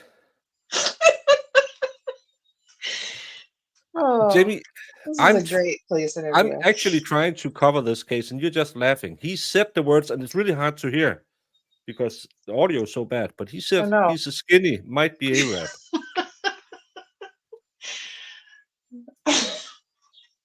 You just keep translating for us. Until you came back yesterday to the scene? Okay. When did Scotty bring the gun back to you? He came back to Mission Point, I would say yesterday afternoon around It might have been 12:31-ish.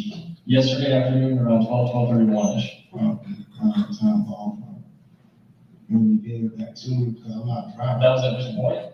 No, that was a Middleburg. That was a Middleburg. Yeah. Okay. And so. How did you run into a Middleburg? No, I mean, he sent me a message. On what? On Facebook. So if I go to your Facebook Messenger, I'm gonna find a find a message saying what? Might say, hey, I'll drop it off at such and such. Okay, do you know what his Facebook name is? I think it's like Scotty Bean. Scotty Bean. So in a minute, I'm gonna go look at your phone and your Facebook messages, and there's gonna be a message from a Scottish person saying, hey, I'm coming 45 minutes south to Middleburg to give you a gun back that you lent to me the day prior. Yeah. What about a key? Did you give him a key fee? No. Well, you got his gun. I wouldn't give him to Scotty. I wouldn't give him a person. He told you that this gun was used to kill Tasheka, so can you not help us figure out who killed Tasheka based on that?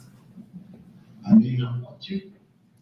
I mean, I don't know. I don't know. I didn't ask. I didn't know what they did. When you leave the house, how do you go out? And ride bicycle. I ride out the. How do you get out of the house? Sometimes I just walk in front of them. To the front door. Well, when you went to go met Scotty, did you go to the front door? What do you mean? When you went to go met Scotty, did you go to the front door? When I was in Middleburg? Yeah. Where else were you on Saturday? I might have walked through the you're talking about Mission Point. Were you at Mission Point on Saturday?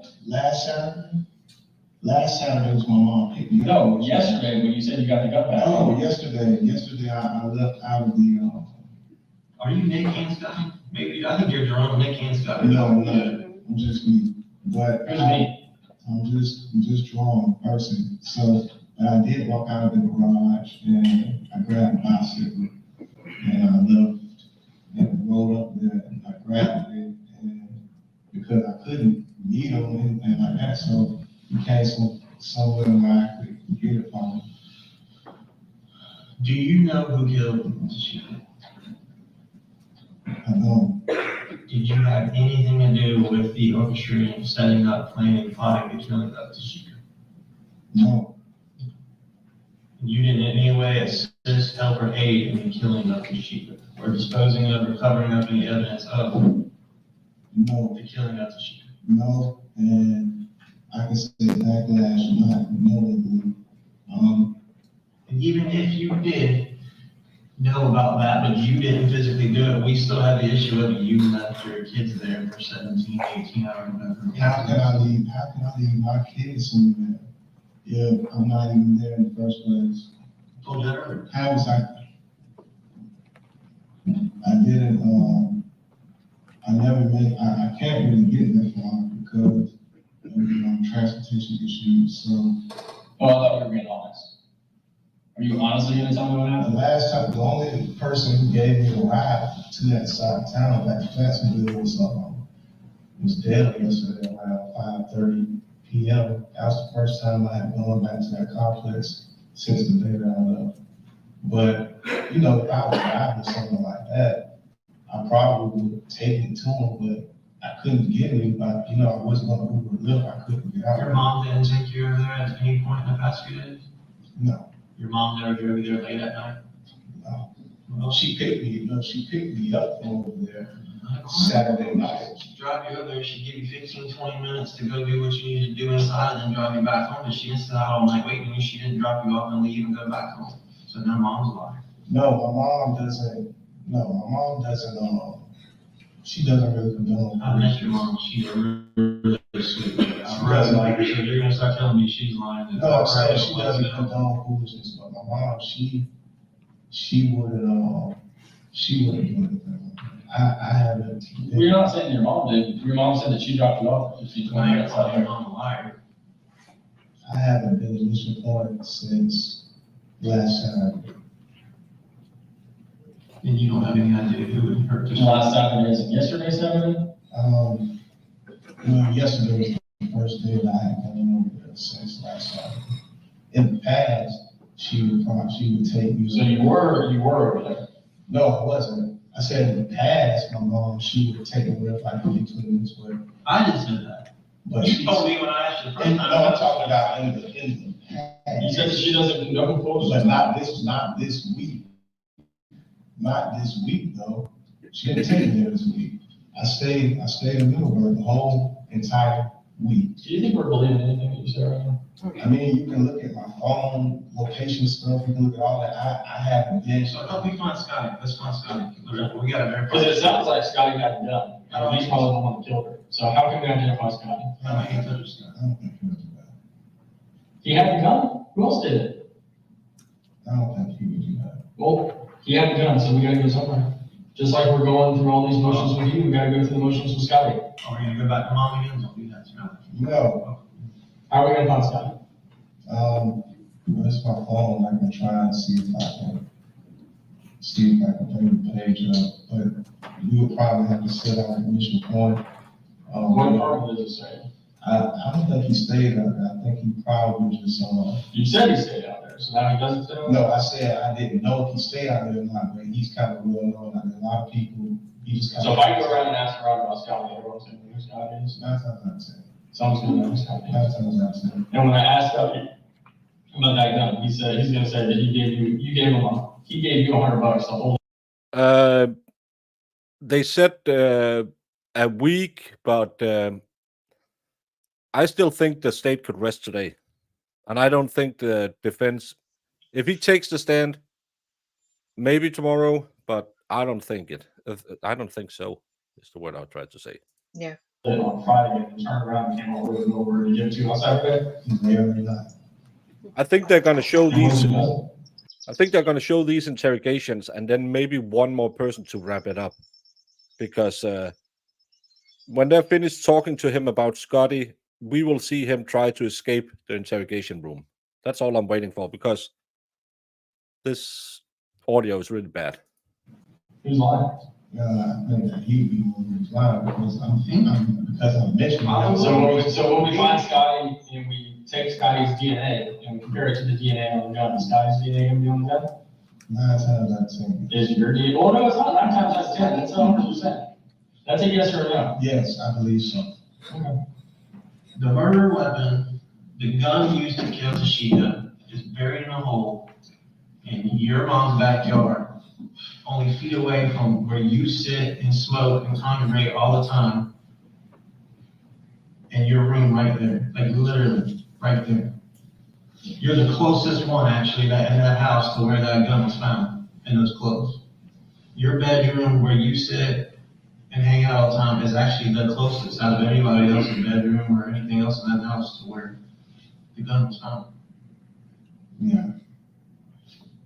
I mean, I dropped the stuff in the hole. For Scott. Not really for him, just. How do you think this looks, man? And then that gun and your bloody clothes were found buried under your room? Do you think that's it? Do you see how all this is lining up? Do you see how all that's lining up? I don't have. What are we supposed to believe? It's amazing that you're trying to talk your way out of this. No, I'm serious. I didn't shoot her. Who did? I never went back to that apartment. But Scotty didn't shoot her, right? I mean, my thing is. Did Scotty shoot her, yes or no? I don't want to blame people for it. You're going back and forth, and when we're trying to, you said I wasn't Scotty. I'm not the only person with a Glock 43. I'm not the only person. You're the only one with a Glock 43 under your stairs and your DNA on it, and it's the same Glock 43 that shot your baby mama twice and killed her. You didn't even have a Glock 43X earlier. It was gone. You didn't know what happened to it. Now you know that it all on your hands. Glock 22 and a Glock 43. But you didn't have a Glock 43X. So the Glock 22 is stolen. Have you miraculously stolen that one back too? No. No, so that one's still out there until we find it, right? And then.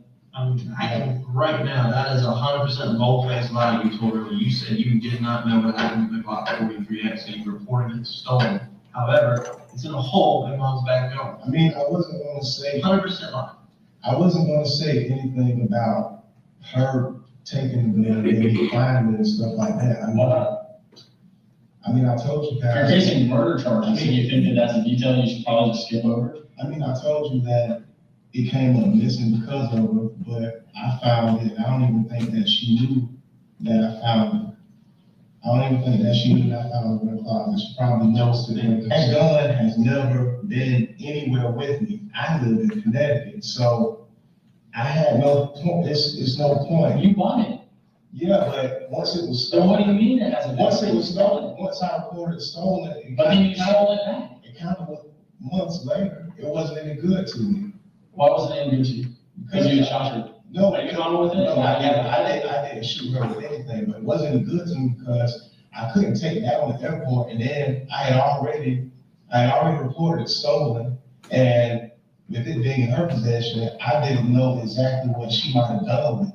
I don't know what she did with it between the time that I found it and between the time it was stolen. I don't know if she just might hold it. What does it mean that? I mean, it matters if you're trying to take a gun on a plane, and I don't live. What are you talking about right now? The gun has never made its way up north. Okay, so we never said it did. We don't care if it did. I'm just being honest. You haven't been honest this whole time. I believe you. You probably didn't take that gun. There you go. No, that gun's been in Jacksonville the whole time. Okay. What's your point? And I know I didn't do it. Okay. So I feel bad. Okay. Hold on. Jerome did not kill her.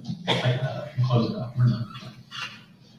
Even though the ballistics says you did, even though the clothing at your mom's house that you buried and hid in the ground and all that good stuff, even though Scotty doesn't exist, Nick is bullshit. Scotty stays in the mission corner. Your own family, your own family, didn't have anything to do with your own family. I don't know. We don't know. We've tried. We've all tried. But all I know is that the last time I was in mission corner was the day that I left, which was that last Saturday.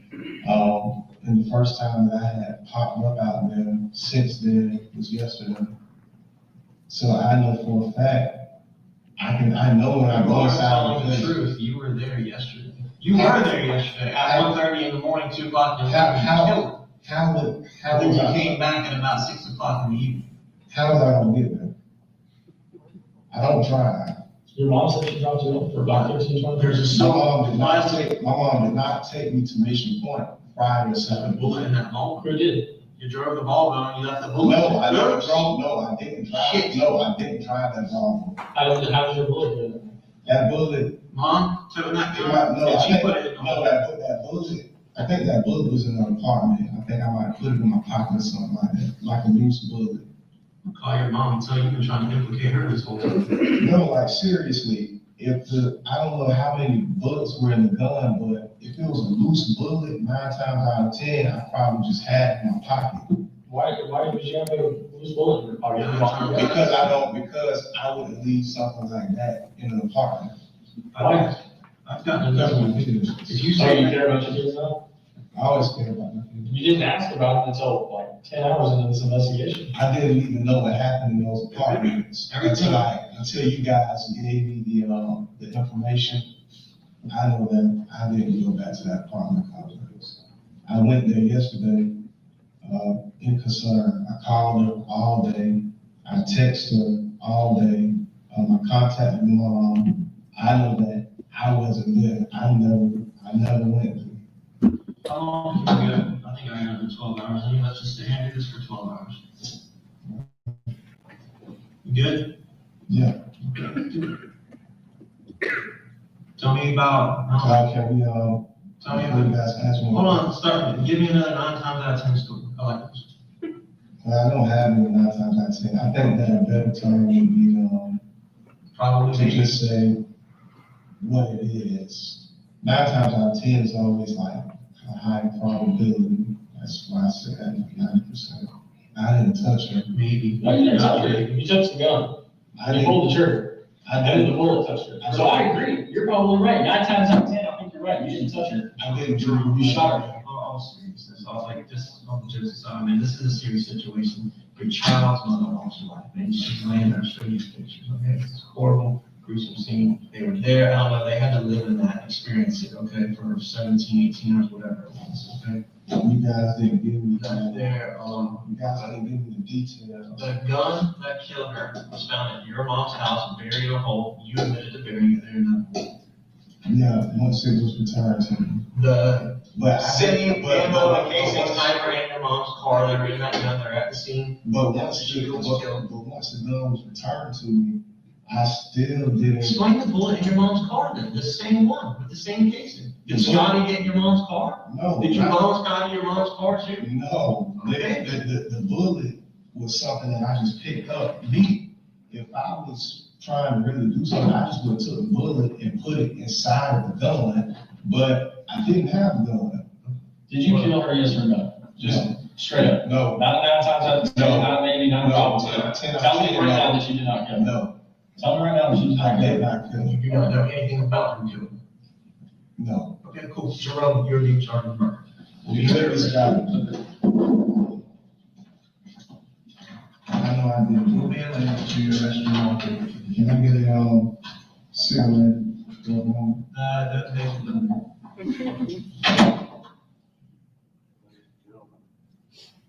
Finally, now to the good part. And of course, I pause where he's handling his junk. Why couldn't he get a cigarette? They gave Adam Montgomery 4 cigarettes in 15 minutes.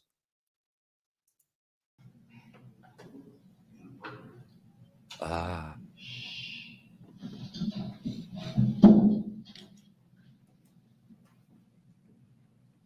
We're going to full screen for this one.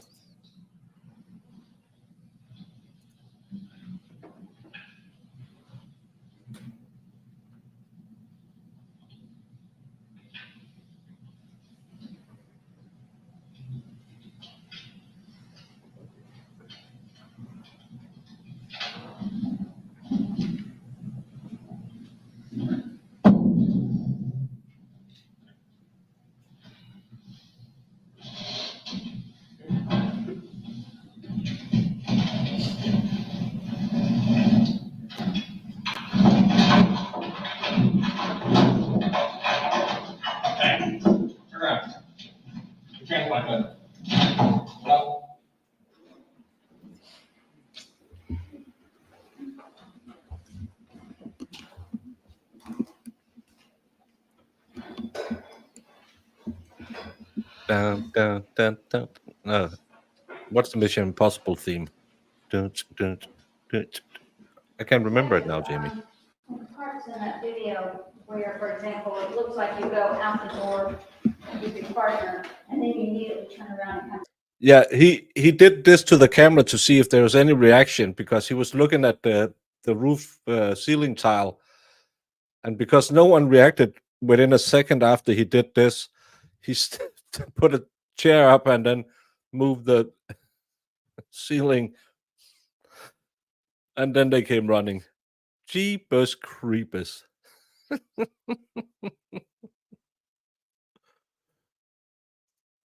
Hey, if Scotty hadn't Scotty tipped him off, or else he would have gotten away with it. Back in. Was there a period between where you leave and then you come back in? Was that some of that dead time where he's just in there by himself? Yes. Who was the person that's in the room besides yourself? Detective Kelsey? And he was on your team? Yes.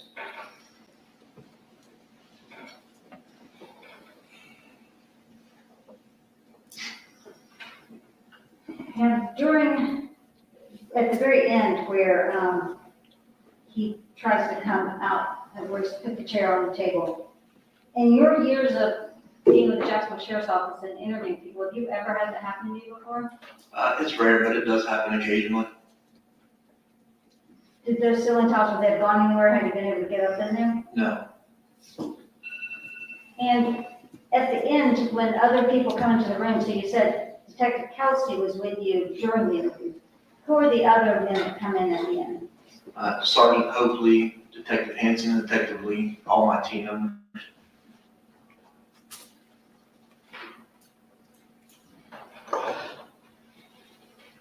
At that point, so after the second interview is over, do you still continue your investigation and look for different leads? Yes. Your Honor, if I may approach, there's a stipulation of the remaining evidence. All right.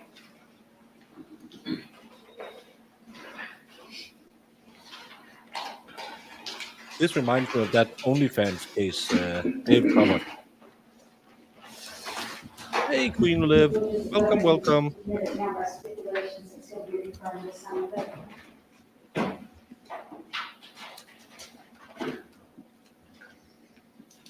Just the first one that we're going to enter by stipulation is 2H, which is the swap from the black. So that would be 53. So to these items, then, with the defense, there's no objection. That's correct. Okay, then yes, 2H will be marked into evidence of states 53. And then 2I, which is the swap from the magazine of the block. And I believe that would be 54. Okay. 2I will be marked into evidence of states exhibit 54. 2L are the sweatpants, and I believe those will be 55. Those will be marked as states exhibit 55.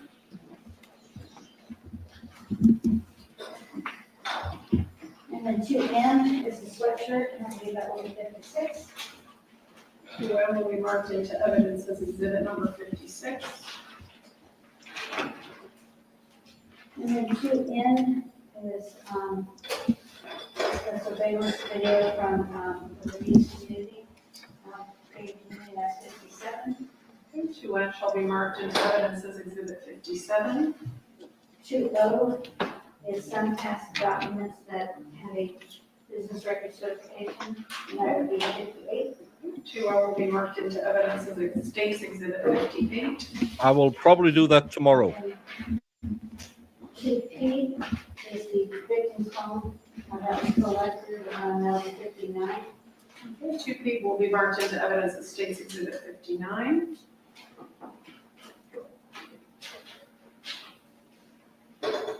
And then 3H is a map of State Road 23, and that will be 60. Okay, 3H will be marked into evidence as exhibit number 50. Yes, we're gonna say one more for the last, another one. Okay. All right, so these are exhibits 53 through 60 being marked into evidence at this time without objection.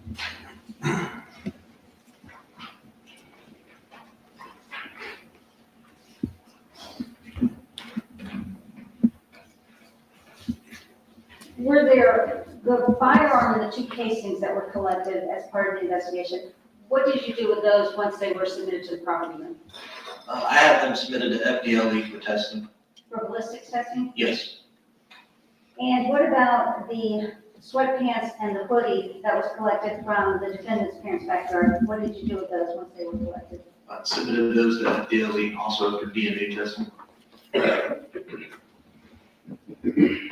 Did you, at some point in your investigation, did you decide to do a subpoena to get SunPass documents? Yes. And could you tell the jury, what is the SunPass documents? Like, what were you thinking you would maybe get from SunPass? The route from the Ravines neighborhood in Middleburg, where Mr. Armstrong's family lived, where he resided with them, up to the victim's apartment included several toll stations. We knew that. I knew that from living in the area and then just looking at Google Maps and plotting the route that he may have used to go drive back and forth. We surmised that he must have there's a good likelihood that he had traveled through those toll locations during that evening, that he traveled back and forth from the apartment. And, Your Honor, for me at first? Yes. Okay, I'm showing you those now in evidence is 58. What do you recommend? The records from the Florida Department of Transportation. And when you got those records, whose records did you get in response to the subpoena? It was the records for Mr. Armstrong's stepdad and mother, for their vehicle information. And what was his name, stepdad? Abdul Al-Halim. And can you look on there, what was the specific tag or the specific vehicle that you got a response for these times? It was a Toyota truck, and that it was on the tag right here. Whatever the tag is on there. Okay. I recall the tag was KMB L23 on the attached truck. And on these documents, does it show you, for State Road 23, does it show you the times that truck would have started on State Road 23 and then come back to State Road 23? Yes.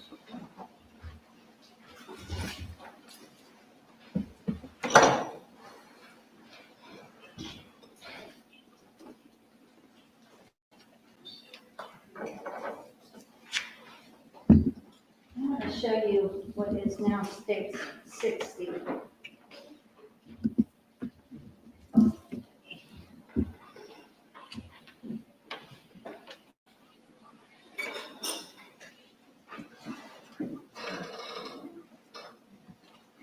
Do you see a map on your screen? Yes.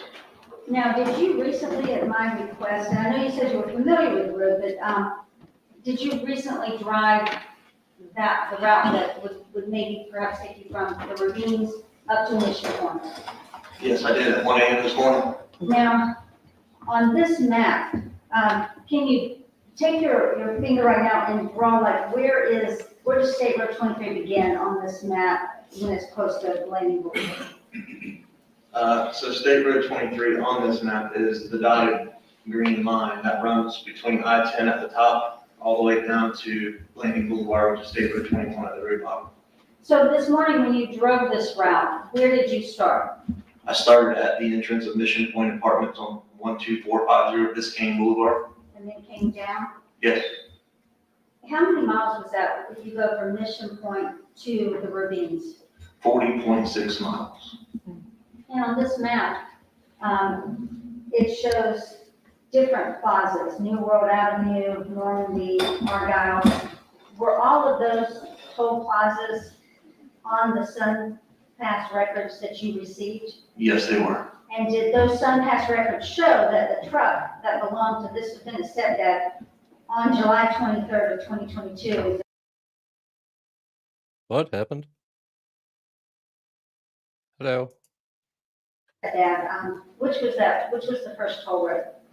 The first toll road from him leaving the neighborhood, I believe, would have been The Trail Ridge? Does that Yes. sound right? going north.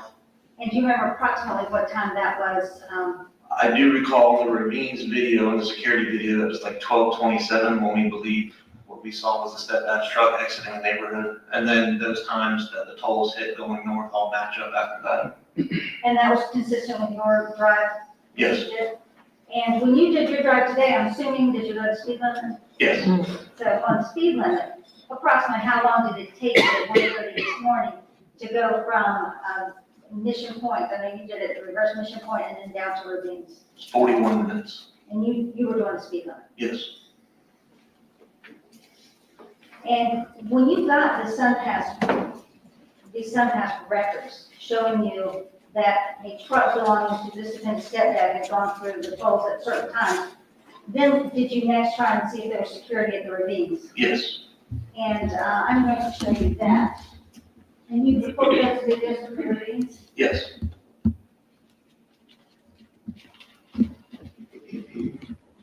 And so this first one, is that the exit gate that we're looking at here?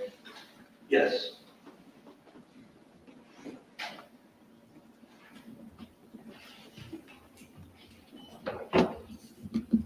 And what do you see as this one line right there? Is that a black truck? Yes. Now, when you did the search warrant at his parents' home, was there a black truck in the driveway? Yes, there was. Did it look like the black truck that was on the video? Yes. And I'm gonna show you the second video, the one coming back through the gate. And obviously, you can't see the tags from this video, but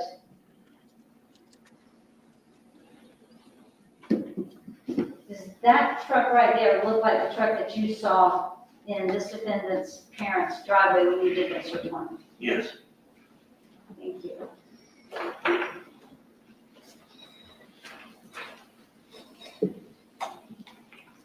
Did you at some point in the investigation, were you given a phone that was going off by 295? Yes. Anyone have any first? Yes. I'm going to show you now what's in the evidence is 59. Who do you recognize this to be? That was Miss Tasheka Young's cell phone. Who gave you this phone?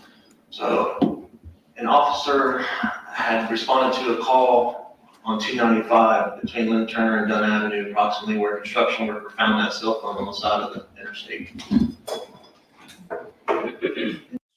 So he drove 45 minutes away and dumped her phone, but he gave the police a download of his own phone.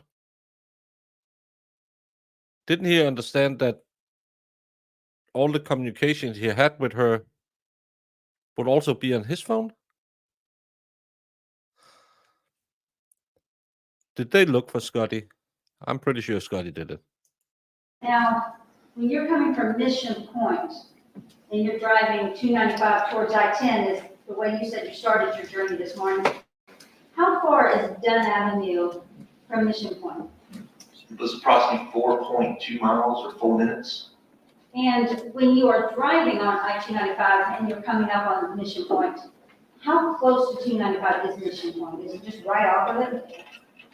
No, so Mission Point is actually off Biscayne Boulevard, so you have to go north on Biscayne, make a left on Duval Road, and then maybe a quarter mile. And you're correct, I said right off of it, and I should have said close. Close, within a few minutes of the interstate, yes.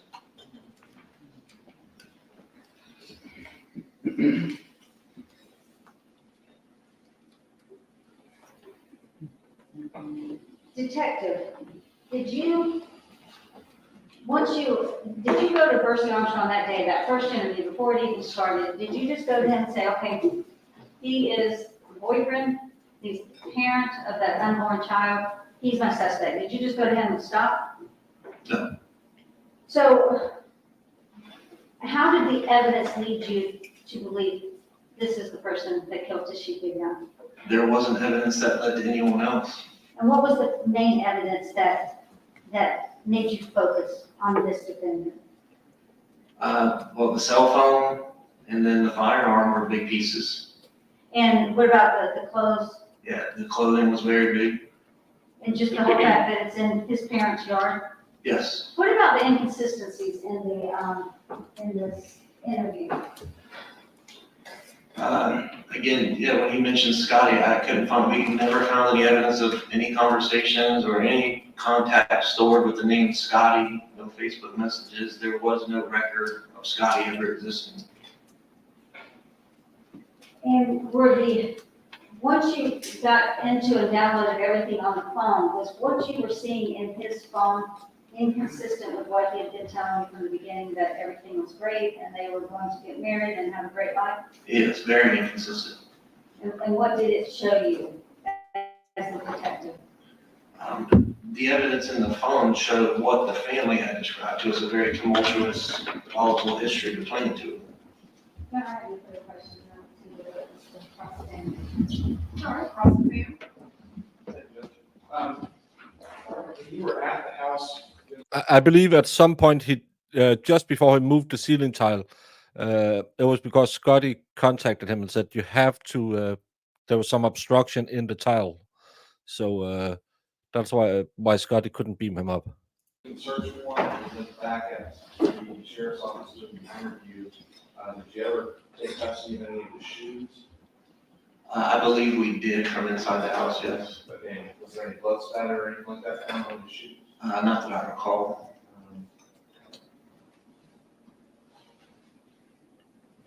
And when was after that interview, when was the next time you went out to Mission Point?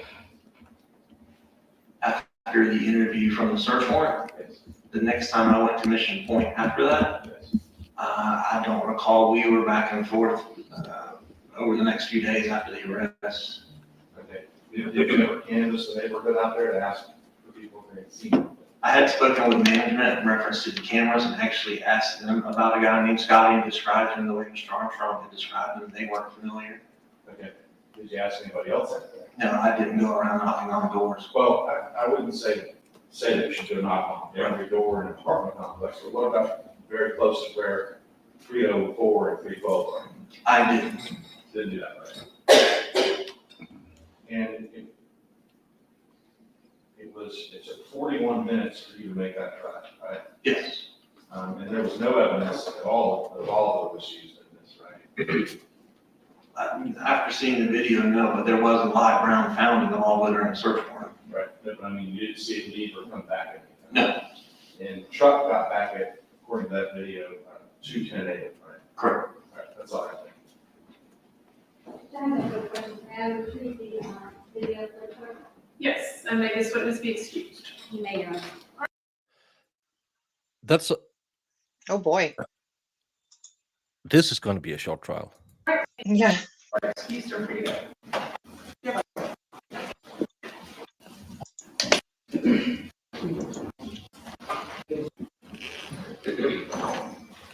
Is this Scotty? Thank you. Good afternoon, Mr. Jones. Good afternoon. And did you just come from work? Yes. I want to ask you, back in July of 2022, who were you employed by? I was employed by traffic control devices. And Can was you that? sit a little, I'm sorry, can you sit a little closer to the microphone? Everyone needs to hear you. Thank you, sir. I was employed by traffic control devices. And was that with the Florida Department of Transportation? Yes, ma'am. How long were you employed by the Florida Department of Transportation or the title you just gave? Saturday? How long were you employed by them? Oh, at least like a year and a half. Yes, ma'am. Year and a half. What was your assigned role? I was a traffic signal technician. Traffic signal technician? Yes, ma'am. I want to turn your attention to July 26, 2022. Were you working that day? Yes, ma'am. Thank you very much for your verbal response. Do you recall what you were doing that day for work? We were on the side of the road, side of 295, getting DMSs, the area DMS boards, the digital message boards on the side of 295. We were cutting some area around on that day. Like cutting the grass around the area, around the pool boxes on the ground. Do you recall what exit you were near on 295? It was about Dunn's. It was in between Dunn's and Trower. At some point while you were working, did you see a phone on the side of the road on the ground? Yes, ma'am, yeah. Did you believe that was actually your phone at the time? Someone at the time I did, yes, ma'am, because when I got in the truck, was parked on the side of the road. I got in the truck, and as soon as I got in the truck, the phone was right on me. So, yes. Did you pick it up? Yes, ma'am, I did. Once you picked it up and realized it wasn't your phone, were you able to determine the owner of the phone? Yes, ma'am, I was. When I got the phone, I seen the phone, it had like two pictures of kids on the phone. So I went into the emergency contact on the phone, and it was his number. So I called the number, talked to this guy, and that was it. I talked to him, so I talked to him. He said who phone it was, then I kept the phone in my possession. And then later on that evening, I went home. I called the police. The police came into my house, got the phone, and that was it.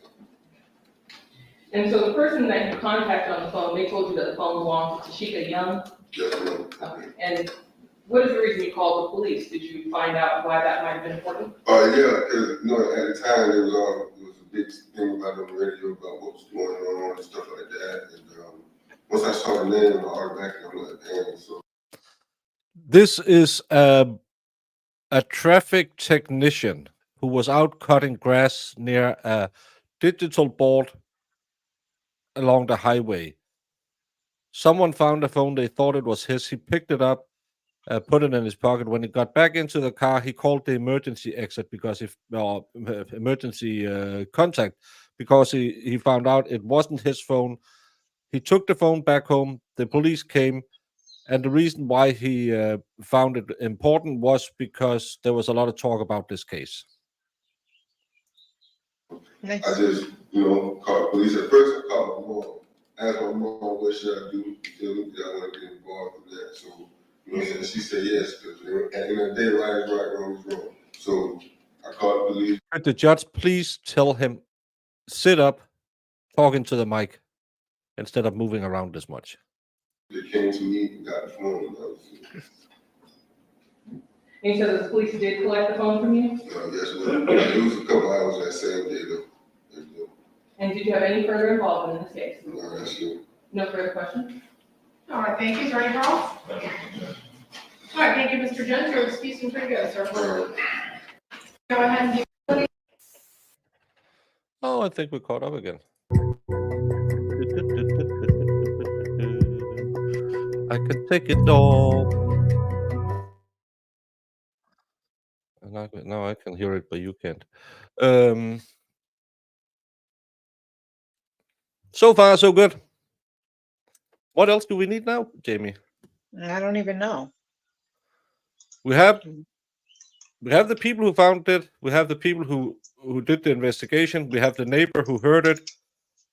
We had the people who found the evidence at the house. We have the guy who found the phone that he dumped. We have the traffic cam of him driving his dad's car or his stepdad's car. We have the police interview where he keeps talking about Scotty. We have the ME.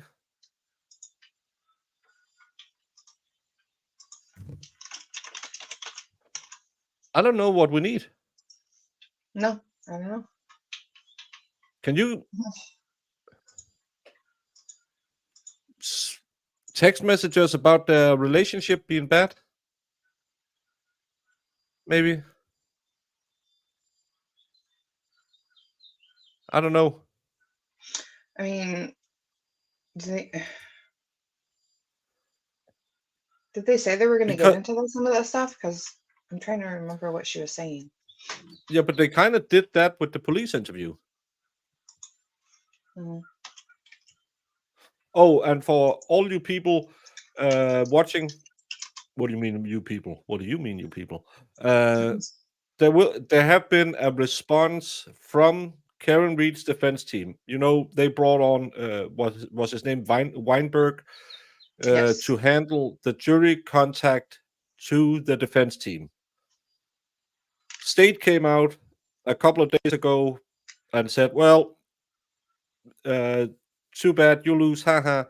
We don't want to listen to it. Really weird way to talk about it.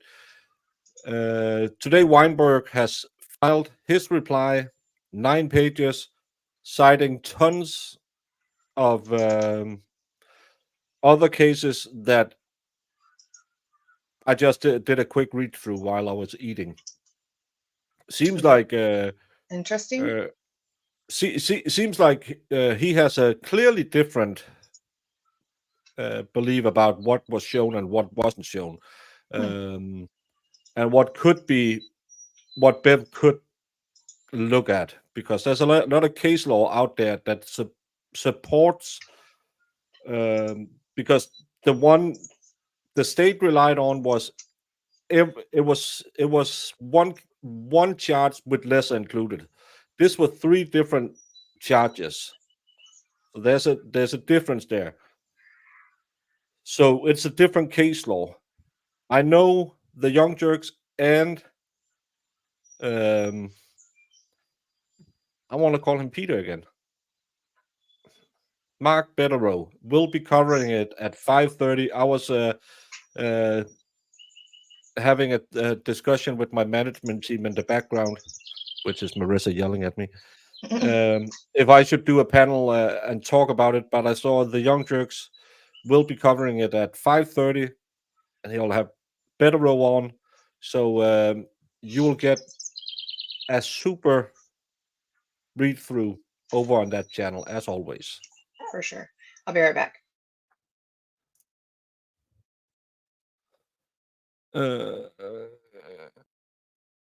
Yeah.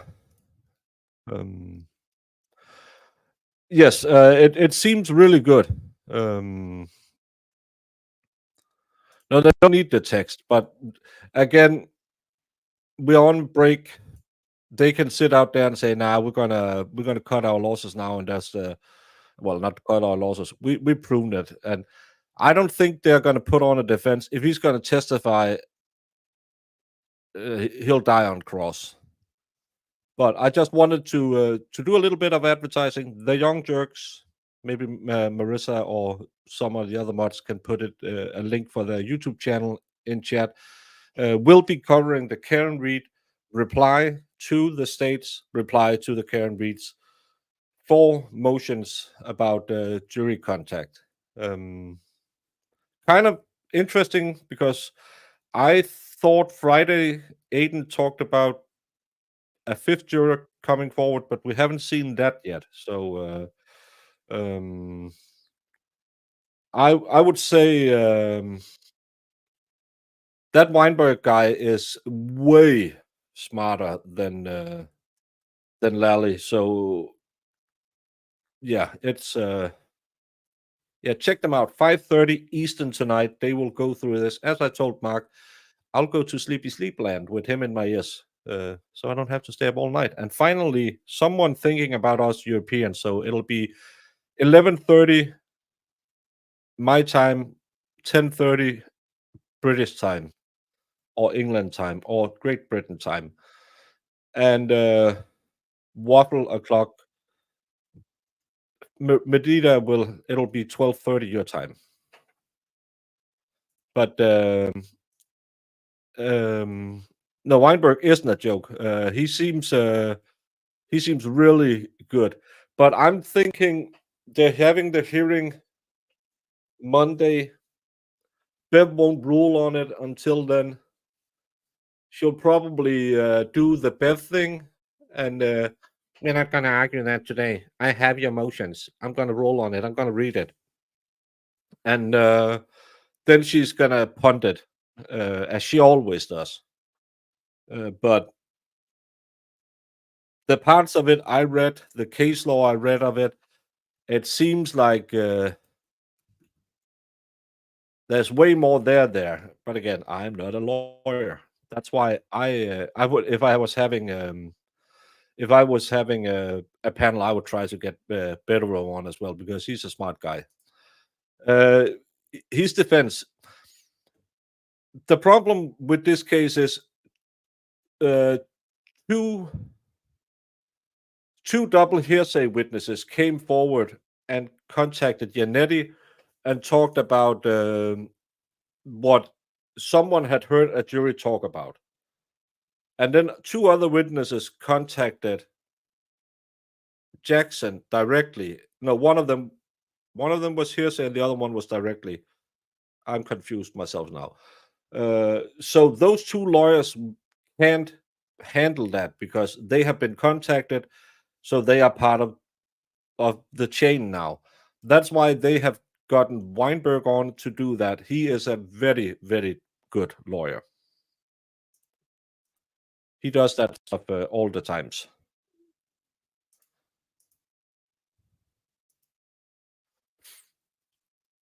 But the gist of it is, Lally didn't understand what was argued. He used the wrong precedent, the wrong interpretation, and that's why he didn't understand the complexity that the defense was arguing, and that's why they believe Lally made a mistake. So that's, in my humble non-lawyer way to explain it, but that's why the Young Jerks 5:30, you will get the best coverage you can get today. I don't know, maybe you can get some better, but those are 2 guys I know will do the absolute best. Watch it tomorrow. Well, I'll fall asleep to it. And it's just a piece of paper. It's not something. Oh, Mick Foley is on the stand, and they forgot to turn on the audio.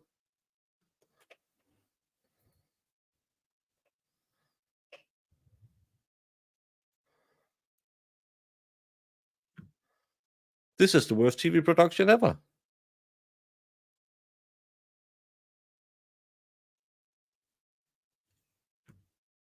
Jesus Christ.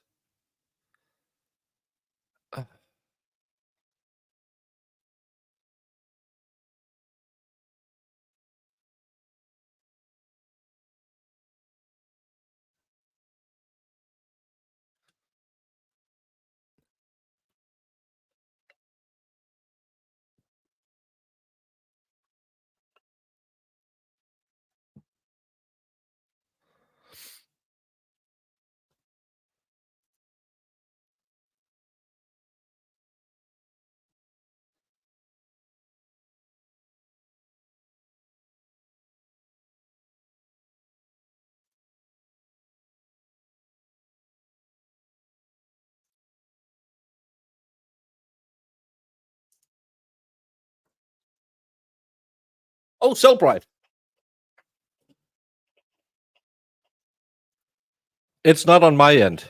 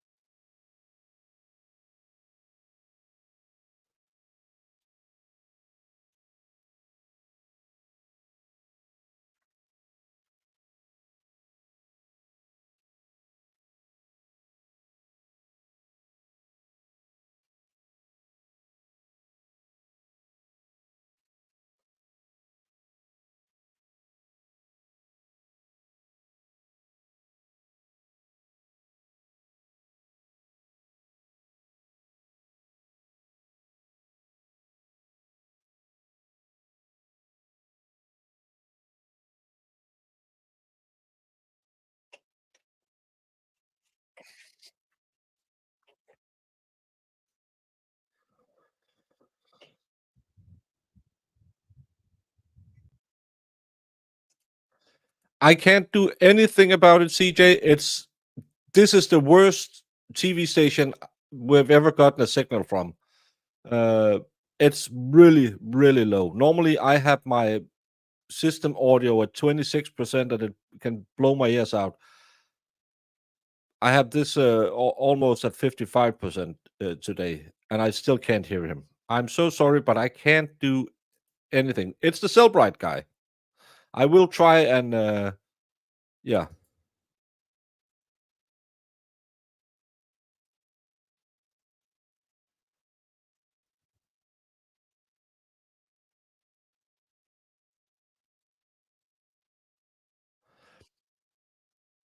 He's just talking about the technicality, how to document receiving the phone.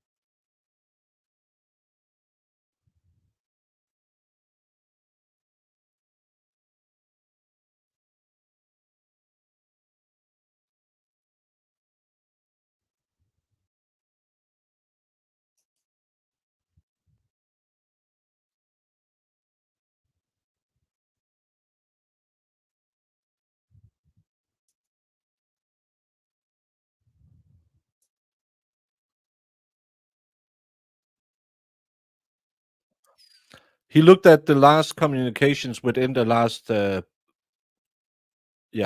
last communications on the phone. Skybell, there is sound. It's just very low, and I think you might be a little bit behind.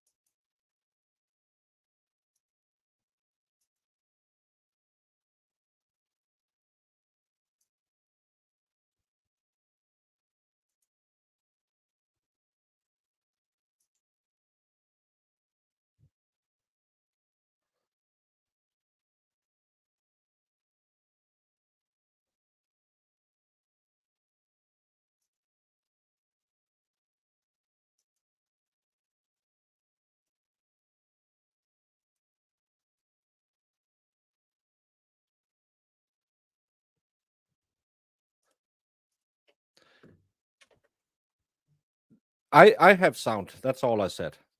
All I can hear. I don't know if you're behind or you're on live, but I can try and refresh it, and but it's just shitty audio.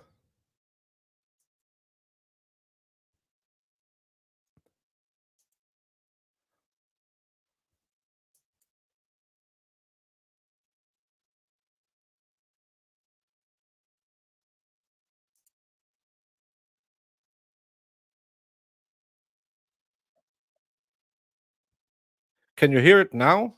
Because uh, now the booster is on, everything's up full. Very loud in my end now.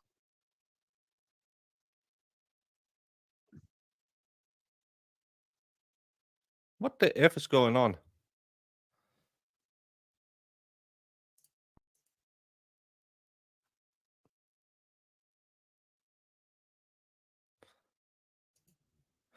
This one. The first thing I do is document the phone, the condition that it's in, anything that might be attached to it, like a wireless charger or additional storage, just to get enough, document how the phone was received by the.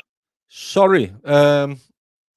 Sometimes StreamYard kicks the connection for the audio, and I didn't see that was coming. The warning had been there. I refreshed it 2 times, and suddenly we had audio again. Well, Valhalla, you're like a woman. You're never satisfied.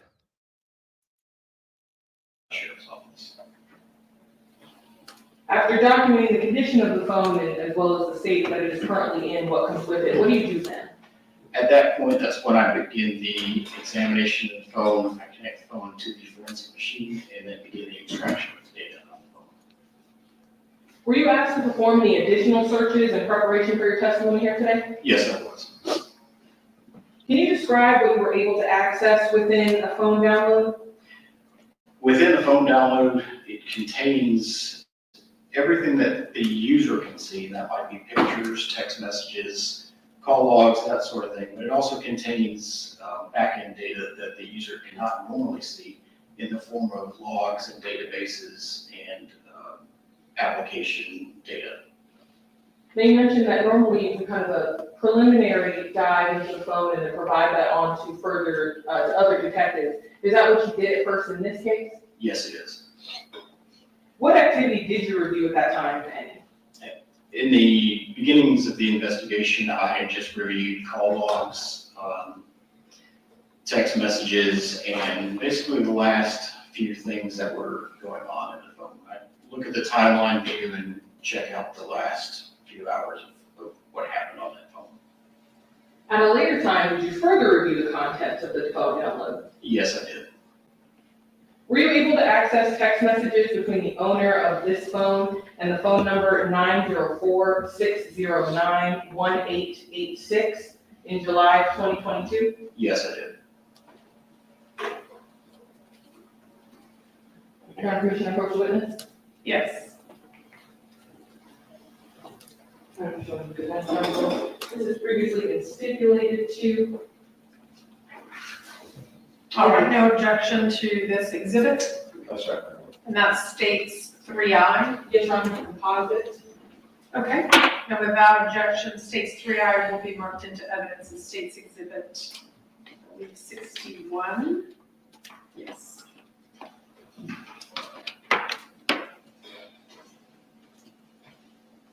Detective, are these messages, and they're of course in a printed format, some of the messages that you were able to see during the phone download and extraction? Yes, they are.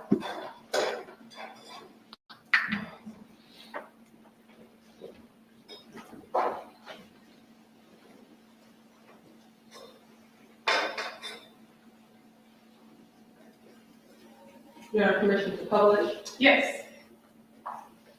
Are these going to be appearing on monitors or by the detective reading?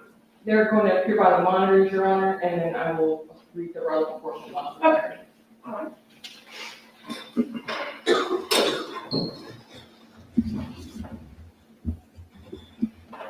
And Detective, can you see on your screen? Yes, ma'am. And is that the same as the message you currently have in front of you as well? Yes, it is.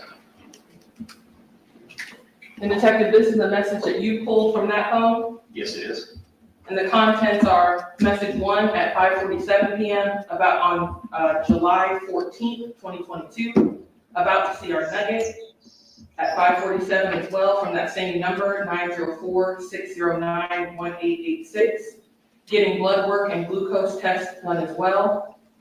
At 6:10 PM from that same number, there appears to be a video of a sonogram. And then at 6:10 PM, there appears to be a picture of a sonogram. Yes, ma'am. Oh, boy. Same thing here, Detective, another set of messages you pulled. Yes. From July 14th, 2022. I'm measuring 9 weeks, 3 days, but according to my period, 8 weeks, 6 days, sent at 2:10 PM from that same number, 904-609-1886. A message from the phone identified as Bursey J. Armstrong. It appears to be a heart emoji, sent at 2:39 PM. Yes. And then a response message from that same number of I cried at 2:58 PM. Yes. It appears that the messages continue on that same date, that the person, the 904-609-1886 at 2:58 PM, like so bad. The next message at 2:58, I'm happy and sad with a sad emoji.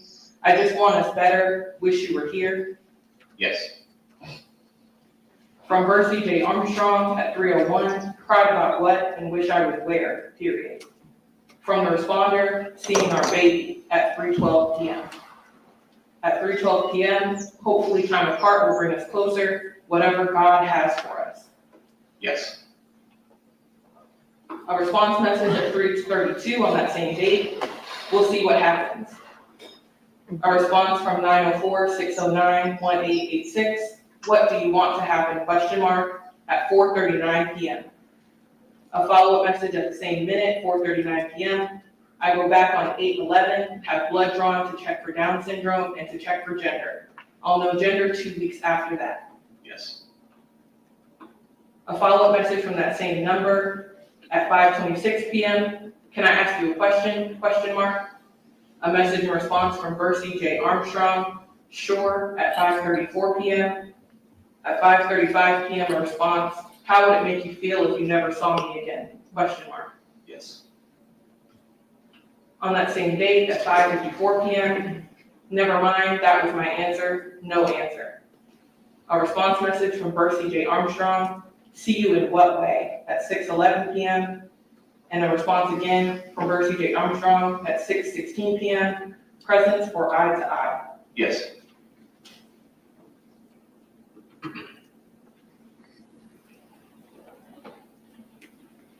And Detective, I'm skipping forward a little bit to the next day on July 15th, 2022.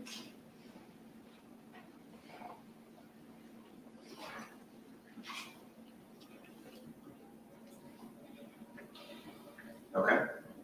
And is this another set of messages that you pulled on that date? Yes, they are. From 904-609-1886. Yes. You're grown, let your family control you and miss out on your kids. My family don't control me, I do what I want with my kids, period, at 4:46 PM.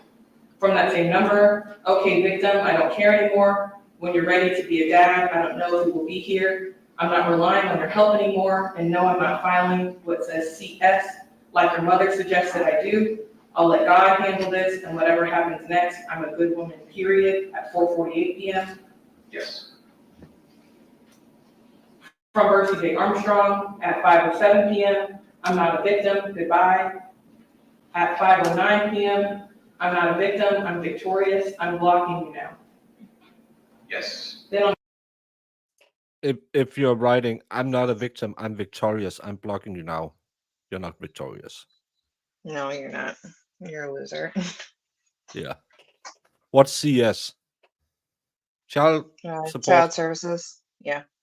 No, mom said she should file for CS. That would be Oh, child child support. support. Yeah. Yeah, child support.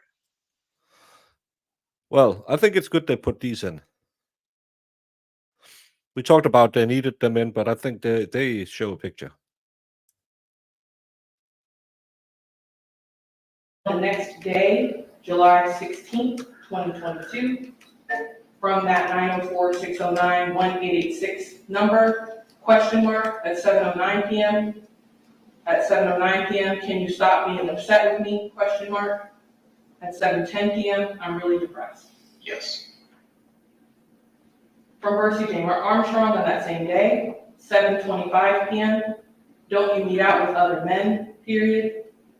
From that same number, 904-609-1886, no, exclamation point, why do you think that, question mark. If that was the case, I wouldn't be crying and depressed. You really don't know me. I'm not one of these other women you've dealt with. 7:28 p.m., I just want for you to fight, the word is GOT, me for once. Yes. At 7:46 p.m. There's looking to be a correction from that same number at 7:46, 4 with an asterisk. Follow-up message at 8:53 p.m. GN, we love you, period. Yes. The next day, from Bursey Armstrong on July 17th, I'm straight, period. Yes. A continuing message from him at 8:21 p.m.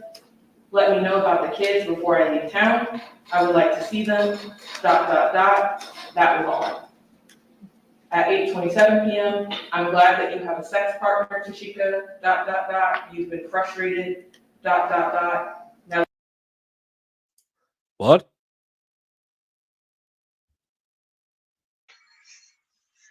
What? I'm glad you have a sex partner. You've been frustrated. I think he's just trying to get at her. Because he keeps accusing her of sleeping with other men, so. Oh, okay. Let's keep it about the kids. A reply at 904-609-1886 of I don't, I'm straight at 8:28 p.m. Another message from that number at 8:29 p.m. Let's keep it about the kids, superhero, with a smiley face. I have nothing to say to you. With a response at 8:32 p.m. from Bursey J. Armstrong with a kissing face emoji. Yes. On that same day, 8:32 p.m. from Bursey J. Armstrong, arrange it with Jay, period. A message from that same number that this chat has been with. I'm not communicating with your family. That shit is dead. Goodbye. At 8:33 p.m. At 8:33 p.m., a message from that same number. I'm straight. Yes. I'm straight. What does that mean? Like, I'm good? Am I wrong? I think that's what that means. Someone who speak Florida. Because I'm straight for me is what I did with Valhalla was just a one-night thing. Yeah, like, I'm good, I'm okay. Okay, yeah. It's. I know how it can confuse you. You don't speak Florida. Yeah, it's to me. I got that when he said it the first time. I thought, did she accuse him of being a butt pirate? And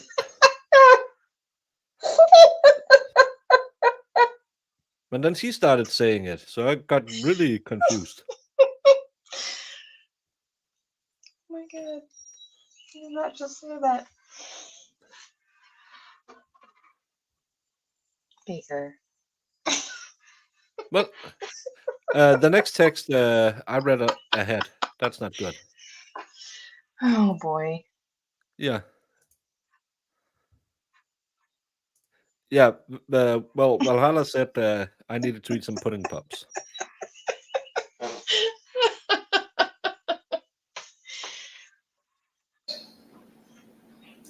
It appears at 8:37 p.m. that there's a link to Apple Music with an album Dead to Me from that same number. Yes. At 8:37 p.m., a response from Bursey J. Armstrong. You've been a dead woman, you'll never be alive. Yes.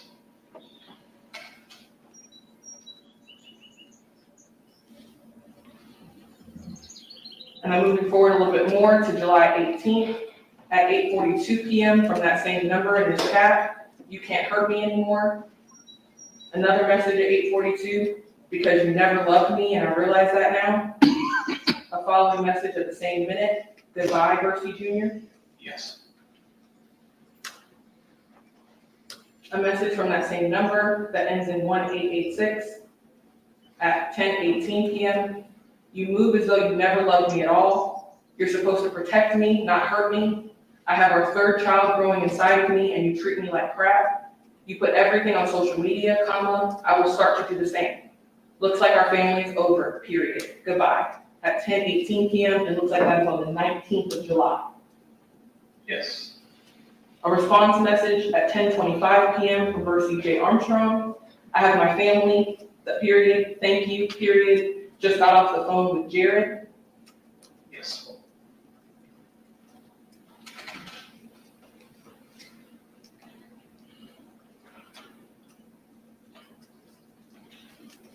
On July 20th, 2022, from Bursey J. Armstrong. You can meet whoever you need to meet with at the splash pads, smiley face, at 6 p.m. I sent another message from Mr. Armstrong. You were the wrong woman to try to have a family with. I should have never given you an engagement ring. Go meet at the splash pad now, period, at 6. Splash pad? There's so many words I don't understand. What's a splash pad? What? I have to come and mute for you. Well, they have these things at the park for kids and stuff. It's like water that sprays up and stuff, and you can like go over and run around in the sprinklers. It's like a splash Oh, pad. so it's like a water fountain thing. So Yeah. they can keep cool. Yeah. So that's a hookup spot in Florida. Apparently, I guess. Jesus Christus. Water sprayers, sprinklers at park. Yeah. Yeah. Okay. Yeah. I'm not putting that one up, Fedorowski. So 6 p.m. and a laughing emoji as a following message. Yes. On that same date, on the 20th, at 6:06 p.m., I'm just sitting back and watching. Also from Mr. Armstrong at 6:11 p.m., keep playing in my face and watch what happens, with a kissing emoji. A response from that same number, that ends in 1886 at 6:12 p.m., thanks for being honest. Yes. A response from Mr. Armstrong at 6:12 p.m., goodbye. Another message, erased, with a picture that appears to be himself as well as him. Yes. At 6:18 p.m. Correct. At 6:21 p.m., a message from Mr. Armstrong, I don't need it splash pads, ... That's your peasant friend, ... Go join him, period. At 6:21 p.m., with a smiley face sent at 6:25 p.m., with a response the next day on the 21st of July. You really know how to hurt me. I don't think I'll ever be the same after this. Sent at 11:45 a.m. A response from Bursey J. Armstrong. IDK, what you're talking about, ... You have a man to talk to, ... Deal with him. Sent at 12:39 p.m. A response from that same number ending in 1886. You don't talk to anyone. I don't talk to anyone, period. You are really delusional. Sent at 12:51 p.m. Yes. Another message at 12:51 p.m. I'm pregnant, dumbass, period, by capital Y, capital O, capital U, period. A message from that same number at 12:52. Today, 4 years ago, was when we found out I was pregnant for the first time. You suck, period. You want me to be miserable. Dating is the last thing on my mind. And you should know sex doesn't move me. I don't need that shit either. A following message, I think you keep putting that on me because you talk to other women and have been for a while. God will deal with you. I don't even care anymore, honestly. I'm mentally checking out. Sent at 5:45 p.m. A response from Mr. Armstrong, you try to hurt me, ... Sent at 6:35 p.m. A response at 6:37 p.m. I don't, and I'm sorry you feel that way. I just want to feel safe around No, they, as long as she reads them verbatim, it doesn't matter who reads them. He can just testify, yes, this is what I downloaded from the phone. Sometimes, like in the Karen Reed case, one side reads one and the other side read another, and we saw it in the the guy from Tennessee who went to Texas. Can't remember his name, Sergeant Dumb, Yeah. where the prosecutor and the most uncomfortable detective read spicy text that was the least spicy text in the world. If you haven't seen those texts, go read them. They are absolutely vanilla. You are supposed to protect me and the kids always. Yes. Another message at 3:37 p.m. on the 21st from Mr. Armstrong. Women have sex, etc. during pregnancies all the time, ... How are you different? A response at 3:46 p.m. Never have I ever had any sex with no other person than you since being with you. I didn't have a lot of bodies when you met me. You have me confused. And most importantly, I'm not endangering my unborn life with random things not good. Sent at 3:46 p.m. Yes. Yes. Our response from Mr. Armstrong at 3:48 p.m. Nice to know. A following message: people or PPL wear condoms too, and all condoms don't make you break out. ... But send me photos of the kids. A response from the same number that ends in 1886. I'm not having sex! ! I don't care about sex. You probably are though. The way you blocked me on everything says enough. Yes.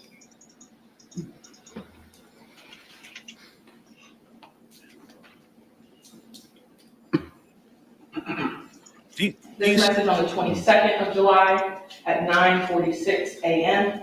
from Mr. Armstrong. You don't even like me.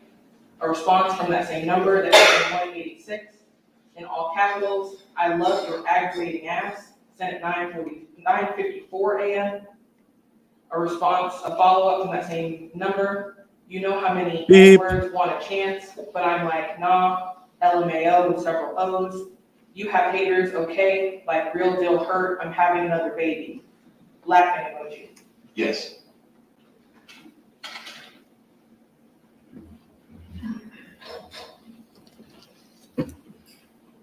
Sent later on that same day on the 22nd of July, 2022, from Mr. Armstrong. Some people position themselves in certain places, and Jacksonville wasn't it for me.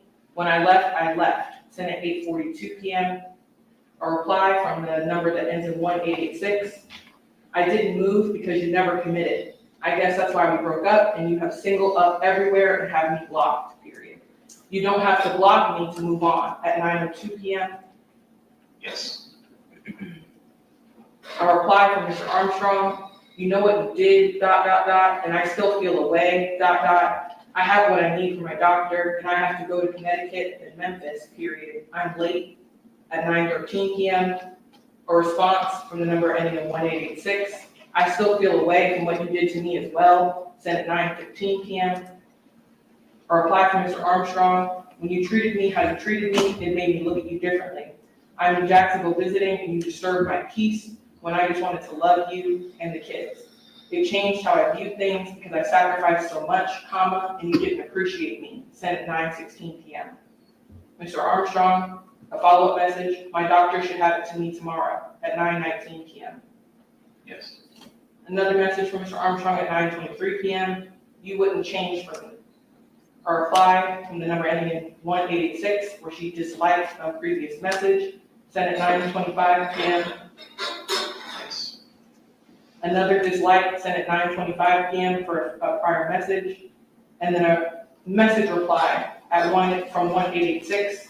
You have pride issues. Sent at 9:25 p.m. Yes. Another message from that number. Maybe when you leave, you'll see your family is important.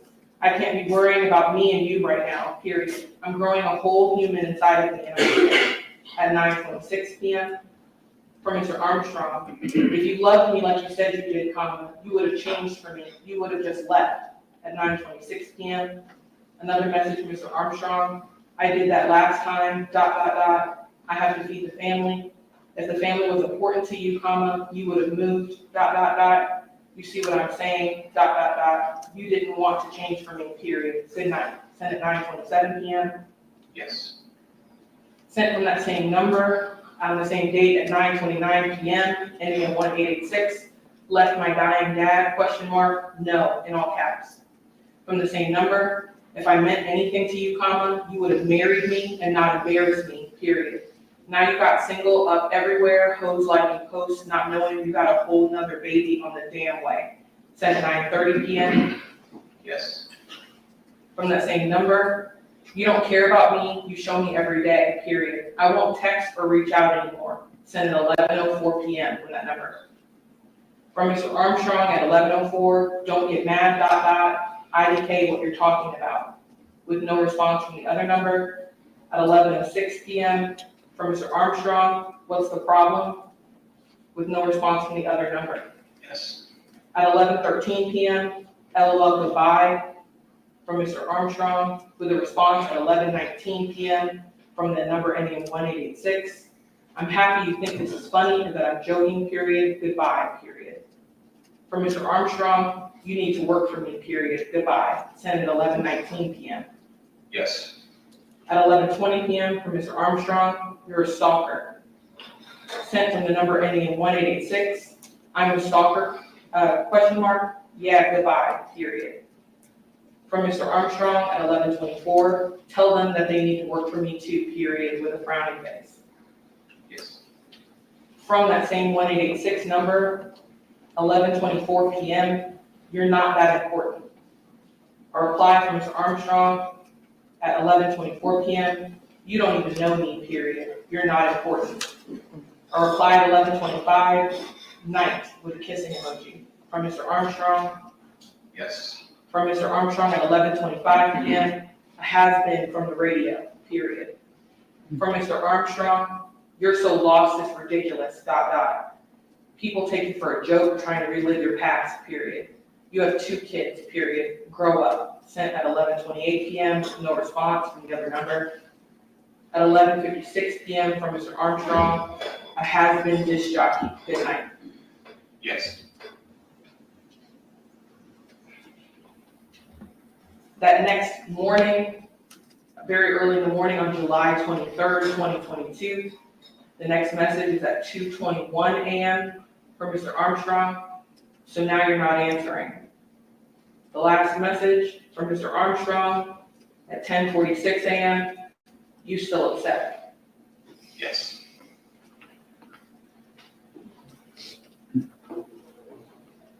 Detective, were you able to review the activity on the phone for the late hours of July 22nd, 2022, the early morning hours of July 23rd, 2022? Yes, it was.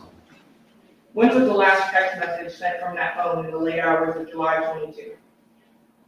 From the deceased phone or the? Apologies, from the defendant's phone. From the defendant's phone, the last message to the deceased phone was at 10:46 a.m.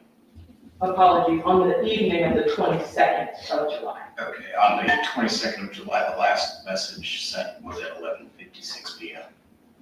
And that was a has-been disc jockey? Yes, ma'am. And when was the next text message sent?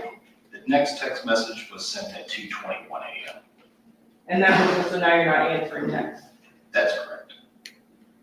You mentioned activity on the phone. What kind of activity is common to see on a cell phone? Common on a cell phone would be activity of the user interacting with the phone. It might be through an app. They may be powering on or powering off the phone. They may be locking and unlocking the phone, using text messaging, using the phone, using any sort of application. That's the kind of things we can see by looking at the activity. Prior to that last text message at 11:56, what kind of activity could you see on that phone? On the phone itself, there was regular usage of social media apps like Instagram, Twitter. There was also usage of the text messaging application native to the iPhone, as well as the browser, the Safari browser. There was also regular usage of unlocking and locking into the device. And does that activity continue after that message? After which message? Apologies, after the 11:56 text message. Yes, ma'am. That activity continued until approximately 12:17 a.m. And when you say ended, can you describe what you observed that happened at 12:17 a.m.? So the phone went from a pattern of regular usage through applications, the camera, the phone, and the text messaging application.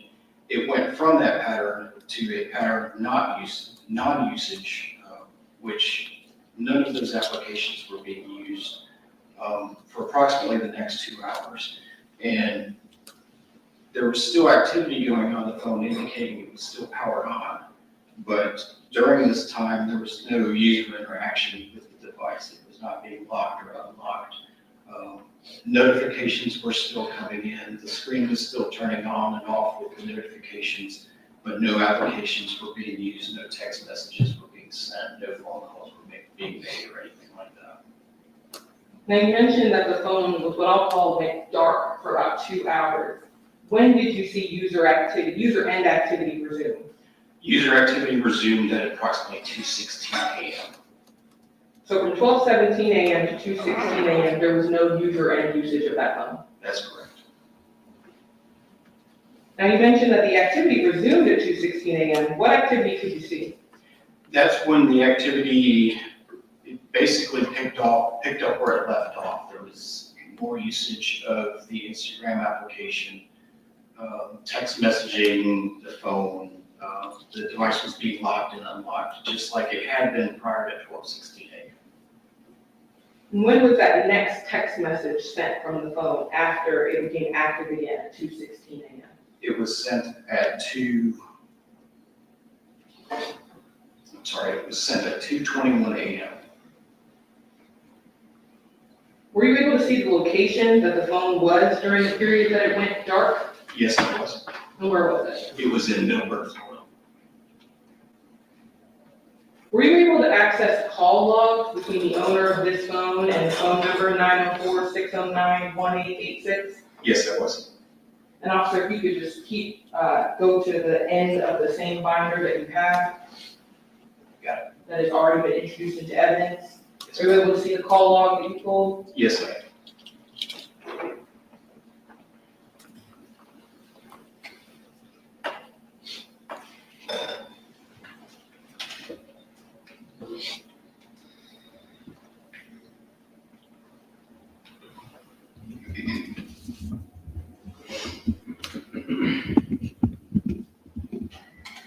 Now, Detective, can you see on your screen the same call log in front of you?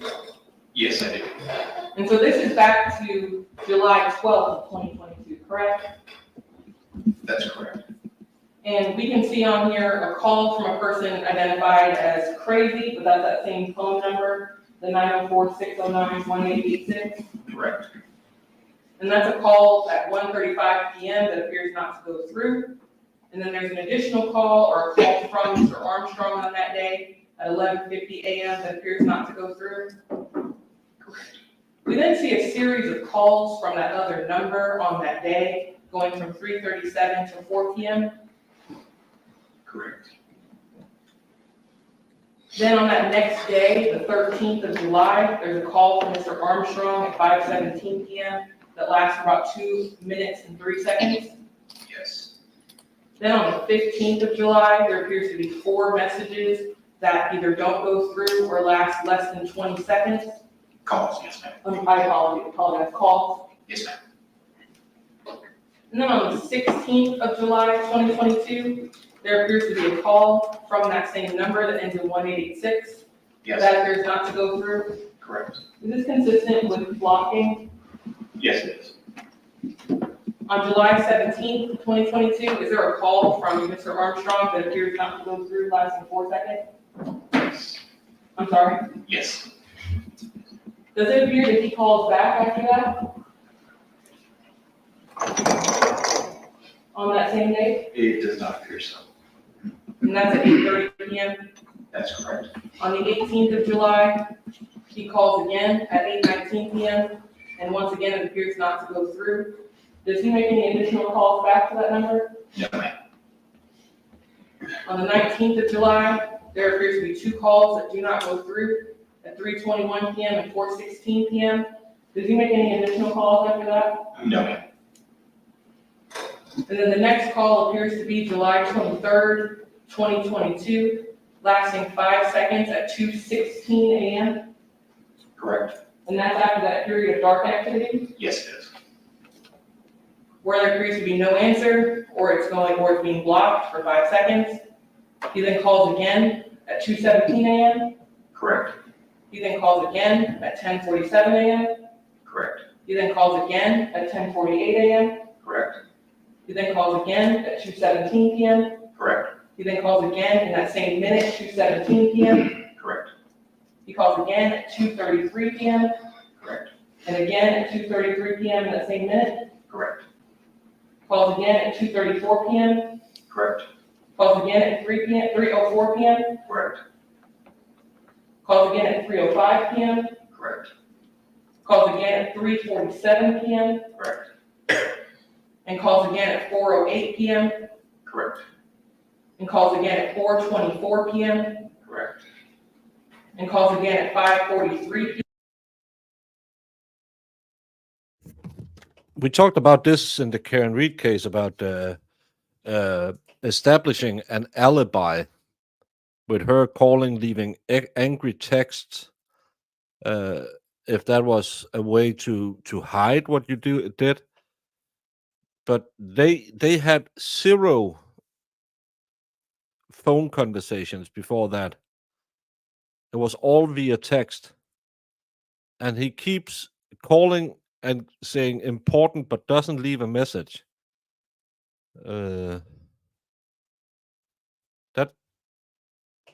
That to me, that seems weird.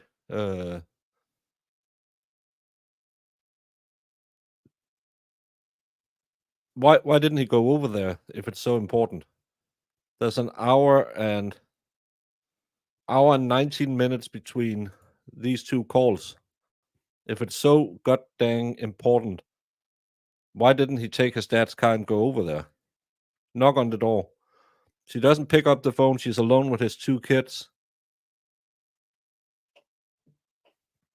Doesn't leave a message, just say important. That's weird to me. PM. Correct. Again at 5:44 PM. Correct. At 6:17 PM. Correct.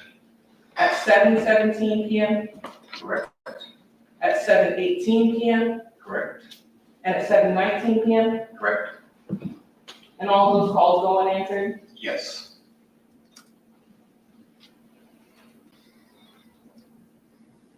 Detective, based on their prior call history, was that common for the defendant to call the victim's phone 24 times in a 24-hour period? No, it was not. Detective, were you able to access contacts and social media applications on the phone? Yes, it was. Could you see any calls, messages via text or social media apps like Facebook, Instagram, anything from a person by the name of Scott, Scotty, or Scotty P? I conducted a global search across the data, the entire data on this cell phone, and I did not see anything related to Scott, Scotty B, or any iteration thereof. And you didn't see any messages to the phone on the day of the murder requesting a meetup to return a firearm? I did not see any of those messages. Move to confirm. All right. No further questions. Cross-exam. No questions, sir. All right, may this witness be excused? Yes, sir. Hi, being detective, you're excused. Sir. Yes.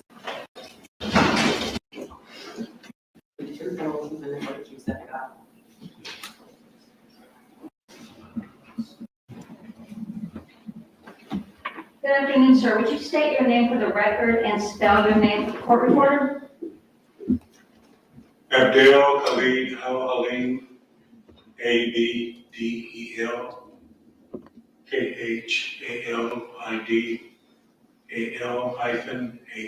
This is his stepdad. Now, sir, how do you know Bursey Armstrong Jr.? He's my stepson. In July of 2022, what address were you living at?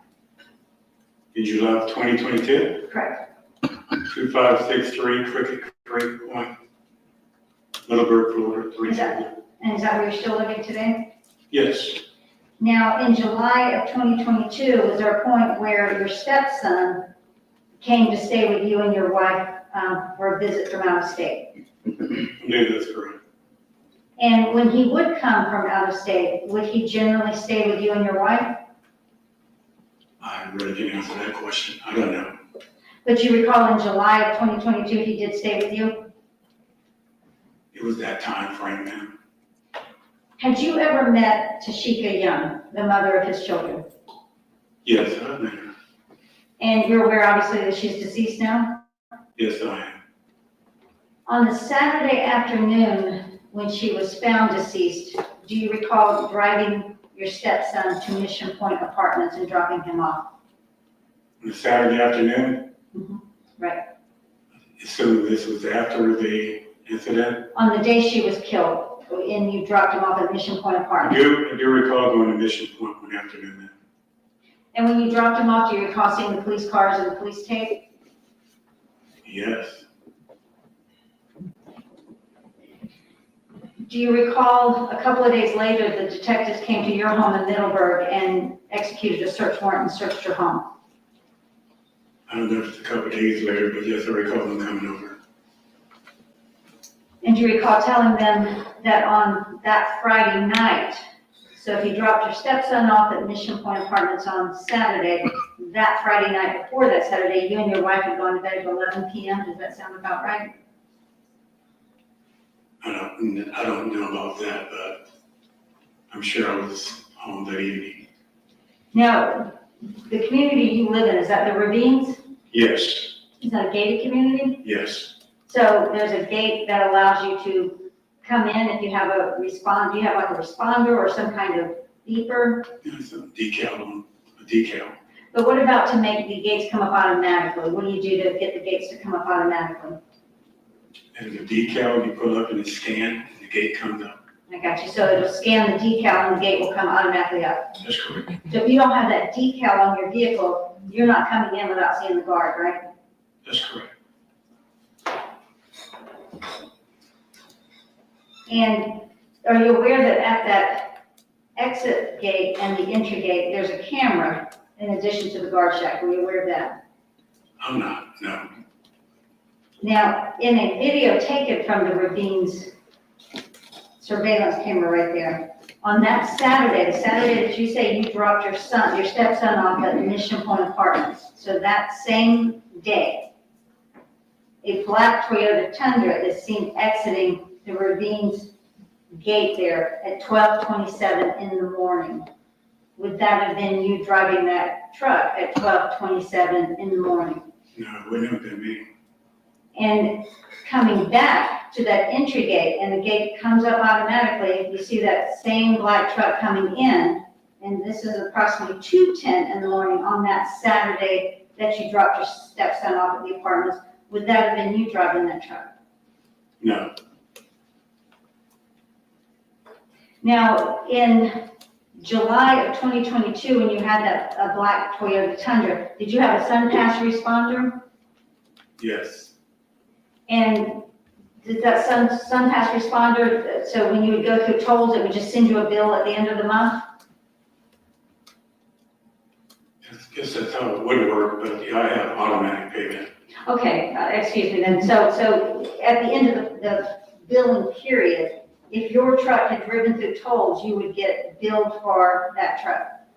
Yes. Can I say yes? Yes, Did you yourself frequently drive on State Road 23, that toll road near Blanding Boulevard? that's a typical route for me. So you're aware that there's tolls, there's about 5 tolls along that road going from Blanding up to I-10? Yes, I am.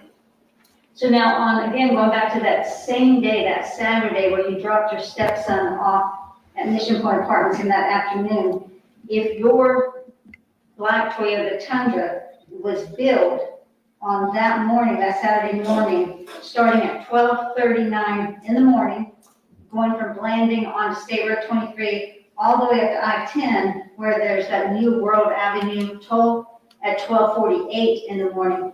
Would that have been you driving that truck on that toll road that morning? No, And then on that same morning, but coming back, that same black Toyota Tundra with your SunPass is now picked up going from I-10 headed towards Blanding Boulevard, starting at 1:51 in the morning and getting off at the toll road at 2 o'clock in the morning. Would that have been you driving that truck? no,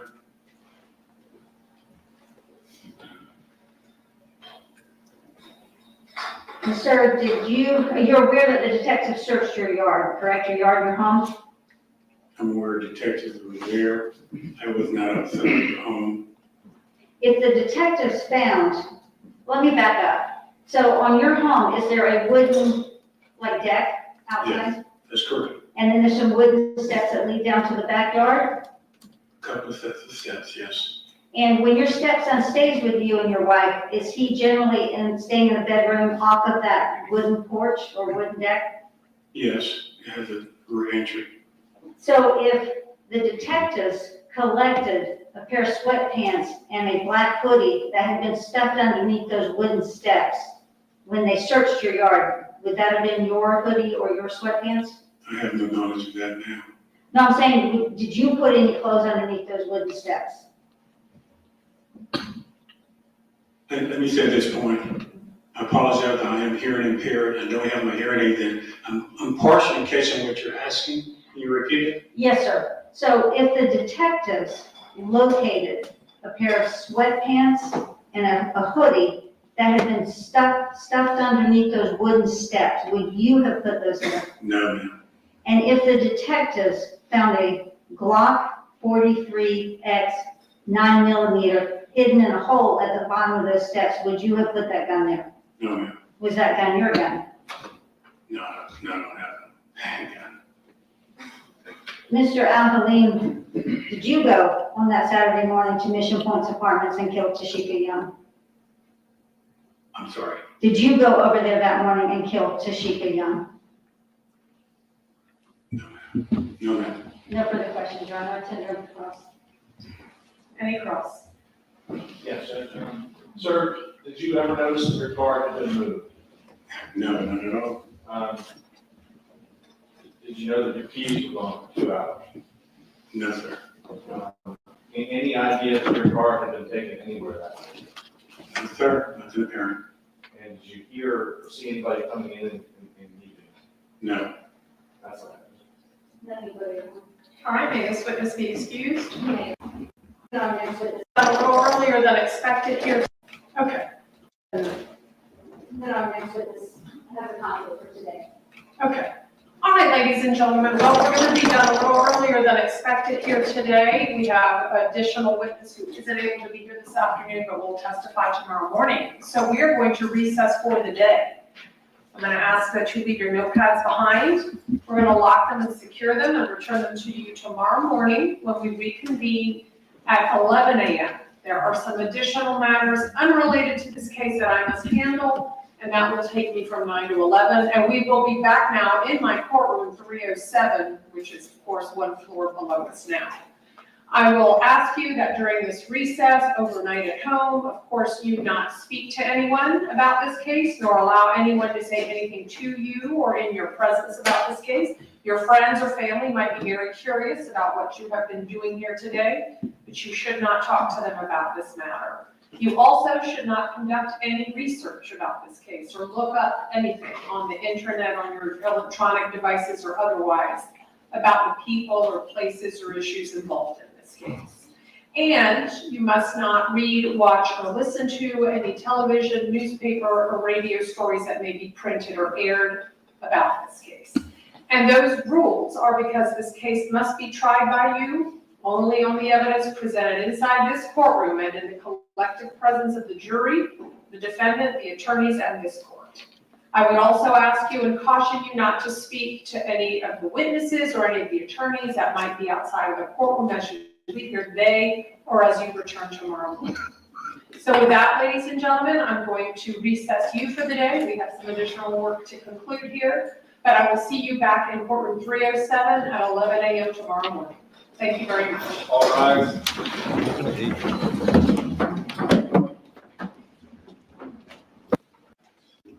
We will resume tomorrow at 11 o'clock and report to 3:07. But let's use this time now then, even though we are not done with the case, and as I understand, the state still has some witnesses, and then tomorrow I will colloquy with the defendant about whether or not he wishes to testify or see what other matters may be presented. Let's go ahead and review the jury instructions so that we can use this time to do our charge. So both sides agreeable to that? Yes.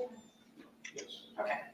And so let's all begin with the proposed instructions that were submitted earlier. And the way I like to do this is going page by page, since the jury will have one hard copy of the instructions for their use during deliberations to make sure there are no objections to anything on any page. So I'll hear either consent or object to the jury instructions.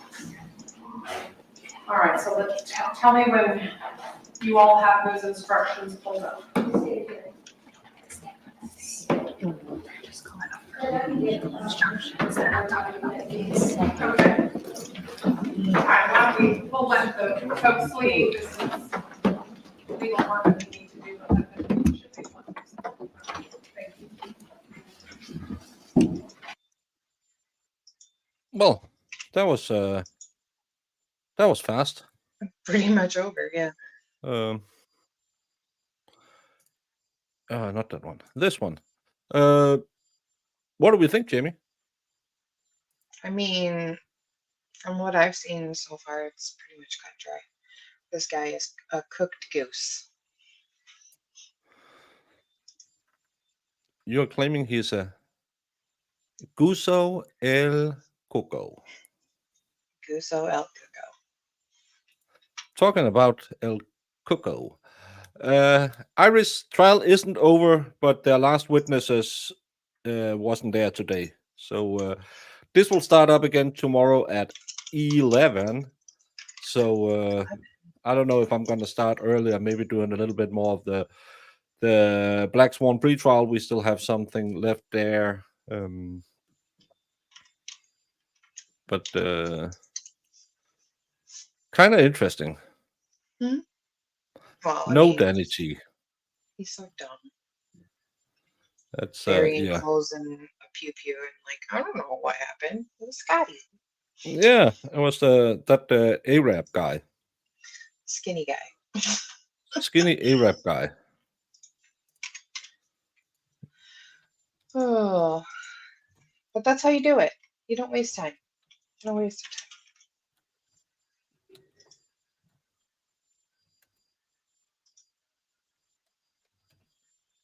Yeah, it's that's how trial is. Not all of who, if any, scored the final goal in the basketball. What, if any, snow was on the tarmac? It's just putting in evidence. That's how you're supposed to do it. It's not Matlock. It's not all that smexy, but it's efficient. And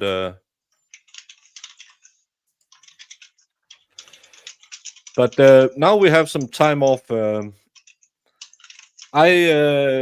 I'm gonna set up a stream for 4:30, and me and Valhalla would look at the Karen Reed thing, and we can do that. So we have some time. I might try to reach out to someone else and see if they are ready, or they may have some time or whatever. But we will read that at 4:30 and see what's in it. That'll give me 50 minutes to set that up. Yeah. And other than that, we'll be back tomorrow, 9, 11. Figure it out. Turn on notification, blah, blah, blah, blah, YouTube thing, blah, blah, blah, click things. All that jazz. as they say in Chicago. All that jazz. Yeah. Haven't you watched Chicago? I know it. Yeah, I've said all that jazz before. Yeah. I've used that phrase. But And everyone that is here, we have a Discord. You can join it, have some fun with us, talk about the cases that we're doing. We do voice chats. We do movie nights. We do all kinds of stuff in there. Be part of the community. yeah, and to all you old people over on Twit, we would love to hear from you in chat. That's the best part of these live streams, is sitting in chat and discussing what we're seeing. So please, if you use YouTube, come over here and have fun with us. We will try to rein in Danny T. Sometimes. And congratulations, Fedorowski, with your new child. Yeah, you have a new birthright.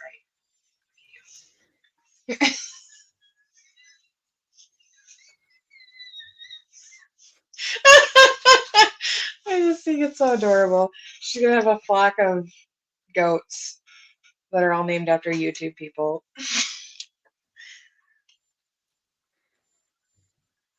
It's yeah.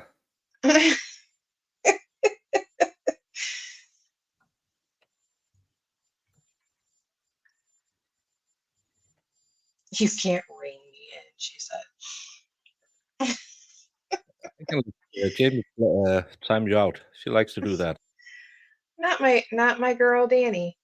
You No. can't pay me enough to time her out. Well, you might be able to, Fedorowski, 4:30. 4:30. but I like a flock, Danny. A flock of goats.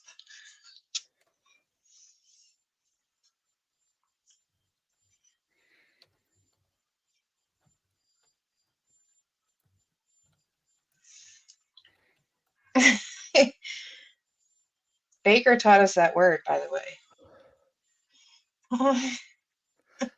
He's the bad one. I thought it meant fish. Well, Fish is Reba. It's close.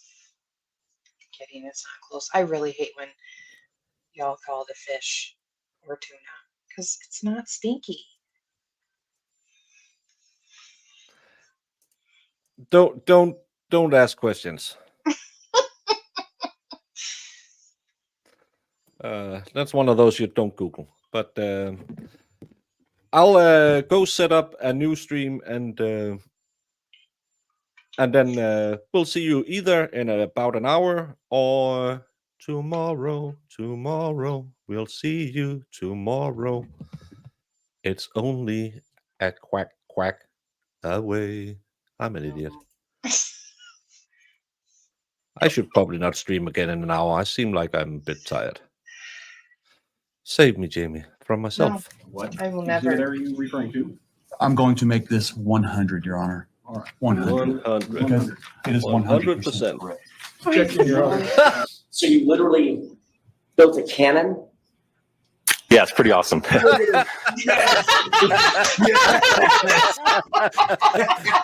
All right, I'm in love. back. Please do that again. Oh, that was the cutest thing I've ever seen. While I'm waiting for this, did you, whether it's true or not, believe that Mr. Randolph had slept with your wife? I wouldn't have cared. You wouldn't have cared? No.